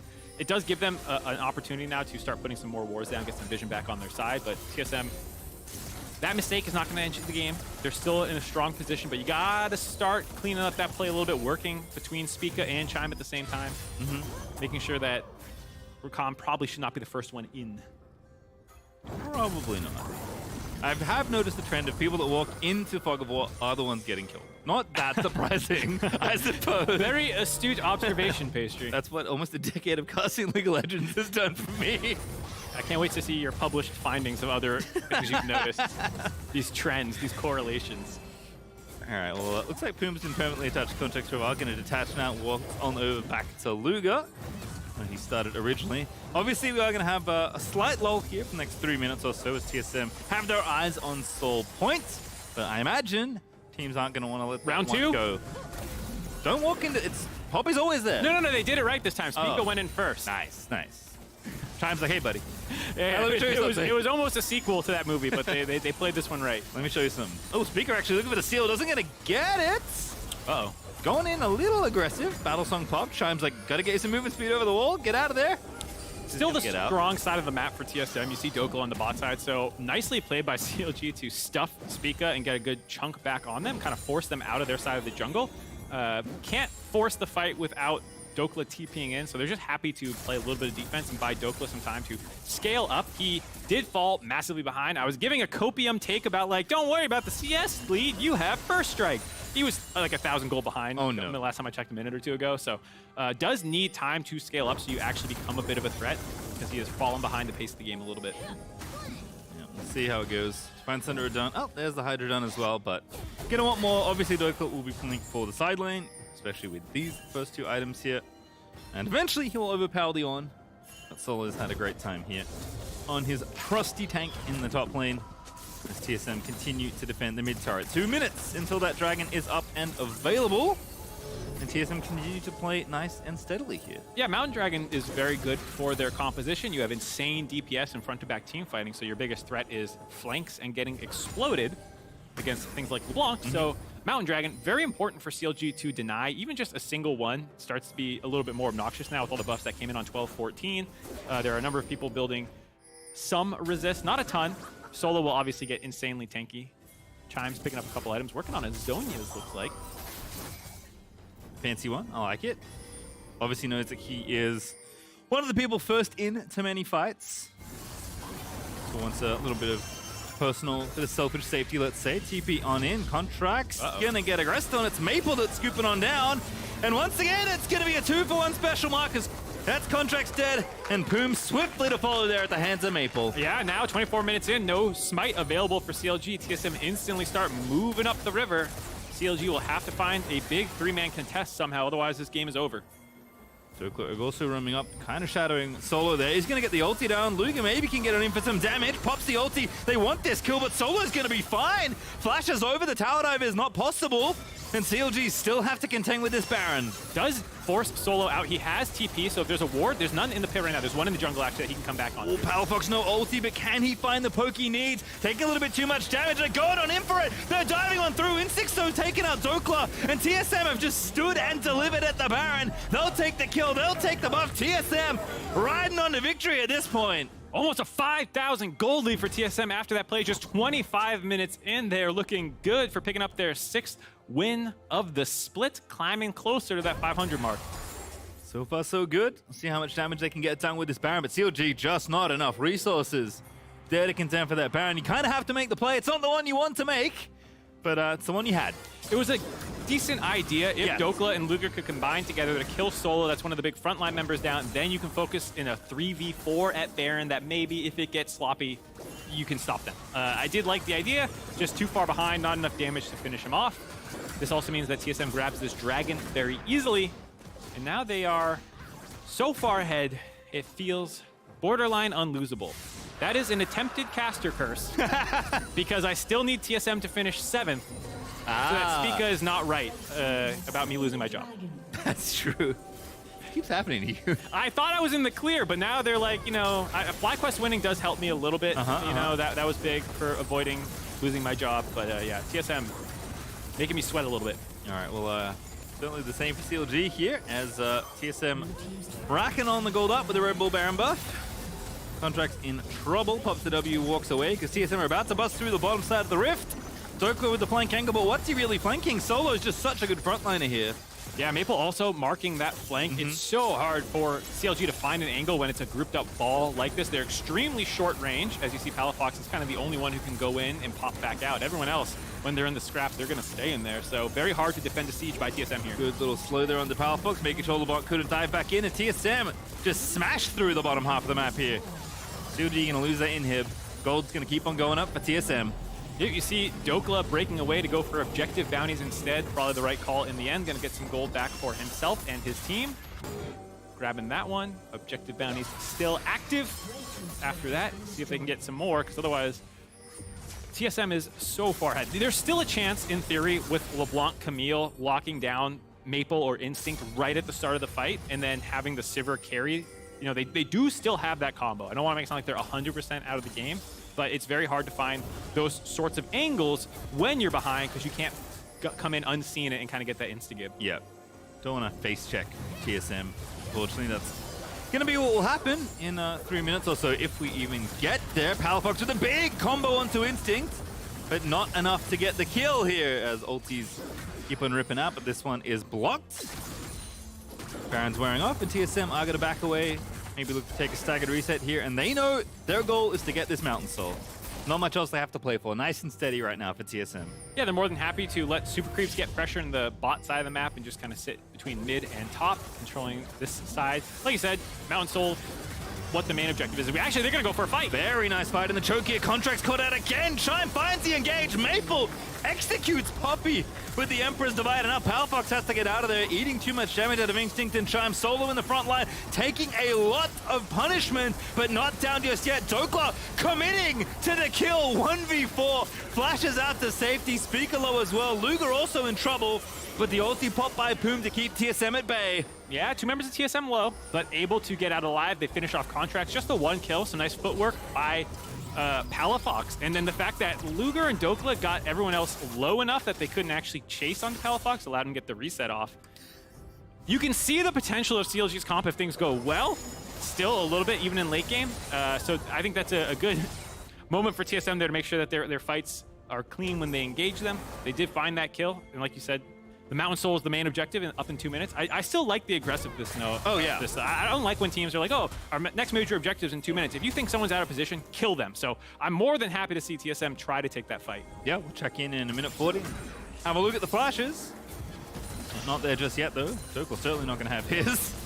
Have to try to make that play and have to make the great escape via solo, using his ulti. Contracts at least gonna get his Gromp. The blue buff, though, maybe forfeit here to Speaker, who's 5-0 and 5, by the way. Palafox really wants the blue buff, but Speaker's gonna say no. Yeah, I think Speaker had a good game. Avoiding the early pressure by CLG and trading for things like that Gromp and kind of only defending when necessary, and allowed himself to get nice amount of farm advantage over Contracts and then convert that into plays when those opportunities arose. He's done a good job playing goaltender for the early part of the game, and now he's been hungry looking for angles to blow people up. No, it's just no use there. Palafox can't even defend his LeBlanc. Instinct actually on a killing spree, picks up one there. There's the counterplay, though, as Maple finds the ult flash to escape. Maple with the nice ult flash combo, making sure Palafox is the only mid laner dropping, and TSM still have pressure on this top side. I mean, if CLG does not answer, they could get their second inhib right here. Contract's no ulti. CLG gonna have to play this 3v3. TP back down though. Contract's going in onto Speaker, but Speaker just presses the ulti button and he's gonna spin around. CLG flashes in, gets a double knockup, dies on the back end to Luger, but Luger taken too low to defend here as Dokla's back, but TSM get what they came for. They're taking out the second inhib off of CLG. Playing aggressive, I like it. Speaker flashes in, doesn't find the kill, maybe could have flashed out, but saying, if I get this kill, the game probably ends. And I do like that mindset. I think when teams who have a scaling advantage get ahead, they start looking for, they're like, oh, well, we can't throw if we just play safe and slow, and so they only start taking guaranteed fights. Oh, you can throw. But you can throw. And if you start giving up fights that are 80-20 to take fights that are 90-10, the standard distribution of plays that are 90-10 is actually not that many, and it gives the enemy opportunities to find plays for themselves, 50-50s, Baron flips, whatnot. So if you see the opportunity to punish them, just go ahead and take it. Neither jungler is currently in the area for this dragon. Speaker's coming back off the fountain. Contracts is doing the legwork to try and get there. CLG will be out. Oh no! Oh my God! I saw it in slow motion. Instinct's W. Channeling the power of Sneaky, stealing away the soul. Instinct W snipes the House of the Dragon Soul right there. Dreams away from CLG. Any chance of stalling this game out just fell apart. Neither team's jungler there to do anything about it. Nice job by Solo getting a little bit of an interrupt to make it dicey for Luger to stick around just hitting the dragon. I think that was one of the things that helped them get it. Now they're moving up to the Baron as well. Both major objectives claimed for the final push. Just yeeted them off the rift. There for TSM. What do we say to the Dragon Soul today, Mark? For CLG? Not today. Not today. I mean, this is what happens when the jungler's not in the area. Instinct's just like, oh yeah. I was trying to remember the Game of Thrones quote when you said it. I was like, wait, is it not? It is not today. Yeah. I got TSM though. They're ready. They were ready. Ready to win this game by the looks of things. Yeah, they're pushing aggressively. They have the open bot inhib, but they're staying 5-man strong right in front of this last inhib turret. Just doing it academically. Back in my day, we called this the tutorial win, and TSM gonna take everything off of CLG. Both dogs been around an awfully long time, but it's TSM today that are looking like the victors. CLG, despite all their success, can't get away from El Clasico as TSM even retake the bottom inhib. Maple's just casually tanking the tower, wanting to get this game over and done with. Must have a dinner reservation. Oh. Forcing CLG back, not quite able to end the game. All 5 still alive. CLG are going to have to look for an opportunity to go here because TSM are more than happy to sit on their double super creeps. Yeah, Contracts has to go, but he doesn't have much hope of this play working. Still have to try and make it work. Luger actually took out Speaker. CLG may have found something. Power took out Instinct, and CLG are keeping themselves in this game. CLG 4 for 1. Dokla drops, but they get everyone but Chime to stop this push. It is double super creeps. It's 30, 40-second death timers. Probably not enough time to get anything serious, but maybe can grab some turrets, get some more gold back in their pockets, get these objective bounties claimed. There are some wards in the base, but no one with TP resing for another 30 seconds. There is a turret still up as well, but I think I saw it was pretty low, so I think backdoor potential is there. I don't know if that's the play TSM want to go for, because in theory this should be okay. Just a lot of members were low, and a nice brute force there, getting on to Instinct, forcing that stopwatch while also fighting up on the top side of the map. Speaker finished off. The split fight working pretty well for CLG there, focusing on down different members at the same time. Nice enough for CLG, really the last chance they had to make a stand, and they keep their game and their Nexus alive. Gold lead's been cut significantly down as well, by the way, and Baron is basically going to wear, in fact, it does wear off because four people lost it, but apart from that, even with the timer ticking, TSM aren't going to have time to go back in, so perhaps they'll play for Eldermark, Z? Perhaps. Or TSM go back in and end the game. That's what they want to happen. I think you can see them as their 5-man charging down mid lane are of the right mindset of, let's not flip an Elder in 2.5 minutes, let's get aggressive and sit on them with double super creeps again, and just now that our ultimates are all back available, they were lacking quite a few in that engage, so I don't think Chime had his charm to stop the shorter range champions, but it is one of the main defensive tools that they have is when Dokla goes in or Contracts or Palafox, you can kind of charm them up. So should be an easier time to siege now, but sometimes you get in these situations where you just get overzealous trying to end the game. You can see how quickly Sivir clears his waves with Ricochet. It is 5-item Sivir, by the way. Luger is ready to go. Everything done. Everything plus the boots all lined up here. Ulti out of Solo. Love the coverage here for TSM, but Contracts, he zips on out of there. Chime still trying to find it. Contracts flashing away. TSM diving in to try and end the game, and they need to kill Luger. Sivir still alive, but the turret's now dead. The Nexus exposed. Contracts slow as well, and TSM straight through the front door. Take out CLG. TSM get the last word in on the regular season, taking them down, going to 6-10, nearly guaranteeing 7th place for themselves and playoffs. It's not a lock yet, but in a great position for the rest of the weekend. I feel like we started the top of that game talking about Solo's on, and he certainly delivered. Even that last play is like, just throw the on at it. They can't kill us before we kill the Nexus. He did it at a perfect time too, because Contracts was charging the Poppy ult. He lets it time out for the refund, and that's instantly when you see the ultimate from Solo saying, their main disengage tool's down, I'm gonna go now. And you said they had to kill Luger, but they didn't. Yes, they only needed to kill the Nexus. Smart idea there, not tunneling on kills, grabbing that win while they can. Very good team play out of TSM, taking the scaling comp and doing a really good job of just surviving through CLG's very impressive early game this split. It's worth noting that this was the bloodiest early game team in the league that they took a scaling comp into and survived. Yeah, great defensive vision, as you said. Great awareness, even though Contract's still there. Navigating those early pathing, getting that first blood, getting off the races for CLG. TSM just had it covered. Looking solid as CLG, a loss they did not want to pick up here. Almost assuredly, they'll be on playoffs, but it's always a matter of where. It's much more of a this feels bad loss than a problem heading into playoffs, in the sense that they were almost locked to be between 3rd and 6th, and that's just choosing matchups in the first round and kind of what your seed is throughout playoffs. But more or less, you're going to be starting in the same spot no matter what. So if this does drop them down to 4th place where they are now, considering that Team Liquid won earlier in the day, 4th, 1st, 3rd is just, well, I play 5 instead of 6. And that can be a big deal if, you think there's a difference between what looks like right now Cloud9 and FlyQuest. It can matter, but I think for teams with Worlds aspirations, which it sounds like CLG has based off things like Dokla has said, like, you need to be good enough to earn your way there. You're not going to get there because you finished 1 seed higher or lower. Yeah, makes sense there. After the break, Chime is going to be joining us State Farm Analyst Desk, so don't go too far away. We'll see you there.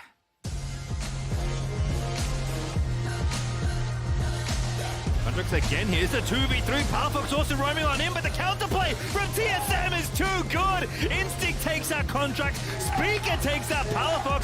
Yumi ulti, but Chime with the counter angle again! They just keep on finding it. Scoop in there from Maple. Chime gonna get the kill, and they'll make it too, because the cat was attached. Taking a little bit too much damage. They're going on in for it. They're diving on through. Instinct though taking out Dokla, and TSM have just stood and delivered at the Baron. They'll take the kill. They'll take the buff. TSM riding on to victory.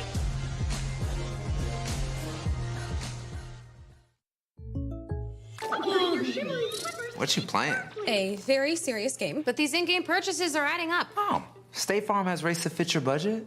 Mega Sparkle! Like a good neighbor, State Farm is there. Call or click to get a quote today.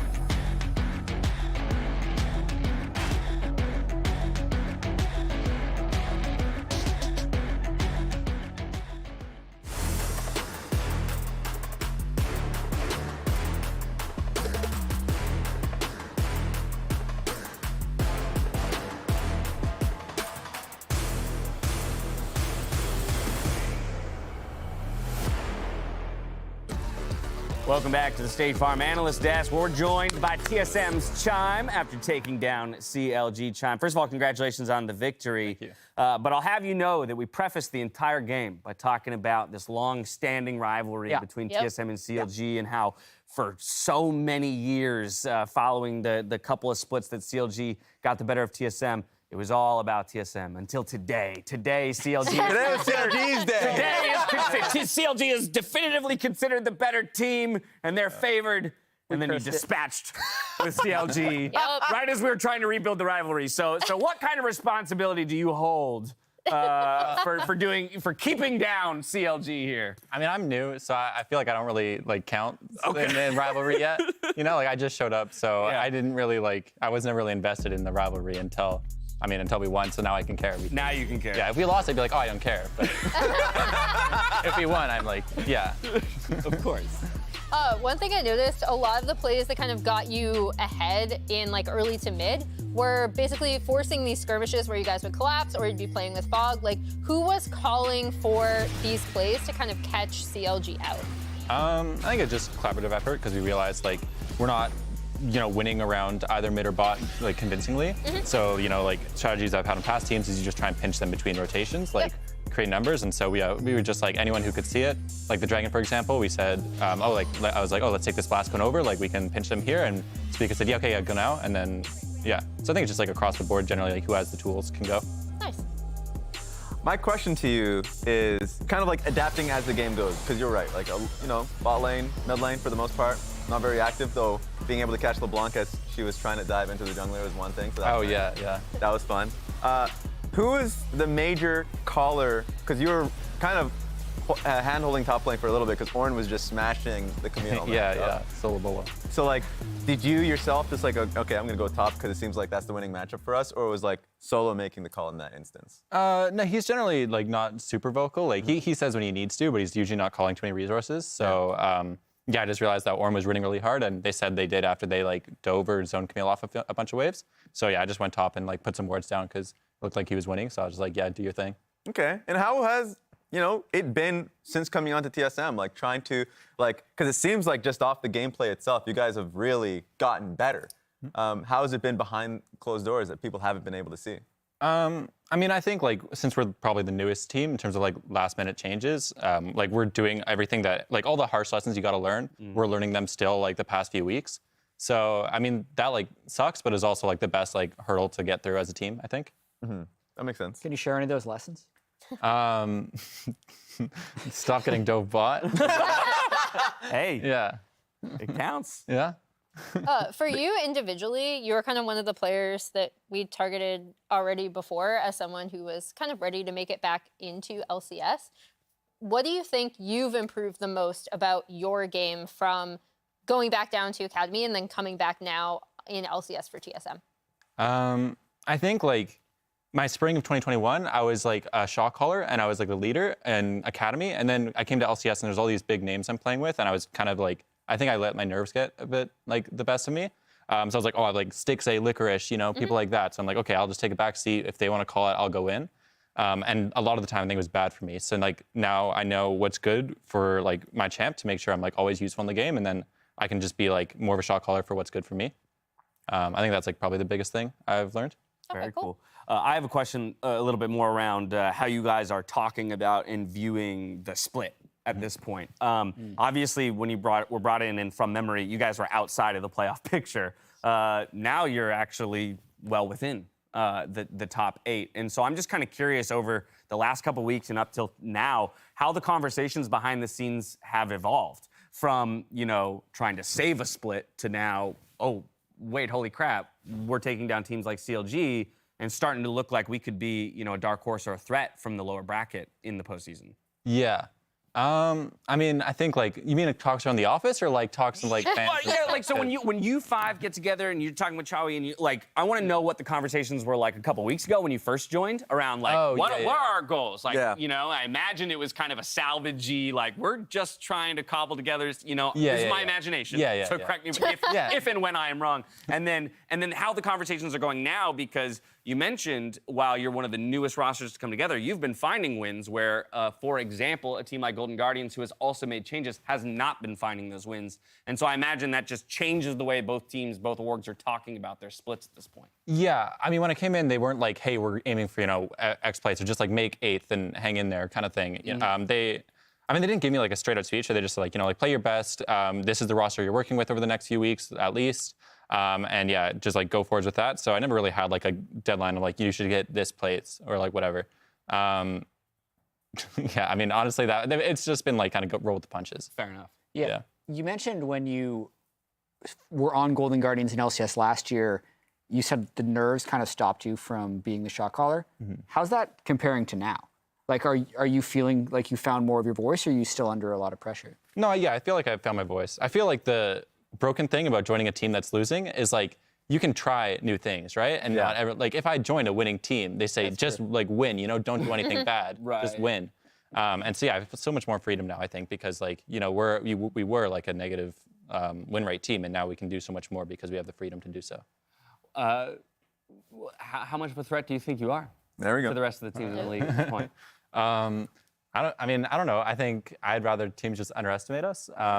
But I think we have a solid shot at making playoffs. It's just like 5th and 6th really eased that chance at running through playoffs. We don't want to we're still like working together as a team, so we don't want to run into like 100 Thieves or something like that, like right off the bat, Yeah. Like the top 2. So like 7th and 8th, I'm pretty sure have to do that. So 5th and 6th is a lot easier, so we can have that time to work like as a team. And kind of zooming into just, your laner, working with Instinct. How's that been? Because I know at the beginning, I'm pretty sure you're roommates with him as well. Yeah. And so like at the beginning, you guys are working on towards the same goal, but now you've kind of been in LCS scrims for a little bit. How has it been evolving with you guys? Yeah, it's been good. I think just like figuring out the meta and watching other regions like together has been really helpful. And then we have like prep before scrims sometimes of like, this is the champs we want to play. This is like how we want to draft around bot and how we want to play around bot.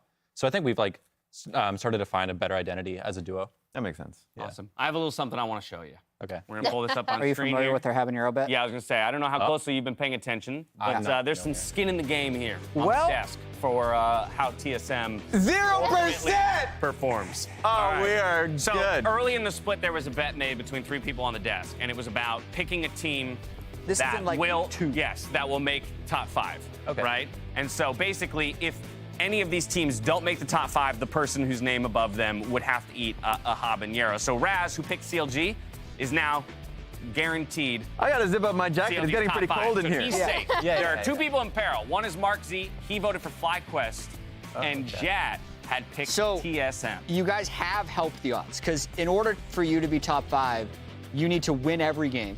Yeah. And C9 has to lose every game. Okay. And there's a few other things. So, I mean, you scrim against other teams. We got C9 Immortals. I need Immortals to win. Yeah. I'm sure you'd like it too.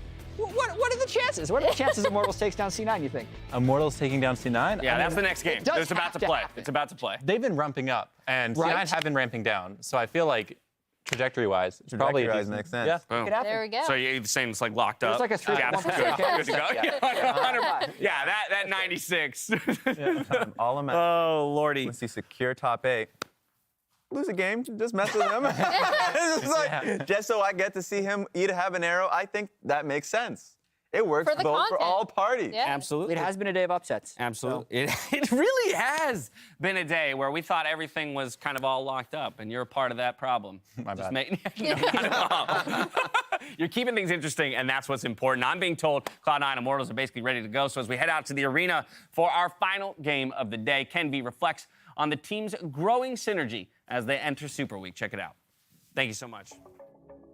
During our break, that 2 weeks, we're pretty thankful about that. I learned more about my teammates. I observe what they want to do, adjust myself to play around that, and when we got into more synergies, I think we got better as a team and we can compete with top teams. But he ain't gonna get much, except a nice golden tombstone. Revenge looks for more. Blabber stunned up into the wall, and I am My experience in stage in the first of my split is I was pretty nervous, mostly, not make mistake. But I compare now is to I mostly like I don't have nerves anymore, and I'm comfortably to play more, and not scared of anything. You're gonna go for it. What is it? The best gank start. path is the ones your opponents can't expect. Instinct! A little more damage will do it, and it's first blood to Immortal. Hello again. We're here for the final game of the day. Don't worry, LCS fans. It is Super Week. If you didn't hear Mr. Zimmerman, It is. It is. I know. We're gonna That's be why I'm here on Friday? Yeah, that's why you're here on Friday. Oh my Hopefully God. that's why you're here on Friday too. Welcome. Happy to have you. Last game of the day. C9 and IMT. Big stakes. Yes. Well, that's what happens in week 8 of Super Week before playoffs. Well, I just mean also with what they're talking about the pepper bet. There's a lot behind it. Like, every end of the regular season, to your point, there's a lot going on for playoffs that matters. But now there's a lot of other bets going on. Yeah, we put the lives of the mouths at least of our analysts on the line as well. Yeah, I mean the Love most that important for us. thing is that You don't need help in Jet it. has. Oh, I don't, if I have, You don't care? Yeah, You just want. I'll you go need down to- with him, but I he has see. to lose. So I respect that. he was saying he needs C9 to lose every game. Good luck, buddy. That also helps my not eating it. So I think we're very anti-C9 broadcast right now. I am now heavily invested in Cloud9 winning. You're at always a least one of Cloud9 these homer games. anyways, though. You don't need any extra motivation. Well, we'll see. IMT, I mean, they have had heartbreaking losses throughout this split, but still alive, still with a chance here to make playoffs. Nothing is determined just yet. Obviously, as wins and losses happen, we will narrow that down pretty swiftly throughout the weekend. They are also one of the few teams that has a 0-2 against some of the other teams in that bottom 4 situation. They're 0-2 against not good. Golden Guardians, who are fortunately the lowest in wins. But if they do end up tied with them in some way and it's going to have a playoff implication, then that's a tough situation. There's also a high chance of 3-way ties. You know, like anything can happen from here. But basically, the lesson is the same as always. Try to win Immortals. Yep. And of course, for Cloud9, not the season they have wanted. Obviously, we talked a lot about their slow start, but I think at this point, Cloud9 just, the whole roster, even the intended one, is taking longer than expected to get together. Yeah, definitely the case. Kenby grabbing the Poppy. It's been talked a lot about like Kenby's a carry jungler, but he's been playing a lot of more tank-oriented things. This is going to be his most played now. 4 games on Poppy this split. But as you heard in that saw about him learning over the course of the season, there was a period of time where him on things like Trundle and Poppy looked like, why are you doing this? And recently, he has been much better about working with his lanes and trying to set up plays and stuff. So it is nice to see his game and all of Immortals kind of evolving over the course of the split. All right, quickly check him back in. Poppy, as you mentioned, Siva snapped up there for Cloud9 as a result. Olaf, Yumi, Gwen, Seraphine, Callista, Azir. Azir is kind of a fun band there. Not wanting to give that one over to Power of Evil makes sense. He's pretty good on the respecting champion. the potential of his carry on that. The Lulu Sivir lane, no surprise, Lulu was banned out last game. You saw it, one of the strongest supported champions currently in the meta. Yay. Wait, I actually like Lulu, man. Yeah? What was it? I forget which game it was. Game 2 or Game 3. The 80 carry got Lulu ulted. It was just massive. It was a Sivir like sprinting down the lane. It looked incredible. Ooh, like this though. Have seen this actually pretty commonly against Siva specifically. So there is going to be Draven, I believe, once again for Lost. I think this is his second game this split. Yes, it is. He had one last week, which was maligned by the community quite a bit, but it was not really his fault. There was a lack of playing around the Draven. And he actually got really far ahead. He was a full item ahead of his opponent. And then he had to take 2 resets within a minute and a half of each other. He got zoned off the turret because the resources were sent elsewhere. He was not able to exert his pressure, and then kind of the team fights did not go their way. No one really played around him. And I hope this is a lesson learned from them to say, okay, Lost has actually been playing a lot more aggressive this season. He got a lead on the Draven. We can exploit people if they try and take one of the scaling ones, like we were referencing before, the 2 ideas in bot lane right now, and we can actually punish it if we play around him. And that's what I really want to see. If he gets one of those shutdowns for a big cash-in, like actually playing around him from then on. C9, though, seem to be settling into more of the scaling half of the spectrum. Trundle picked up there for Blabber.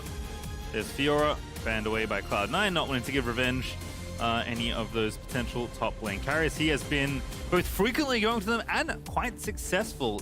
Even in INT losses, he has looked pretty good. I would say actually very good individually on this team. So obviously Fudge wanting to, you know, hedge a little bit of that, even though he has counterpick. It's interesting because Revenge has been, I think, somewhat hit or miss. The games where he pops off, he really pops off like the Aatrox performance. In that same game that I was referencing with the Draven, he was playing Yone. Kind of got messed up by Hoon on Ornn a little bit in the mid to later portions of the game. The laning phase was fine. And I think Fudge is someone who's actually been struggling quite a bit. He's, in the last 3 weeks, down in the bottom of the barrel in terms of gold difference and CSD. He does take a lot of matchups that can be a little difficult early on. has been getting exploited a little bit though, so I can see both guys having something to prove right now after the last couple of recent weeks. Yeah, there's Ornn banned away. Speaking of, LeBlanc also taken away, and Orianna banned by Cloud9. My goodness. Not sure I'd ever see. That's funny to me. Jensen shying away from, I believe, his most played champion I understand the idea though, saying PoE, they're basically saying PoE only plays control mages. Yep. Jensen will play something else. Get rid of the control mages. It hits both of our champ pools, but I will have more in the tank. All right, well, there's Sejuani for Fudge. You're right. Like. They're going scale, man. It's a resident sleeper draft right here. Usually you're like, oh, the enemy team has Sejuani. I'll pick the Trundle to steal the resist. What if you take both? Haha! Cloud9 with the draft. Genius. I mean, you do also have the Poppy. Obviously, Trundle and the Poppy is one of the main counter picks in the current meta. It's still a very good pick there, but gives Trundle also something to work with in terms of Sejuani's buff. When she gives it to allied melee champions in top lane, you can actually win some of those matchups a little bit heavier with your 2v2 being pretty unstoppable. It's very hard to win 2v2s against that if you're able to get on top and start mashing them. Let's see what the counter pick is for Revenge. Trusty old Aatrox, it will be. And trusty old Dari for PoE there as well. This feels pretty comfy for both of these teams. Not too surprising given where we are. I think Cloud9 wanting to right the ship a little after the drafts of last week, where they looked not quite as good as they've looked in kind of the middle of the split where they were on a bit of a streak.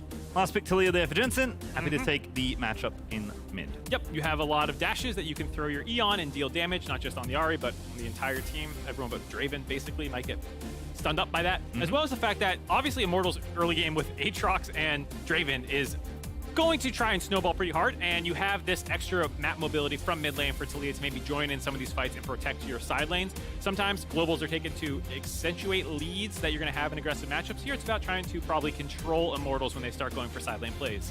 Yeah, we'll see how Cloud9 can contain IMT because, as you said, we saw it kind of before it, but definitely with the Sejuani looked in for Fudge. They are looking for late on the Cloud9 side. Looking for late. They've got the scaling lead. It's about can they get there, or will IMT be able to snowball, see if this Draven gets some fatty cash-ins, start picking up some early items. And as to your point as well, curious to see how IMT want to play around this Draven. Certainly a pick you do want to enable Draven's whole thing, both, I guess, lore-wise and gameplay-wise, is that he is greedy and wants to get ahead and stay ahead. He's also a showboat. He is a big showboat. And there's no better way to show off than with gold. Lots and lots of gold. It's true. It's especially nice when it flies out of your enemies when you kill them with your axes. So it's all tying together. Yeah. Everyone likes showing off on Instagram. Nothing like a flying axe for gold. Making it rain. Very good Instagram engagements. Of course, the other side, the dangerous side of showboating. Some Cloud9 chance in the arena right now.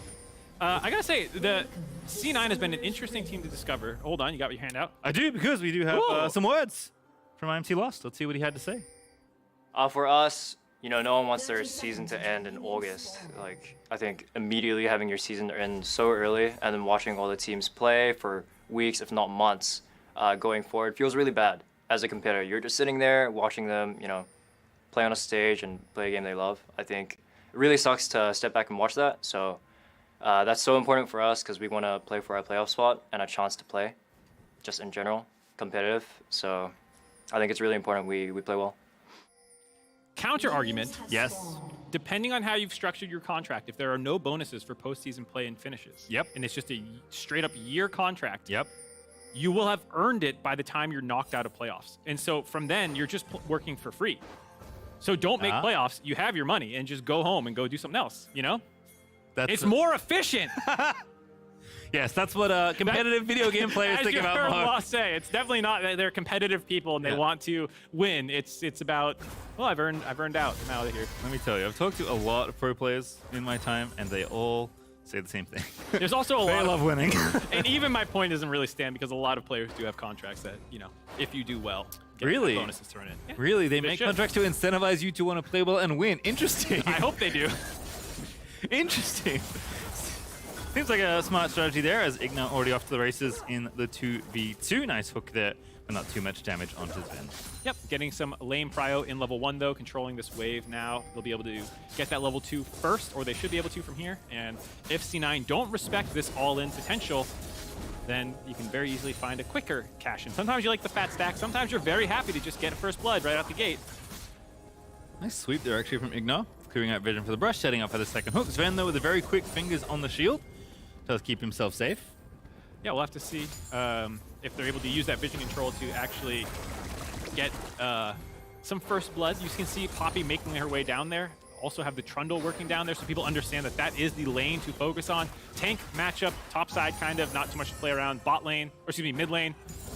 Ahri's not really a control mage, but it's more about 6s for both of them. And then bot side is the really explosive lane that you need to worry about. Yeah, definitely chilling out in the 1v1 there in mid. We'll see how it all pans out. Luster alongside Ignar, happily pushing, which is what you want to see. Also worth noting that Hex Flash is been fixed. There was a period of time when that was bugged and disabled last week. There was a hot fix to it on Tournament Realm. So Ignar does have Hex Flash, so that vision control point that you're talking about, extra important. If you do burn your flash early on in trading, which is totally acceptable to do in a kill lane, you also have your Hex Flash up to re-engage again. Yep, so Contract as well, also making use of it in the last game. I am sure Kenby is on the same train. Most likely. It's like Shaco. Everyone's Shaco now with Hex Flash, I feel like. I mean, Shaco's more annoying with the whole invisibility afterwards look, and a number. You can also. It's not exactly the same. Not exactly, as Ignar out of lane, moving around. Everyone's Rek'Sai. Is that better? There's a lot of dash. Rek'Sai tunnels. It's a blink. But anyways, on to the point about C9 I was going to go at. It's a team that online, the conversation around their performance has fluctuated quite a bit over the course of the year, where obviously they started slow because they had a lot of subs in. Then they went out pretty hot and were 8-2, and people were like, wow, this team's killing it. But in their games, there were a number of times that their early games did not start well. They had to come back through enemy mistakes and things like that. Last week they went 0-2, and a lot of people flipped their tune completely, or I guess C9 fans probably didn't, but the haters finally had something to latch onto. And they said, oh, we exposed this team. They weren't actually ever that good.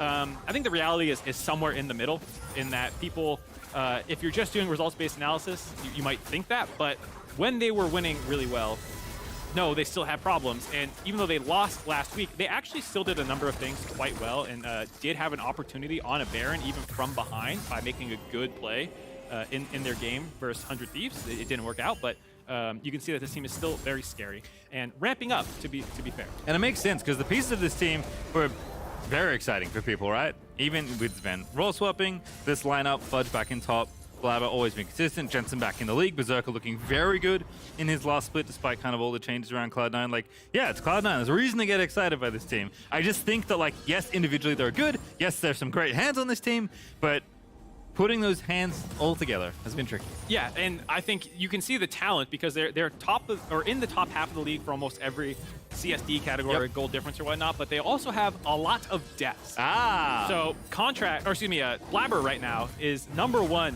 for junglers of deaths pre-15 minutes at 10. Double #2 at 5. Ooh. So he also has a ton of kills there, so his overall, early game looks good. He's still up in CS and gold, but it does speak to they have a number of plays that can backfire, and something that they do need to clean up is how they work with each other, but the talent is there individually. Nice little Drake roll there, by the way, for IMT, picking up the Infernal under 6 minutes. Feels pretty good to have a perma pushing bottom lane and now lost. Just ripping up Berserker's health there with the axes, but Berserker is going to get away, chug a potion, and be A-okay. Really nice timing on waiting for the spell shield to wear off for loss there and then getting the knockback. I don't think Ignar had hook, otherwise there was a pretty good opportunity there. And like you said, grabbing that dragon, using that Draven pressure, sometimes it can be hard to find the kill early on if people are playing respectfully, so instead you get the CS lead up to 10 already. You grab that dragon, and you kind of wait for the opportunity because you're fine just stacking that passive up until you're finally able to cash in. And we're going to respect Fudge's move, and Blabber on the Trundle. Trundle not bad in any sort of 1v1, especially a protracted one, so Blabber's going to go ahead and get that Scuttle Crab. Yep, playing away from the strong lane, kind of hard to contest certain things, so give the dragon up, grab this Scuttle Crab like you said, go for a little bit of an invade, and this 2v2, like we said, very scary if IMT want to defend there. Lost eating a lot of damage. But feeling some confidence here. Looks like he'll be okay, but maybe gonna have to back away. Jensen roaming up here, though, can be in trouble. Knocked off the wall, though. Jensen gets grounded by the Poppy W, but Revenge is low, not dead yet. His Power of Evil moving on in. Cleanser's popped, and Jensen now has to get out of there because Revenge is gonna pop the cone and get himself out to safety, but Kenby's still fighting with the shield. He has a little bit of range, and it's a bit of a mess here, to be honest, in the top half of the rift, but everyone's walking away slowly. Yeah, there's a lot of rushes they have to ward. Not able to find any of the critical abilities there. It felt like if Revenge could have landed one of of those knockups. Maybe PoE can go flying back in. A little footwork there by both teams. Neither one finds the kill, though. Still first blood on the table on the back end of that. Kind of surprising, given there was 6 champions in a very small zone. But everyone walks away safely. First blood's still available. If you gave me a screenshot of that fight, I for sure would think someone was dead at the end of it. But somehow everyone gets out A-okay. All right, well, Jen's going to reset. But good to see both mid laners being aggressive. That's really what you pick either of them for. They're not lane dominant. They're not super scaling, or they do scale decently. Like, you want to get out of lane and go affect other parts of the map. Team up with your jungler. Obviously, Jensen has a bit of an easier time roaming around with the wall. But PoE right on his heels there as Cloud9 were looking to make that play. And IMT at the end of it all are going to go ahead, take Revenge's pressure, take PoE's reset, and waltz on over to this first Rift Herald. Yeah, not the ideal start to the game so far for Immortals, but not really under the gun quite yet. They grab the first dragon. They're getting the Rift Herald basically on spawn. Their CS leads dropped for a second here because they're prioritizing the objectives, but you can see Lost a little bit up, about a wave up, and Revenge, after he catches this, should be up a little bit of CS as well. So gold lead pretty close. Yep, not too bad. See where that Herald goes. Obviously, good way to get the gold lead up nice and early, but obviously that Infernal worth gold that not reflected on the scoreboard, especially these days. My goodness, pumped some power back into those Drakes. I'm glad we did. Yeah. I am very happy to have more incentivized objectives so people try and get on the map, make something happen. Jensen surfing on down. Not going to find anyone though. Goes ahead and backs away to his lane as PoE is trying to get the wave pushed back in. And Sivalulu is vibing. So far so good for Lost, although the CS, as you mentioned, has been caught up. And for Sven and Berserker, surviving this lane is obviously the goal. It's something that they have had their struggles with. Sven has admitted in interviews that he's a bit of an inter. Not like actually running it down, but saying like, I'm going to play aggressively on the handful of champions that I play well so I can improve faster. I'm not here to try and just survive lane and not be a liability. I want to become good at this role and figure out how I can exploit advantages the hardest that I can. Yep. I think it was an interview with Travis where he was talking about this and how, yeah, he has a smaller champion pool right now. Everyone knows that he doesn't need to pretend, and he's trying to be as aggressive as he can on those ones and really master those champions. And Lulu has been one of the ones that he's had some pretty good performances on. So hopefully him and Berserker can survive this lane. They're doing pretty good right now, being basically even. Again, certainly the scaling team will take it as Sven roaming on around. Ooh, perhaps another role swap. No, actually, setting something up here alongside Blabber, Jensen, and Berserker, but Power of Evil has ulti, has flash, and was warded there was Blabber. So an easy back away there for PoE. Yep, some nice vision control there. Having those wars to see that coming. You saw an assist me ping go down on the bot lane turret during that time period. I wasn't sure if Kenvi was going to head down there and try and drop the Herald down that Sven had shown in mid lane, but didn't feel like there was enough of a timing window to make that happen. So ends up backing off there. Flick goes away, but unfortunately Lost not around to grab it. Took the reset instead. So big wave stack, but Berserker's going to scoop up all that farm. Should be all right there as the second dragon is spawning. Teams do want to be ready in position, especially IMT, if they can get the stacks rolling early, but C9 are in position to contest. Fudge already down here. Ooh, no auto reset to get that ward. Drop the pink ward instead. Finding a path in. You can see Fudge sneaking down there. There's question mark pings by IMT, but they haven't actually seen Fudge yet. They've sniffed it out, but they aren't sure where he is exactly. There's the Herald drop mid again. IMT trying to get some counterplay as Jensen is busy dealing with this wave. IMT have made their way in. They're sweeping out the vision, but Cloud9 are sticking on this dragon. Jensen has the wall. It's going to pop it. Ignite's going to be trapped. Oh no, right in front of Cloud9 as Jensen's going to grab first blood. Beautiful wall by Jensen there to cut him off right as he hooks in. No one could follow up on that engage. Easy first blood. Charge does go down mid lane for some plate money, but otherwise, C9 has grabbed control of the situation. Yeah, and that should be the dragon as well, unless Lost has an E, really only skill he can use, unless he wants to pop the ulti, but decides against it. Goes ahead, gives the dragon over to Cloud9, and Blabber will slay it for the side. Yep, gonna be able to grab that one, throw a little wrench in the game plan of dragon stacking that IMT had going on. And I think you could already see some indications that Immortals was shifting to a little bit more late game of a plan, or at least understanding how the team fights are gonna go. Lost not going for the lethality. Draven often going Eclipse first. Herald on, gotta engage here. Power of Evil looking for the point blank charm. Good little wild growth there to interrupt. And that'll be an easy escape there. Berserker forced to use the heal as well, but Cloud9 invests very little to get away from the 4v2. Yeah, I mean, you got to feel pretty good about that. It was very telegraphed, very brute force by Immortals there. Pop the ults, run out of there, and you're more than happy to trade those out for PoEs and a temporary loss of aggression as Sven gets interrupted by Lost there. But yeah, like I was saying, Lost going most likely for the crypt build, not getting Eclipse, understanding that he's going to have to punch through a Sejuani and Trundle in a lot of these fights. Here's that beautiful wall again by Jensen. I mean, Ignar was going to die pretty quick there even without that wall, but that definitely sealed his fate. I didn't catch it, so I'd have to go see it again, but I think Jensen stunned Ignar by pushing him through his E with his wall. And if that's what happened, it doesn't matter. Like, there's plenty of damage in CC, but if that's what happened, that's just adorable. I need to go back and look at that after this game and see, because that sounds like a very cute setup if It you is can actually pull that off. Well, Jensen with the extra angle there on Talia. Landry's done as well, so Cloud9 feeling a bit more confident. FTX gold advantage, not quite at 500.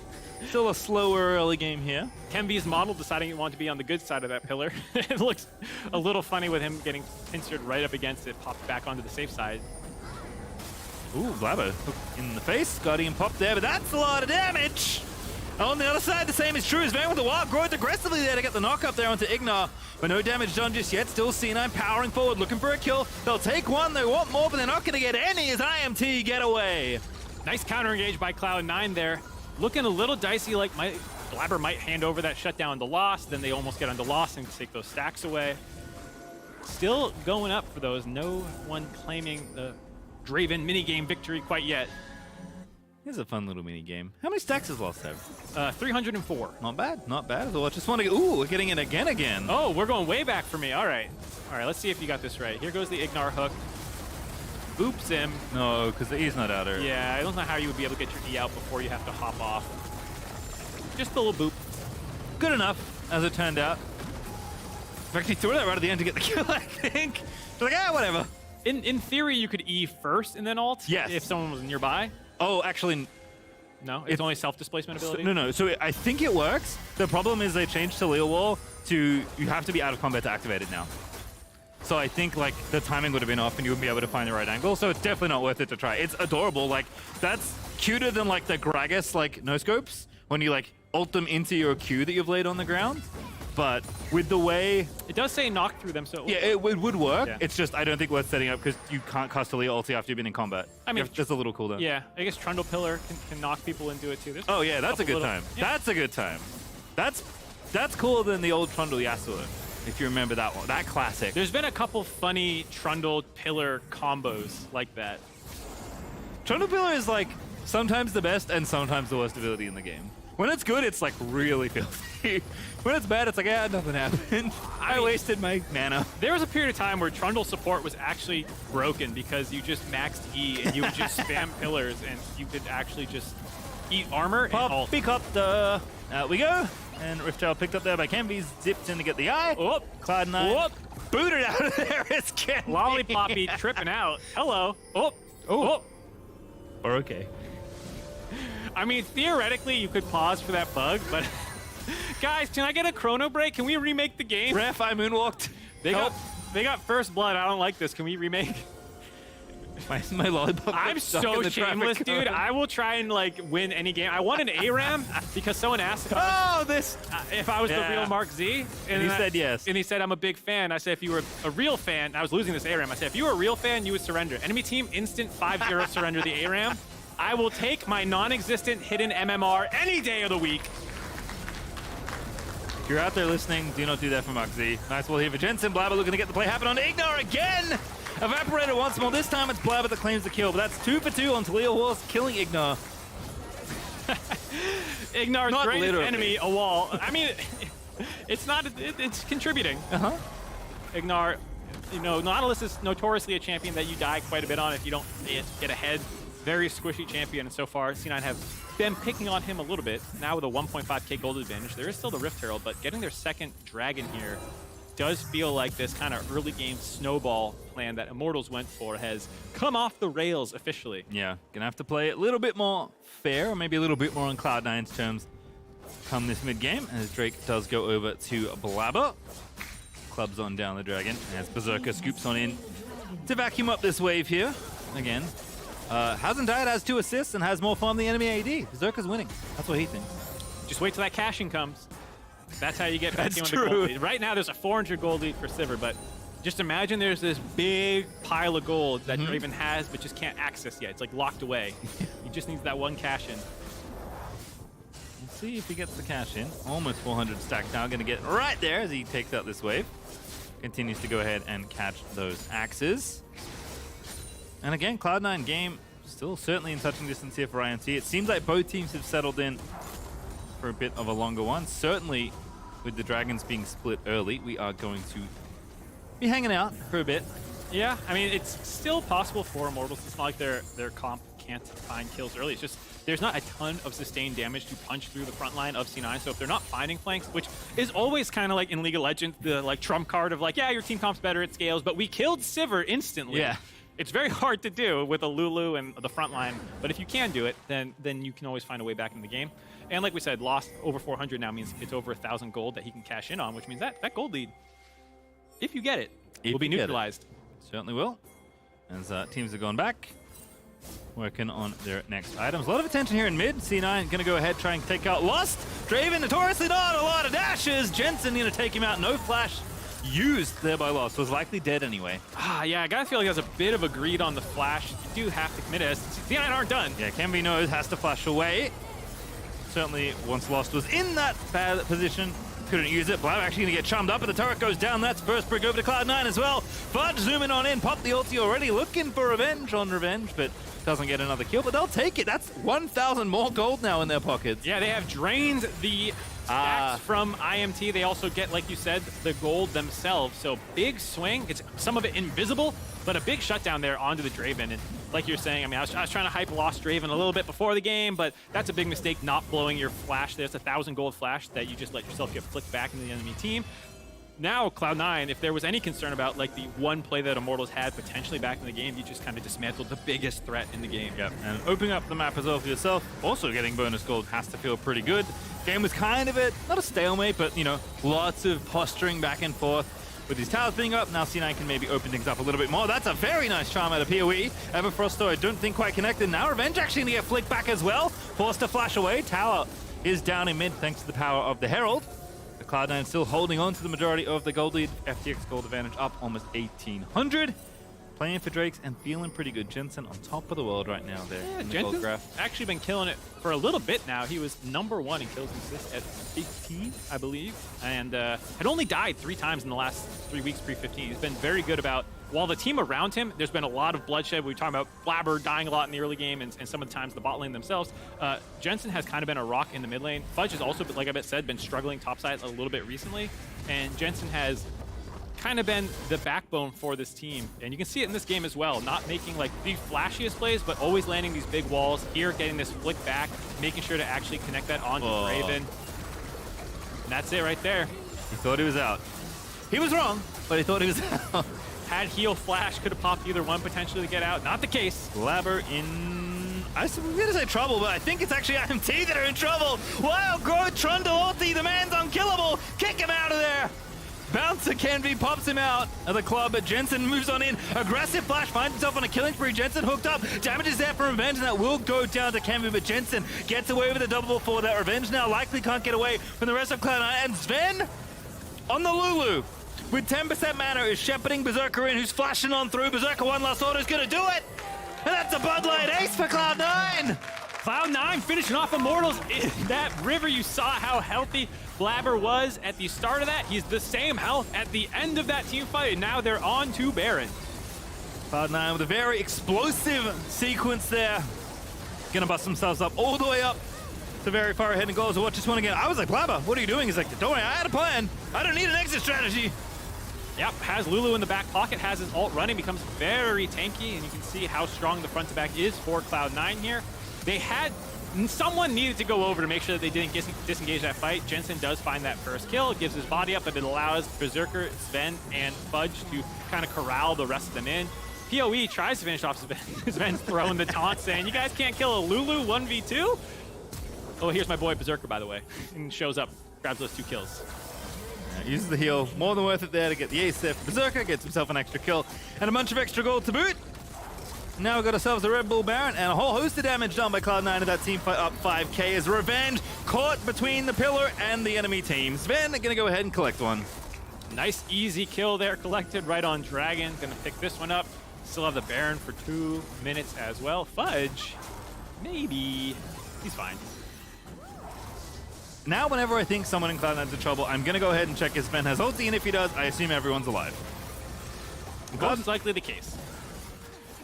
In fact, IMT might be the ones back in trouble. Fudge no ulti, but still pursuing Jensen, trying to make it happen. The charm is very nicely placed by PoE, and Jensen's got nothing else. Yeah, I think he angled that wall just a little too tightly, so when he hopped off, he couldn't actually walk through and keep chasing. Either they needed to go a little bit further or angle it a little bit further up. Either way, not a big deal. They get the Dragon. They have that kill. They have the pressure. Going down the bot side while Fudge is just being a nuisance for the last minute, just walking at people. Yeah, space has been created. Oh, goodness. There's no Lulu in the area. Revenge is also zooming on up, so Fudge is in some trouble. No flash. There's the Draven ulti! Revenge gonna go ahead, collect the kill. There they go, they got him. Fudge, you can only be so annoying before Immortals has too much of your stuff. They go in there. Find that one kill. It is a bit of a delay with the Baron still on for a minute and a half. Would have been better to just take a synced recall, reset back up, maybe try and take an inhibitor, but I think C9 are playing with their food a little bit here. Oh, Ignar is just trapped. That's such a nice setup. Blabber, he's putting up the pills, and Jensen keeps on knocking him down. Yeah, Blabber having a really good game. Being in the right place, right time, using these pillars, using his ultimate to bait these fights, knowing how tanky he is. Immortals now 7,500 gold down. Looking a little scary. Blue buff for Sven, blue buff for Jensen. Nice little donation there, keeps control of the area. Blabber and Sven continuing to roam through together, have been very effective as a pairing in the front line of these fights, as Cloud9 are just mopping up gold away from IMT. Now 8k ahead with still 30 seconds left on the round. And don't forget the Cloud Soul to play for in 3.5 minutes. Yeah, staying ahead of FlyQuest here. This is a big win for them in terms of playoff seeding. It's still a very tight race. I think, if I'm not mistaken, it is 8-8 for FlyQuest. This would put them at 9-7 to stay one step ahead. Also means I might be eating a habanero. Cloud9 are feeling good, heading into playoffs, trying to grab some momentum. Immortals feeling the pain of it, though. All right, well, another tower goes down, almost up to 10k ahead, but we'll take the recalls. Oh, using the very end of the Baron buff to get the empowered recall.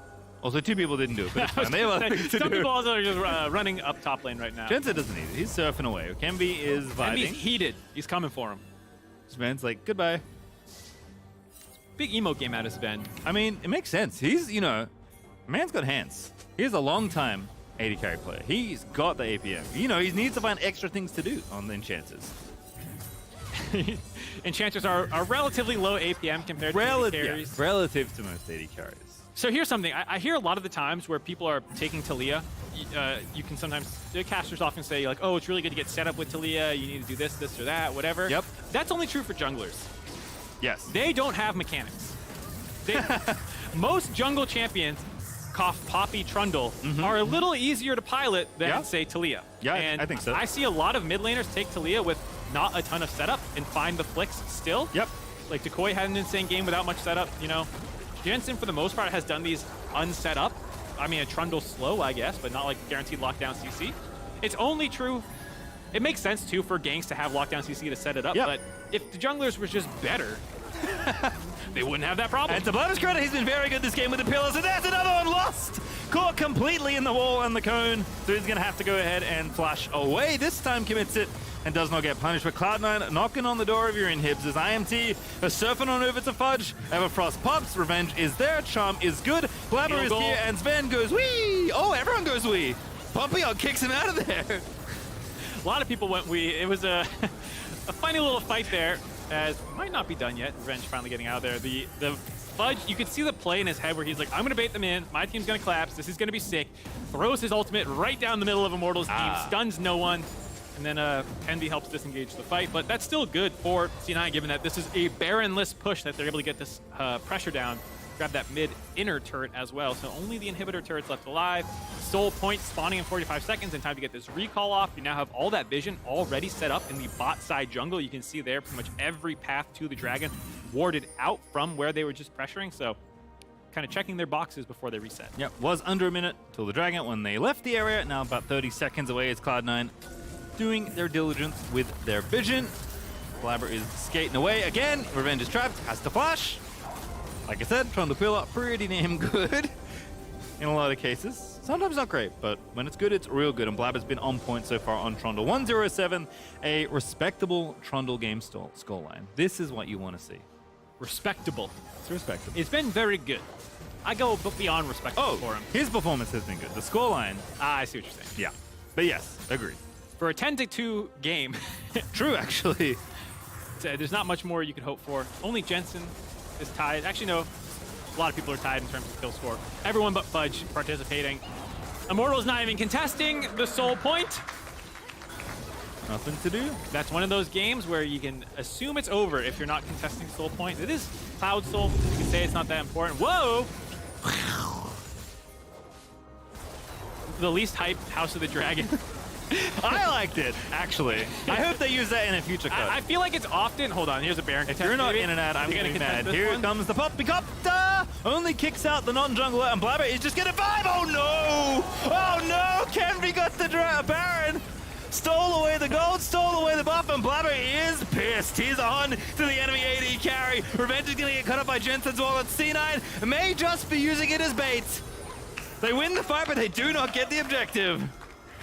If you're Immortals, you're saying we take those. If you're Cloud9, you're saying, how dare you? And they're going to try and end the game right now, 30 seconds before loss is up. They don't have the Baron and Power Creep for the push, but there's no one really for wave clear other than PoE. Not going to be able to do it by himself. They're gonna maybe say, you know, we take those two. Take your next at least. That's the plan for Cloud9. Streaming on down through mid. No Baron to help you out here. Kenvi and Power Reveal are the only resistance, and Kenvi is trying to cut the wave. By a bit of time in the stasis, but still dead to Berserker. As now the Baron minions are gonna force Cloud9 back. All right, Cloud9 can't end on this push. Dang. I wouldn't have minded if they had. Feels like a pretty trapped game. This is one of those, if you're in solo queue, I'll respect the FF. I will never surrender ARAMs. Yes, as we've learned. Funnily enough, I will surrender games where I feel trapped for LP, but I won't do it in games. Here you see the yeet out. It's just Blabber left in the pit. Everyone else gave a fair amount of respect, actually, to the collapse from Immortals. So it ends up a bit of a 1v1, and the Dravenall is actually throwing in damage as well. So actually slightly in favor of Kenvi, given that his team had damage coming in as well after C9 peeled very far off the Baron. Didn't want to get caught out by Nautilus and Ahri. You know, theoretically, the right play, it's more important not to get aced than to lose the Baron. Yep. But I don't think they were going to get aced. Either way, Cloud9 setting back up again around this bot side of the turret. Immortals, the negative 253 Baron power play. Nice. I wonder if that is technically still an improvement from the gold spread over the previous 5 minutes before Baron. I would assume so. Like, average-wise, it's trending up. They're not losing as much as they were before. Before you can be positive, you have to decelerate the speed that you were going down. Yes. I guess that's accelerating? Decelerating your negative speed? You know what? We'll figure it out in a moment, because Jensen's going to try and cut him off here as they are trying to go under this tower and get it down. They should be able to grab it. Indeed, they will. And now the fight may begin. Blabber a little too far forward, though, as Kenvi slams Fudge on in. Revenge backs through. Jensen on a killing spree, though, and Cloud9 have broken through in the bottom half of the rift. This time, even though there's 30 seconds left on Baron, they will take the game away from Immortals. Jensen with the triple flick after locking the team in there. Sivir's dream, seeing a bunch of people stuck together with your boomerang blade and ricochets, getting everyone low. They find the kills, they find the win. Cloud9, a nice game for them to start their Super Week. Obviously, looking at the standings, you would expect a Cloud9 win here, but has to feel good to have it be mostly smooth as you start your Super Week. It was almost 100% in their favor, start to finish. There was that small window where Immortals had pressure on the map. They grabbed the first Dragon, they got the first Herald, but outside of that, Cloud9 grabbed control of this game very early on, never left control of it, didn't make any significant mistakes, just kind of weathered the very, very early storm and outscaled. Now, when assessing our options for player of the game, Jensen. Okay. You're gonna pitch Blabber. I was gonna pitch because I was gonna posit the question: is it the setup pillars, or is it the person that has to click the buttons on Taliyah? I think there were enough plays by Jensen, not set up. He's also That's true. He's also 8-1 and 8 and big number good. Big number, better gamer. Me like big number. He also, that wall was obviously not Blabber's. The one he set up he back to had get the some first very point. good walls as well. All right. I think he did a very good job in this game. It wasn't going to take a lot, I am convinced. Yeah. I know you want to give it to Trundles and junglers. But, I more just want to highlight how good Blabber's pillars were, but I do agree. I think Jensen had the most impact on the game for Cloud9. Not that it was a particularly bumpy ride for them in any case. No, I think this was just a good bounce back game from them after dropping last week, going 0-2. You know, there were some mistakes in the early game. Blabber's Wukong was leaving a little bit to be desired. Here he comes back on Trundle and just kind of controls the whole game. It was just one of these things where it just felt like there was never a moment where they were sweating it all over this game. Yep, and I think you can tell, like, with the way they picked, pretty safe draft, wanting to scale, having a lot of solid picks, right? Nothing that's going to require too much attention, nothing that's going to need gank assist to really get going. Fudge is playing Sejuani, he's playing respectfully against the Aatrox instead of just running and trying to get every 1v1. I mean, this is the kind of game I think we expect from Cloud9, especially this late in the season. They know how critical these wins are. Yeah, I think they're very happy to try and claw and stay above FlyQuest in the standings. Third place team right now is Team Liquid, and so if you get the choice between trying to fight Team Liquid or CLG, should they stay fourth or whatnot, you know, there is probably a preference for a lot of teams in the league to avoid Team Liquid early on. So for Cloud9, very important win. Certainly is. I see there's people on stage. I don't know if they're ready yet, though. I see them. They're looking at me. They're giving me waves and thumbs up. They waved. Are you ready? The prompter's not scrolling, but they look ready. I don't know. I guess there's other people who have jobs that might need to wait to be ready, like the entire control room. I don't know. Yeah. Who knows? You know what, Mark? They're ready now. Because we're going to be catching up with Blabber and the Tigress in our Verizon post-game interview. Welcome to the Verizon post-game interview. You feeling ready, Blabber? I'm ready. Yeah, you ready? I'm ready. I think we're ready for this. How ready were you feeling coming into Super Week, the last 3 games of the regular season? Feeling pretty good about Super Week and going forward into playoffs next week, I believe. So I think it's next week at least. So I think our practice this week was pretty good. A bit sloppy, but I'm glad we were able to win today. Well, on that note, though, feeling like your practice was pretty good coming into this week, how would you say it compares to going into other weeks? Is it on par with how you're normally feeling in terms of team confidence, or has it wavered?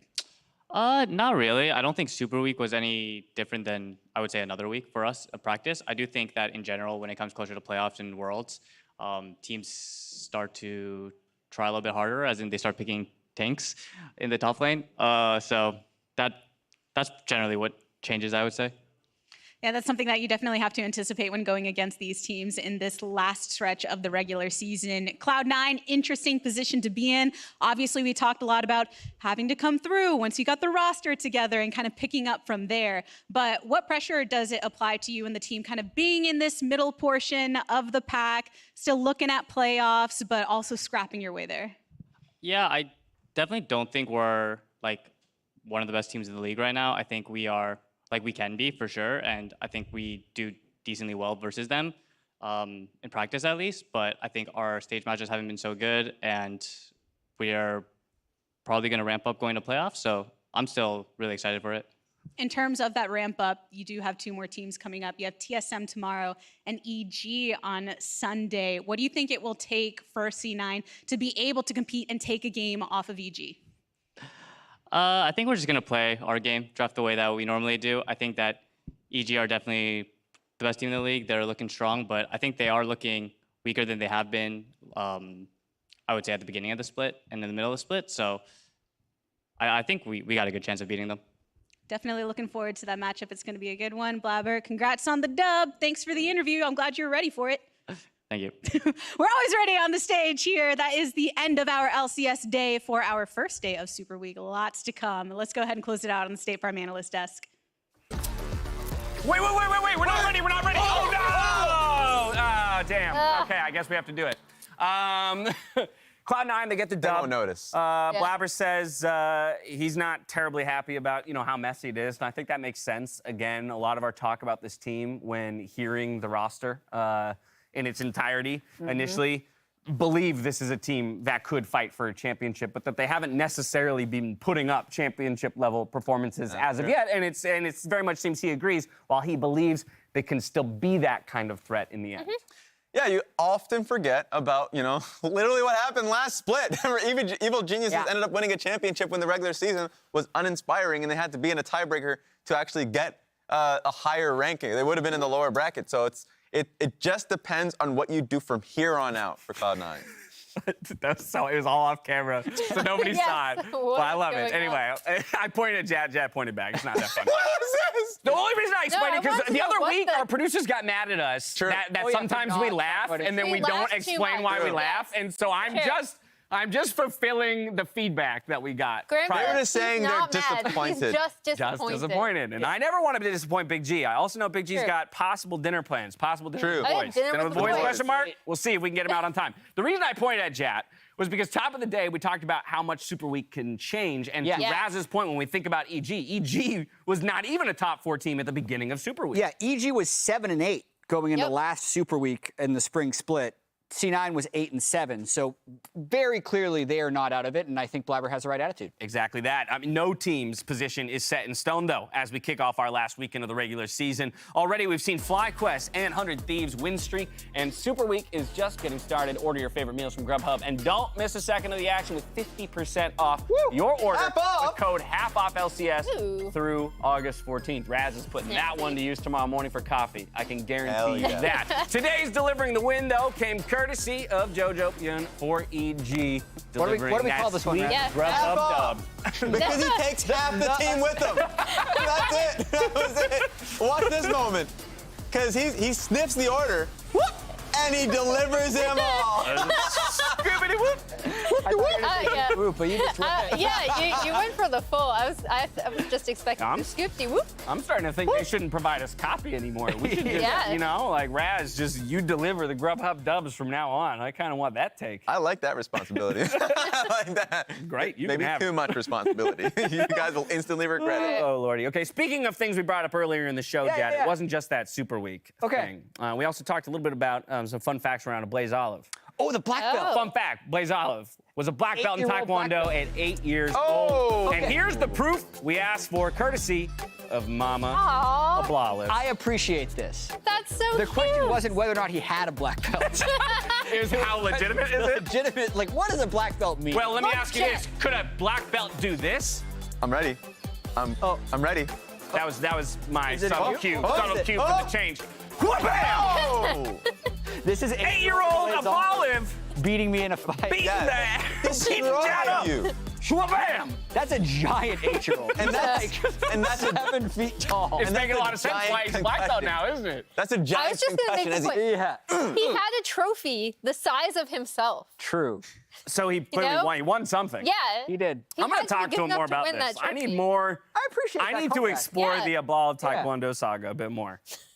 But I'm glad that we have proof now. True. Thank at you. that. So thank you very much for providing that, Mama. There's got to be some Ablolive. type of black belt standard. I feel like it's very. I mean, you have to pass a test. You had to take a test. Because I got tweets that were like, "Yeah, I had a black belt when I was 9." I'm like, what does it mean? Now, let me ask you though. Yeah, I mean, I don't know. And I'm not a part of the martial arts world, so I'm not going to pretend to be able to explain how it happens. But I know that there are standards and tests that you have to take and things like that. My question martial now arts becomes, community- Jack, after seeing what we just saw, do you still think you could beat him in a fight? When he's 8. And when yes. he's the Scott- 8-year-old version, yes. The martial arts community, remember this.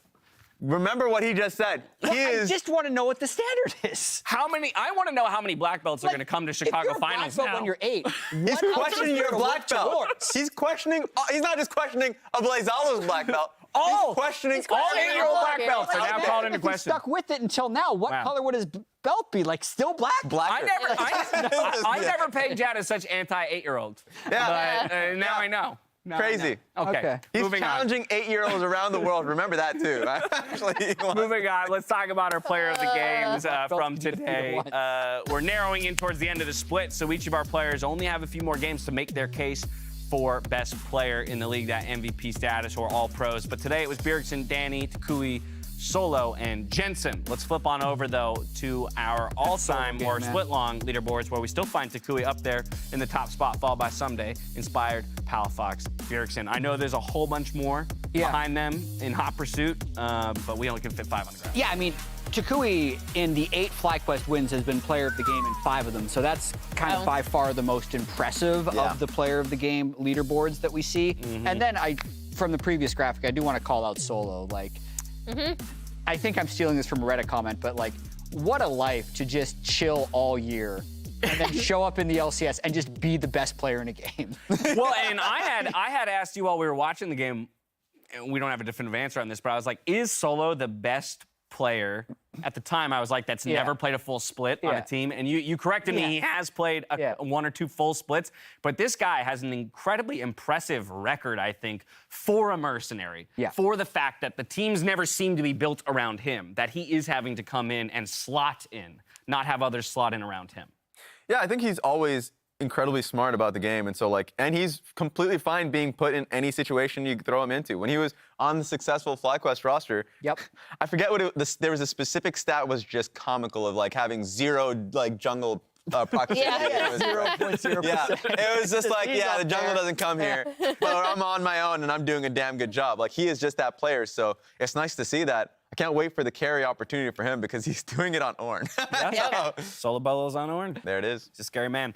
A reminder that FTX is hosting the Nexus Stars tournament this August with hundreds of limited edition and in-game items, a gaming PC, and $10,000 in cash up for grabs. The open qualifier kicks off on August 27th and 28th, with the finals taking place on September 3rd and 4th. You can learn more at nerdstreet.com and check out ftx.us. That's going to bring us to the standings, though, with only 2 days of play left. Here's where the teams fall. It's Evil Geniuses up top the table, back in first place, as 100 Thieves had fallen earlier today. It's Team Liquid there in the 3rd spot, CLG in 4th, 5th goes to Cloud9, and 6th for FlyQuest. TSM and Golden Guardians rounding the playoff picture out in 7th and 8th before we get to Immortals Progressive and Dignitas sitting on just the outside. So, interestingly, we actually sit with no ties in our playoff picture. True. At the end of today. Well, yeah. In our playoff picture, no ties at the moment. That's all I'm saying. Okay. We went from having a head-to-head. few ties at the top of the day to no longer. Wow. Crazy. It's wild. Oh, is 8th the tie? Well, it is. Yes, it was, my bad. but I you was were thinking so 9-10. confident. I thought you were like, you should have stopped me way sooner. You I was let me say about that- to, and you let were me like, say that no, twice. in the playoff picture. You let me You're say like, that twice. all Big right. G had to stop me. I was trying to. I can always count on you, Also- Big G. I can always Oh count on my you. God. Love you too. Jat now has to eat a pepper. Jat, you gotta eat a Yeah, pepper. I will have to. It's confirmed. Oh, C9 won, Lordy, so how you TSM feeling? can't finish top 5. How you feeling? I feel okay. I'm definitely going to go eat something spicy tonight. Tonight. Yeah. I Is need that a to good Start training idea? your I stomach. think so. He's trying to not Are you feel his not- tongue now. Are you not doing damage to parts of your body that are going to take more damage later? I'm thinking maybe. I need to do a little bit of research, but I think you can kill your spice receptors by over-spicing them. You're trying Wait, to really? kill your spice receptors? Yeah. You may as well what just if- take a lighter What if to you your just tongue then, eat sir. I mean, what? a whole bunch of Tonight Sichuan is- peppercorns Yeah. and cloves? You know what I mean? Just numbing spices. Okay. I'm going to do some research. You know, I know. this is the person you should listen to. when it Personal comes to spice. research. So whatever she says. My spice tolerance is so high that people should check. I've served food that people have not been able to eat. No, never. I take it all back. Then. I have been able to don't, eat it. Don't trust any yeah, of us. don't. Yeah. Go don't your own trust way. me. We'll see how it works. For science. There it Go is. ahead and That's eat a bunch one of man spicy stuff down. leading up for science. That's one man One more down. to go. I'm looking at Mark now. is he Somewhere in out here? there. Yeah, we're waiting until Mark's bet succeeds or fails To before. pay it off. Yeah. That's a good Yep. note. That's a good note because we'd like to pay him off together if possible. All I'm saying, kind of looked like he was sweating. He had to take his jacket off, so he's already pretty hot and bothered by the fact that he is going to lose this bet. True fact. True fact. All right, let's take a look at the schedule because there's some stuff that needs to happen if Mark is ultimately going to join Gat in that bet. But tomorrow's schedule. Get in gives there, us IMT! And CLG to kick things off by Golden Guardians versus Team Liquid Honda. Smack dab middle of the day, it's going to be Cloud9 versus TSM, FlyQuest versus Immortals Progressive, and EG versus Dignitas to close things out. So 100 Thieves CLG was already going to be a banger, but especially after what happened today, where they're both coming off losses. And then C9 TSM, also very interesting with TSM coming off of a win. Absolutely agree. The upsets potential of the number 2 seed no longer being safe. That's the most important playoff seed for a top 16 is getting the first round bye in the playoffs. And 100 Thieves put themselves in jeopardy because they play CLG tomorrow and then TL on Sunday. So it's not free for them throughout the rest of the Super Week. Yeah, that second seed, and then we heard Chan earlier on the desk talking about for them, it's trying to escape maybe 7th, 8th, right? Yeah. Even get to the point where you're not having to play a top seed And right away. that's so important because we talked about the 5th place isn't possible, but 6th still should be. So, and that's massive for not being able to escape getting eliminated after just one match. Absolutely. And the grind's important because I remember last year, was it? there was always like that scrim rumor of like, oh, this team may be starting at the lower bracket, but they're pretty confident if certain things happen and they get that best of 5 matchup, then they can continue on. So it's just about like the work that you put in from here on out. It's about the form you're in when you enter playoffs, right? Yep. I mean, while the 18 games matter for getting there, those 18 games are irrelevant once you do get there. Yeah. So we'll see soon enough. A reminder that tomorrow is Pool Party Saturday with Contracts joining the analyst desk. We'll have a special pool party, tailgate, including a dunk tank, the Immortals Progressive Boba truck. We're going to have Poro Beach balls and plenty more. So don't miss it. I didn't plan it. I don't know. You know? You were not ready to say I don't know what to expect. I'm just going to be there and enjoy it with all of you. So make I sure want to get dunked. It's a pool party. Tune in tomorrow. Well, you got to go talk to I did. I okay, offered. great. Emily's going to get dunked. I want to get dunked. Hopefully. Who knows? Actually, I shouldn't guarantee anything because like I just said, I didn't plan it and I'm ready to get dunked taking too. back that guarantee. That's going to do it from us. Now on behalf of myself, the Cash, and the entire broadcast crew, thank you so much for watching. We'll see you tomorrow for more There it is. I couldn't and Pool see Party that. Saturday. Until then, stay healthy, stay safe, be good to each other, and good night. That was one of the closest we've had yet. Oh, that was way too far. That was one of the farthest we've had yet. Close up on. Yeah, I mean, it's Render unto me what is mine! Let's go! Oh my God, the pop-off. Needs to make those big Maybe plays. Zary comes up, he gets the stun, his butt twisted! That is why you do it! You pull him back! And now he might just die anyway. Oh my God, that was beautiful, Santorin, let's go! Danny gets jumped on, follow-up from Ole. They're not able to kill him in time. And now, the firing line That's goes to 3. Guardians. Danny is looking for all 5 again! Yeah, look here. I see that. Go. Point. We go. Take your time. We got this. Turn the route. Slow. Can we kill him? We got him. Johnson, I just buff you. Okay, keep pushing mid. Here's Johnson! He got him! FBI's gone! The carries are gone! 100 Thieves are gone! And FlyQuest, they found the window and kicked that mother in! Triple kill back over to Johnson! Closer dies! GG! FlyQuest! Taking a little bit too much damage and going on in for it. They're diving on through. Insixo taking out Dokla, and TSM have just stood and delivered at the Baron. They'll take the kill. They'll take the buff. TSM riding on to victory. And Sven on the Lulu with 10% mana is shepherding Berserker in, who's flashing on through. Berserker one last order is going to do it. And that's a Bud Light ace for Cloud9! No. Again, Blabber a little too far forward though as Kemby slams Fudge on in, Revenge backs through! Jensen on a killing spree though, and Cloud9 have broken through in the bottom half of the Rift. This time, even though there's 30 seconds left on Baron, they will take the game away from Immortals.